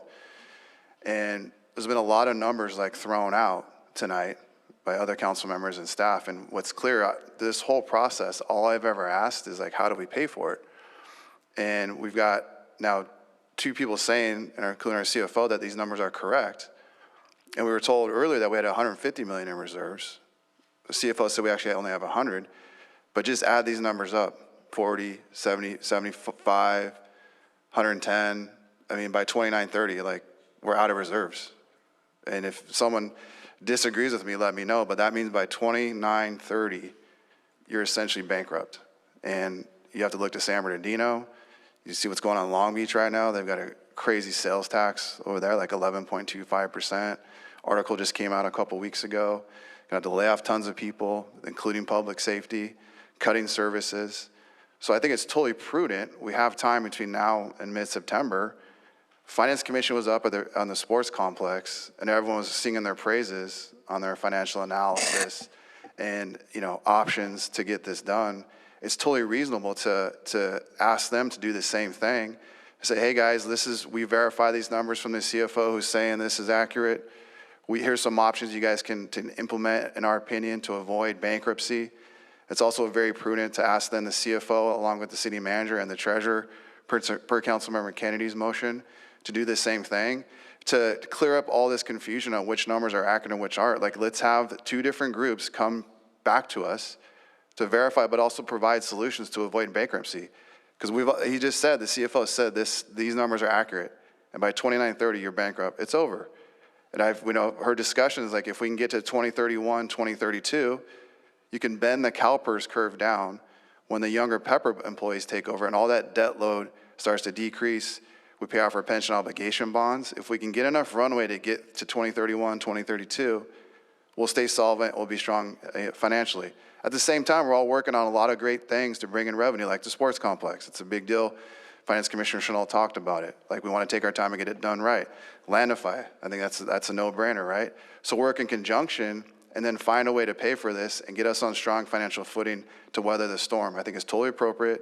I think it's prudent. I think it's reasonable. I think it's rational. They have retro to July 1st. So, again, by the code, it's September 15th. I just think it's totally rational for Councilmember Kennedy's idea to use what we have here, use our commissioners, use our CFO, use our city manager, use our treasurer to come back before we vote on it. And that's why I support Kennedy's motion, because we have time to do it. It's totally reasonable. And I don't really see a counter argument not to do that. We have the time to do it. Let's look for help from our professionals and see if we can weather this storm financially to pay our police officers, all the other labor contracts we have coming up, stay solvent, get through the storm, and then we'll be good on the other side. Mayor McKeon, can I make one comment? Yeah. I want a clarification on something that Councilmember Williams said. Yeah. Councilmember Kennedy called the city manager and then subsequently me together on a conference call last night, specifically asking about this presentation.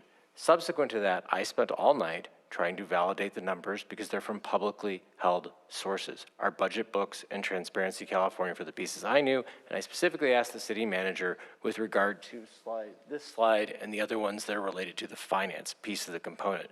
So this has all three pieces of the picture brought together. None of us are vouching for any assertions that are made in here. We're only vouching for the numbers as best we could do on less than 24 hours of validation time. Quite frankly, that's extraordinarily fast, and if these numbers are remotely true, even close, given what our general fund reserve is, my read as a lawyer, as the city treasurer who's independent of this council, would be that if this were to play out as evidenced here, given our current reserve levels, and I will look to the city manager to see if he disagrees, or our city attorney, this would require us to declare a fiscal emergency and potentially file for Chapter 9 bankruptcy. Okay, and so just to be clear, baked into these numbers is the assumption that we are filling all positions, fully funding all positions. Is that correct, Zach? Yes. Okay. I mean, I would like to see a chart that maybe, projects realistically the reality, right, of not, because we're just adding upon adding on top of that. But again, tonight, this does seem to be falling on the backs of our police, and as much as people want to wax eloquently about how much they value them, Really, what determines the value of something is how much you're willing to pay for it. You know, you think about a commodity like gold or silver, it's only worth as much as you're willing to pay for it. If tomorrow we just decide it's another worthless metal, then what is it? And so what determines the value of something is how much you are willing to pay for it. So you can say with your mouth that we value the police, but when it really comes down to it, push comes to shove, you know, actions speak louder than words. Whether or not we have the money, we do have the money. We have north of $300 million in our general fund. It's just a matter of how is that money allocated. And when you consider the cost of this contract, which is just slightly north of $3 million per year, but you look at the savings, $7.8 million they give back to us on an annual basis. They're bottom of the barrel when it comes to base pay, 12 out of 12. 9 out of 12 when it comes to total compensation. And so I don't think that this is prudence. This is procedural sabotage. We've been working on this for 10 months. The opportunity to kick this back to the Finance Commission was many months ago. This is procedural sabotage. And so the substitute motion, if I can get a second, is to move the staff recommended action. And you're free to vote against it if you want to. There's one cost, though, that you heard the guys talk about the overtime, and this is something that I always worried about. Like I say, there's a cost that is immeasurable, kind of, in working that much overtime. There's the fatigue, which leads to injuries, which means to burnout, which can lead to trouble and all that. And that's kind of, that can bite us in the behind big, and it's irresponsible for us to put that burden on these guys to work that much overtime. I want to pay them. It's just scary to me that between that kind of aspect and these numbers that I don't think we were given a clear picture on the devastation it was going to do to us. Well, Councilman Burns, if we could fill these positions with a competitive contract, then we won't be having to fill the void with this overtime. And so, substitute motion's out there. Can we get a second for the substitute motion? I'm going to second, but I just want to say, I want to re-put this in context. We've made some bold statements here. We're talking about a $170 million deficit. We're talking about filing bankruptcy in the city. We are discussing a $1.5 million increase for 3 years.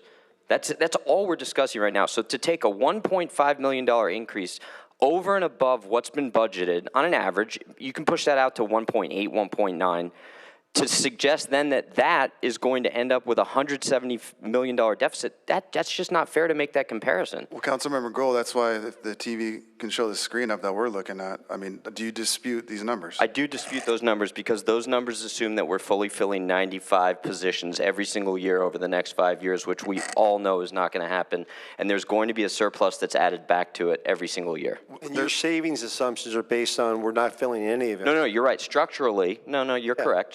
So, I mean, structurally, but regardless, money is money, and you know that we're not going to end up that those numbers could potentially drive us into bankruptcy, but those are thumbsuck numbers. Those are projections. $1.5 million increase for the next 3 years is not going to drive us into bankruptcy. That's based on not filling anything. The other thing is this: nobody comes on here to work for Huntington Beach PD based on a base pay. They look at the holistic approach. What's the average wage for a patrolman, like a new hire? It's base, it's specialty pay, it's benefits. So the whole package is what somebody looks at. When I'm getting hired at a company, I don't go, what's my hourly rate? No, what am I getting holistically? And that's how you hire people. You don't just go, hey, we're low on the base pay, but by the time you add in everything else, you're not at the bottom of the barrel. You had officers without fail come to the microphone this evening talking about how important those numbers are. And if we're not competitive, the danger of losing officers.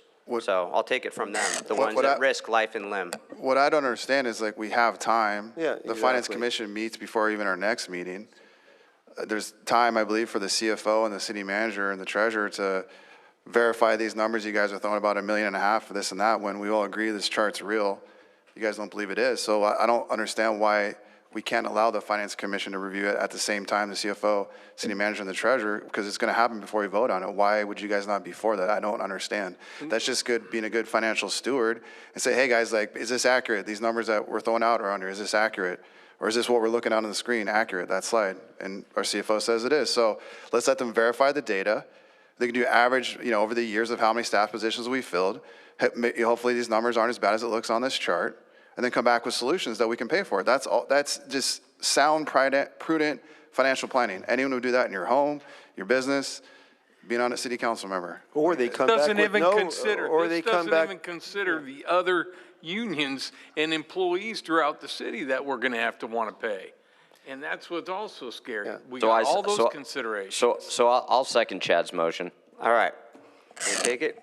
Can I just get a clarification real quick? Because I agree with everybody. I agree with the, being financial stewards, and that, that's part of our responsibility, and you can't look past that. I also love our police. No matter what we do tonight, we're still looking at 30 days down the road to approve this MOU. Is that correct? This is part of the procedure. If we don't go forward with this procedure, then really it's knocking it off the rails. This is part of Is what that right? We're not voting on approving the MOU until for 30 days, right? To be abundantly clear again to the public, there's no vote on the MOU tonight. It has to come back within 30 days. So Finance Commission is going to look at it anyway, no matter what we vote on tonight, correct? Today's just to receive and consider. Yeah, but I think to Councilmember That's what Kenny's today's motion, for. he's asking the Finance Commission between now and then to come back with a report, analysis, recommendations, and also the They're going to do that anyway, no matter how we vote. Yeah, but I think we've got to give them direction, I would imagine.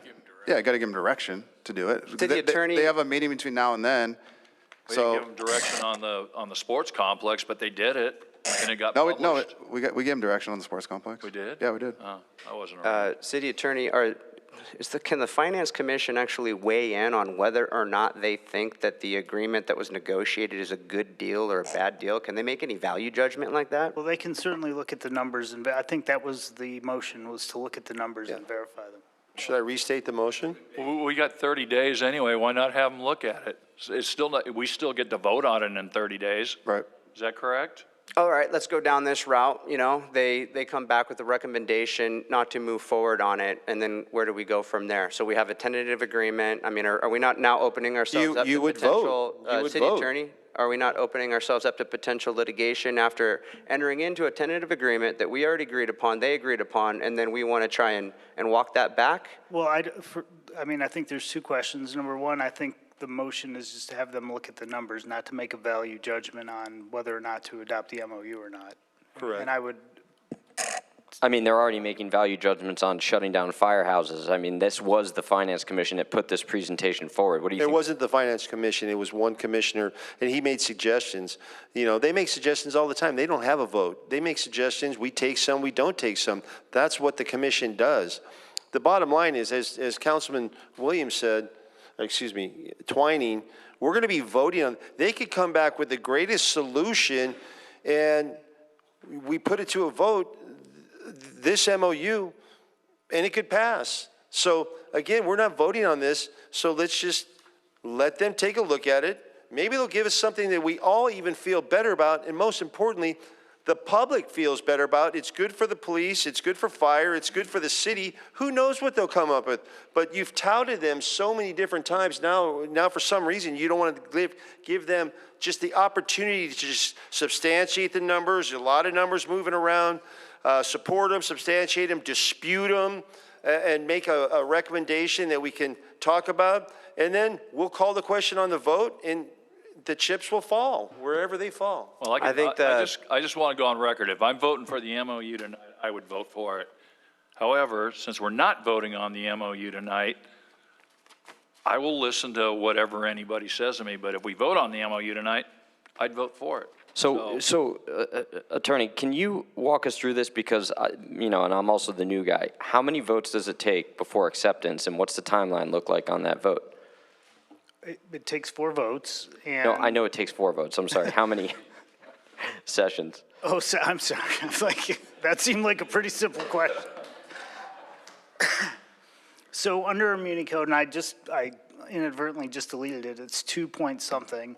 And also under the Myers-Milius-Brown Act, once a tentative agreement is brought forward, you have 30 days to act on it. Our Muni Code, the coin ordinance, adds a little bit different of a procedural piece to it, where you bring a tentative agreement to the council looks at it, reviews it, and then it comes back within 30 days after that is brought to the council. So that's the process that we've created in Huntington Beach, So it's 30 days from today, within 30 days. within 30 days from today, to get codified. So no matter how I vote on this, it's not coming back for 30 days. And honestly, I don't care, if the Finance Commission looks at it, that's fine, let them look at it. Okay. I'm fine with that. But if we're voting on the MOU tonight, We're not voting on the MOU tonight. I would vote for it. Again, I would, if there's direction to the Finance Commission, it's just that they look at the numbers, not that they ascribe any value judgment to the contract itself. Yeah, the language didn't call for a value judgment at all. Just look at it, get together with finance, get together with the CFO, get together with the commission, their subcommittee, get together with the city manager, and collectively look at it. But this is what these guys do. These guys are incredible at finance commissioning. That's why they're touted all the time. So let them take a look at it. The vote's going to come back. It'll be retroactive back to the expiration of the contract. And so whatever gets passed, they will get paid. And, just look at it this way. We're trying to be fiduciaries for the citizens. Their vote's coming. Their vote's coming. And if there's 4 people up here that still have that will to pass it, there might be 7 all of a sudden. Well, it's also maximum transparency, right? I mean, that's what we always tout up here. Why don't you tell us what the COIN acronym stands for? It's openness and negotiations, correct? What's the C stand for again? The rest is openness and negotiations. What is it? I believe it's civic openness and negotiations, COIN. So, I mean, just by doing that, it's going to make the whole city feel better. Feel like, before we approve something, they had a little bit of an ear to how it works, and maybe it'll pass with a majority of all 7, and that feel even better for the residents. Yeah, I They're think getting that their vote. people that are here in the room, they've got good instincts, and those that are watching right now, clear as day, this is a delay tactic. This isn't really procedure. That's This only is because you don't masquerading as agree. procedure. Chad, If every I could time you put a continue to motion speak, together, we're it's masquerading tactical. as procedure. This Yeah, is okay, this you say is what you want, an Chad. attempt at sabotage of the agreement. We already had a tentative agreement. at It was all. in place. Anyways, the substitute motion got a second, so let's go ahead and take a vote on that. The finance commissioner doesn't get to look at it, the commission. Yeah, so just vote no. Can't they look at it anyway? Yeah. Go ahead. Well, then you could vote for it. If you think they could look at it, they could look at it after you've voted for this, Butch, and they could confer with you because you're going to wind up voting on it again later, right? So let's just move this ball forward instead of delaying and sabotaging. If we move this forward, the Finance Commission can still look at this, including everybody else, and we can have the same process and procedure, but we're sticking to a tighter timeline upon which we've already spent 10 months with experts back and forth discussing this exact matter. But it's not going to, no matter how we vote, yes or no, it's still going to go another month, right? No, not necessarily, because if we vote today, then we vote the next meeting. You're not voting today. I'm sorry, we had I meant we have the readout today, then we would vote next meeting. Today is only receive and consider. That's it. Correct. That's it. All right, let's vote on it. What's the motion now? Where are we at? Substitute motion to move the staff recommended action. No changes. Move forward, status quo as recommended. It's a substitute motion, it gets heard first. Can we vote? Substitute motion, first and second.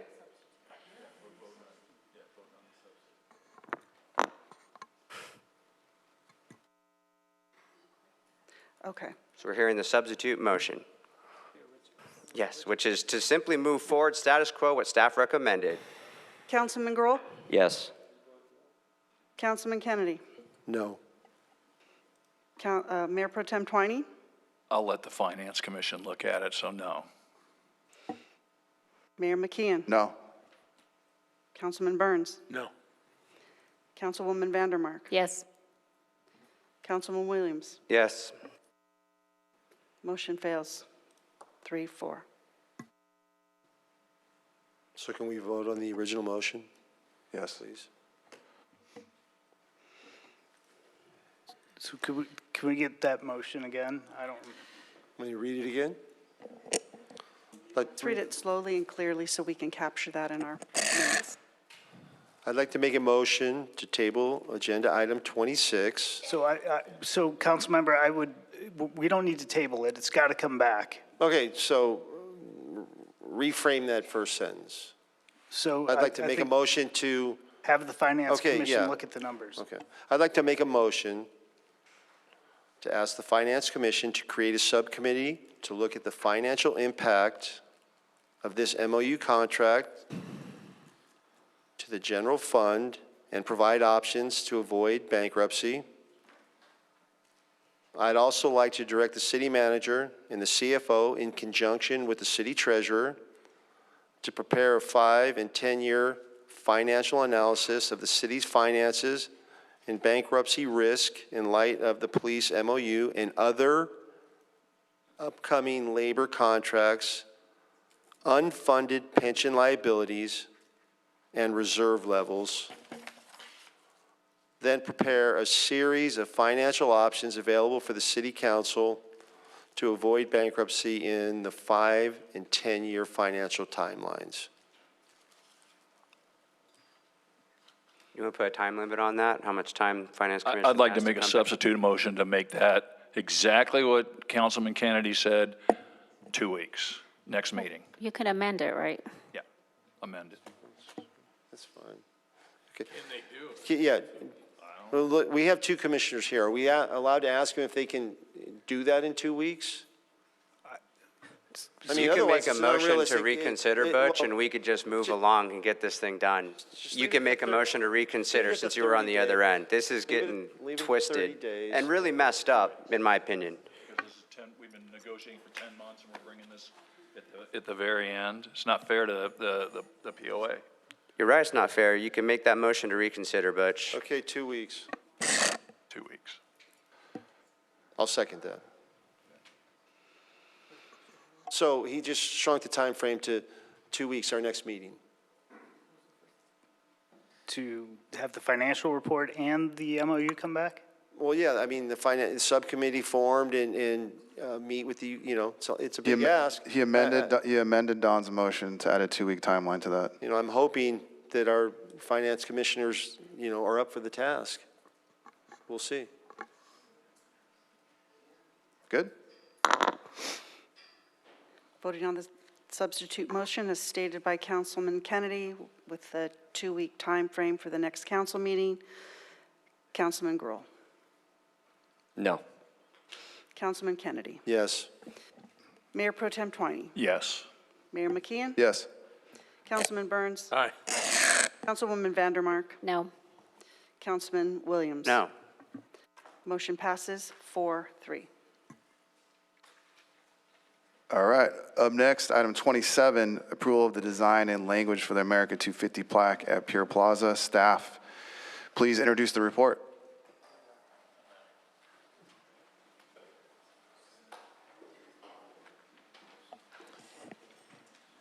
Ashley Wysocki, our Community and Library Services Director, will provide the report.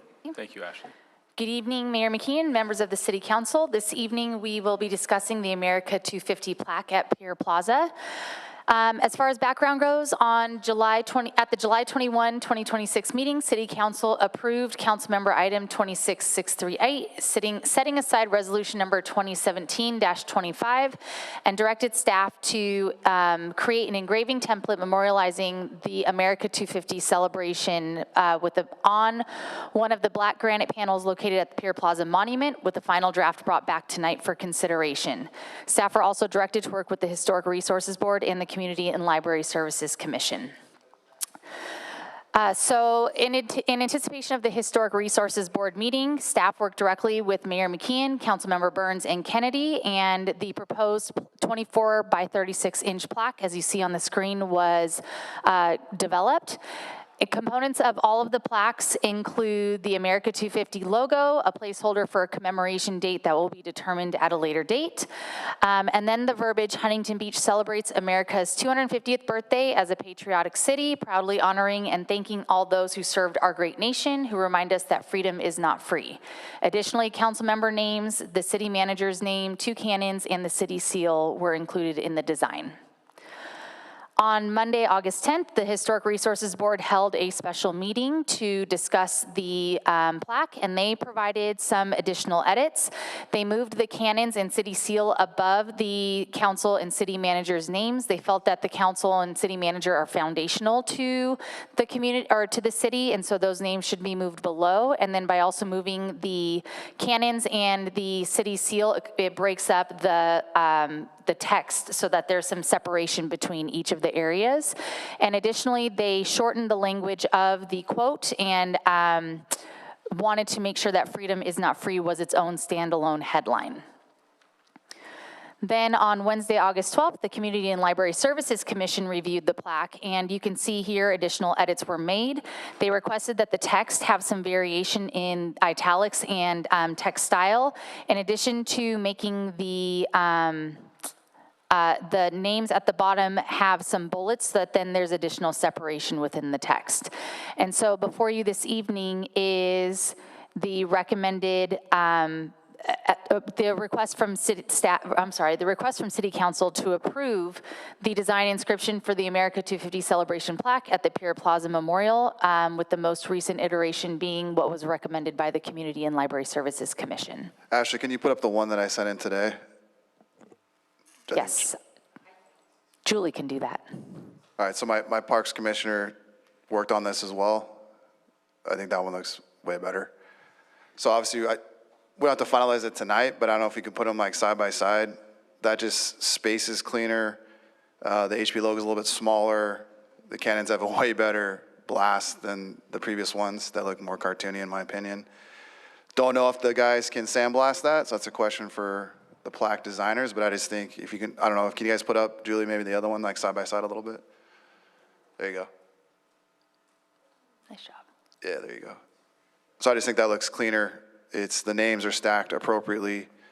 It's got good symmetry. So we don't have to decide tonight. I think freedom is not free can slide up a little bit, but if my colleagues agree, I think that one on the left looks way better. And then the question is, can they actually physically do that is a question, right? Yes, so my understanding from the sandblast company is that the fine detail that you'll see in the cannon blast is not possible, but they can try to get close.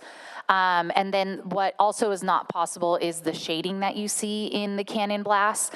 I did ask specifically about the marbling is what I'll call it in the text, and that is something that they can accomplish. So what we do need to make sure is that the sizing of the font doesn't drop below an inch. It can get a little bit lower than that, but again, the detail between printing a brass plaque versus sandblasting on granite are 2 different mediums, and so there are some limitations. So just to reiterate, so we're not confident on the cannon blasts themselves being doable. And then what was else? You said that if the text is too small? If the text drops below an inch, right now I know that some of the text was proposed to be at 0.8 inches. Okay. That is possible, but getting smaller than that starts to create some complications. Yeah, I mean, if we can go back to them, and all of my colleagues weigh in, and with the one on the left, I think that's getting closer. Again, this is like forever. We were just down there at the pier today, and I mean, there's still all these big panels where this would be located. I saw the commemoration when I guess the plaque monument down there was approved by Shirley Detloff as mayor, so it'll look great. So I just think if we can ask them how close to this we can get to it, and then, we'll have maybe next meeting or the meeting after to finalize it. But I just like how it took all the input from the HRB and then Community Library Services and kind of get to this point where I think, the names stack well and spacing and all that symmetry.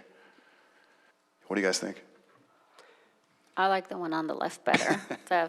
The names on the one on the right are hard to read. Yeah, my name is spelled correctly on the one on the left. That's all that matters, Super important. Yeah. I like the one on the left. Okay. You guys good with that? I mean, I would have this is the first opportunity we actually finally get to have some input on this. So, I mean, I would like to see, I don't feel like we need to have our names on it. It would save a lot of space. And I'd rather put some of the Medal of Honor recipients that come from Huntington Beach on that plaque, because those are guys that actually paid for freedom with their blood, guys like John Baca or Chris Carr. So I think their names deserve to be on that plaque far more, and I'd be more than happy to remove my name to make some space. I don't think our names really need to be on there. We're a speck in the dust of this 250 years of history. Any other comments, questions? I would say, I mean, you know, I love the veterans. We have a car park, we have a Baca Park. We've got both parks commemorating those war heroes, no doubt about it. You know, I think that, you know, it's okay if our council name is on there because we're part of the city as well. And so, you know, most commemorative, everything down on that monument had like the council at that time. Is that correct? Yeah. I mean, so that's kind of uniform with what it had. You know, and like I said, we have a car park, we have a Baca Park. We raised the money for the flagpole at the Baca Park, which was incredible. Car park, they're totally putting money into it. So, you know, we've got the memorial out front of City Hall, talking about a lot of the veterans. I think we do a lot highlighting the magnificent effort of our veterans, without a doubt. Any other questions, comments? I'm good donating my name to a veteran. Ashley? Anybody else? Yeah, so you want to we'll keep working on it and then we'll bring it back and. Sure. Cool. Okay. Thank you. All right, let's see.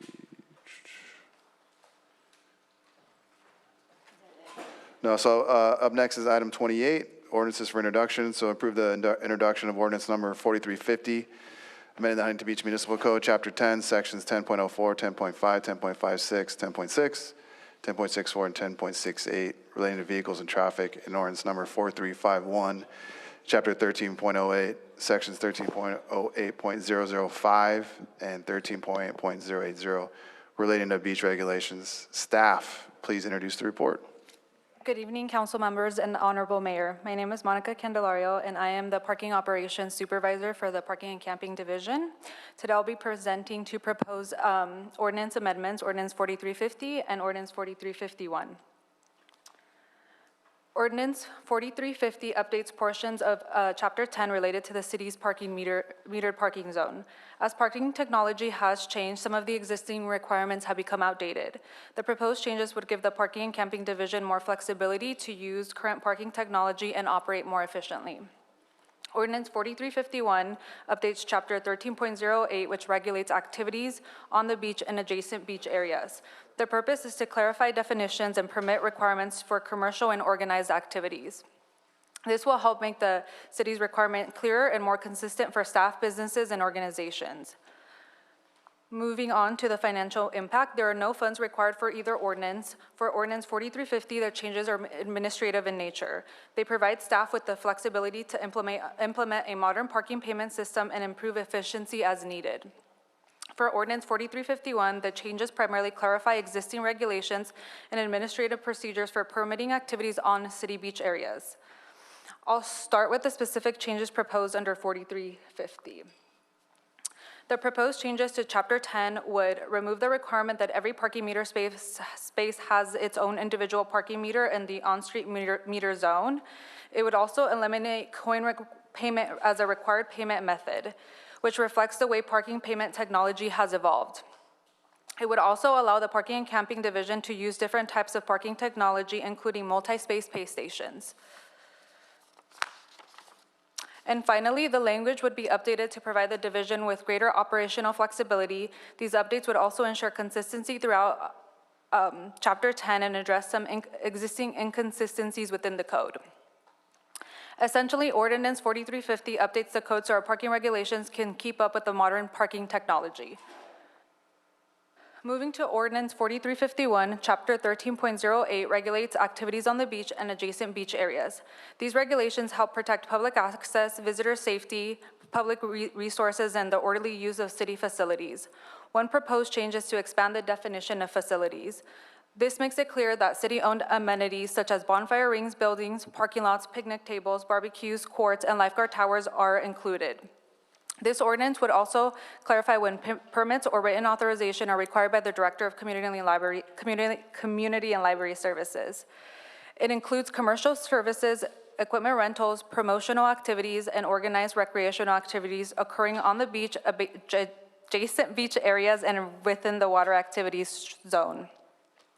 In short, Ordinance 4351 is about making the rules clearer, what facilities are covered, and what activities require authorization. Recommended action, so staff recommends that City Council approve for introduction Ordinance 4350, amending the specified sections of Chapter 10. Staff also recommends that City Council approve for introduction Ordinance 4351, amending the specified sections of Chapter 13. That's the end of my presentation. Do you guys have any questions? Any questions? No? No, good job. Thank you. Motion. Second. Councilman Gruhl? Yes. Councilman Kennedy? Yep. Mayor Pro Tem Twining? Yes. Mayor McKeon? Yes. Councilman Burns? Aye. Councilwoman Vandermark? Yes. Councilman Williams? Yes. Item passes 7-0, and I will read the ordinance titles.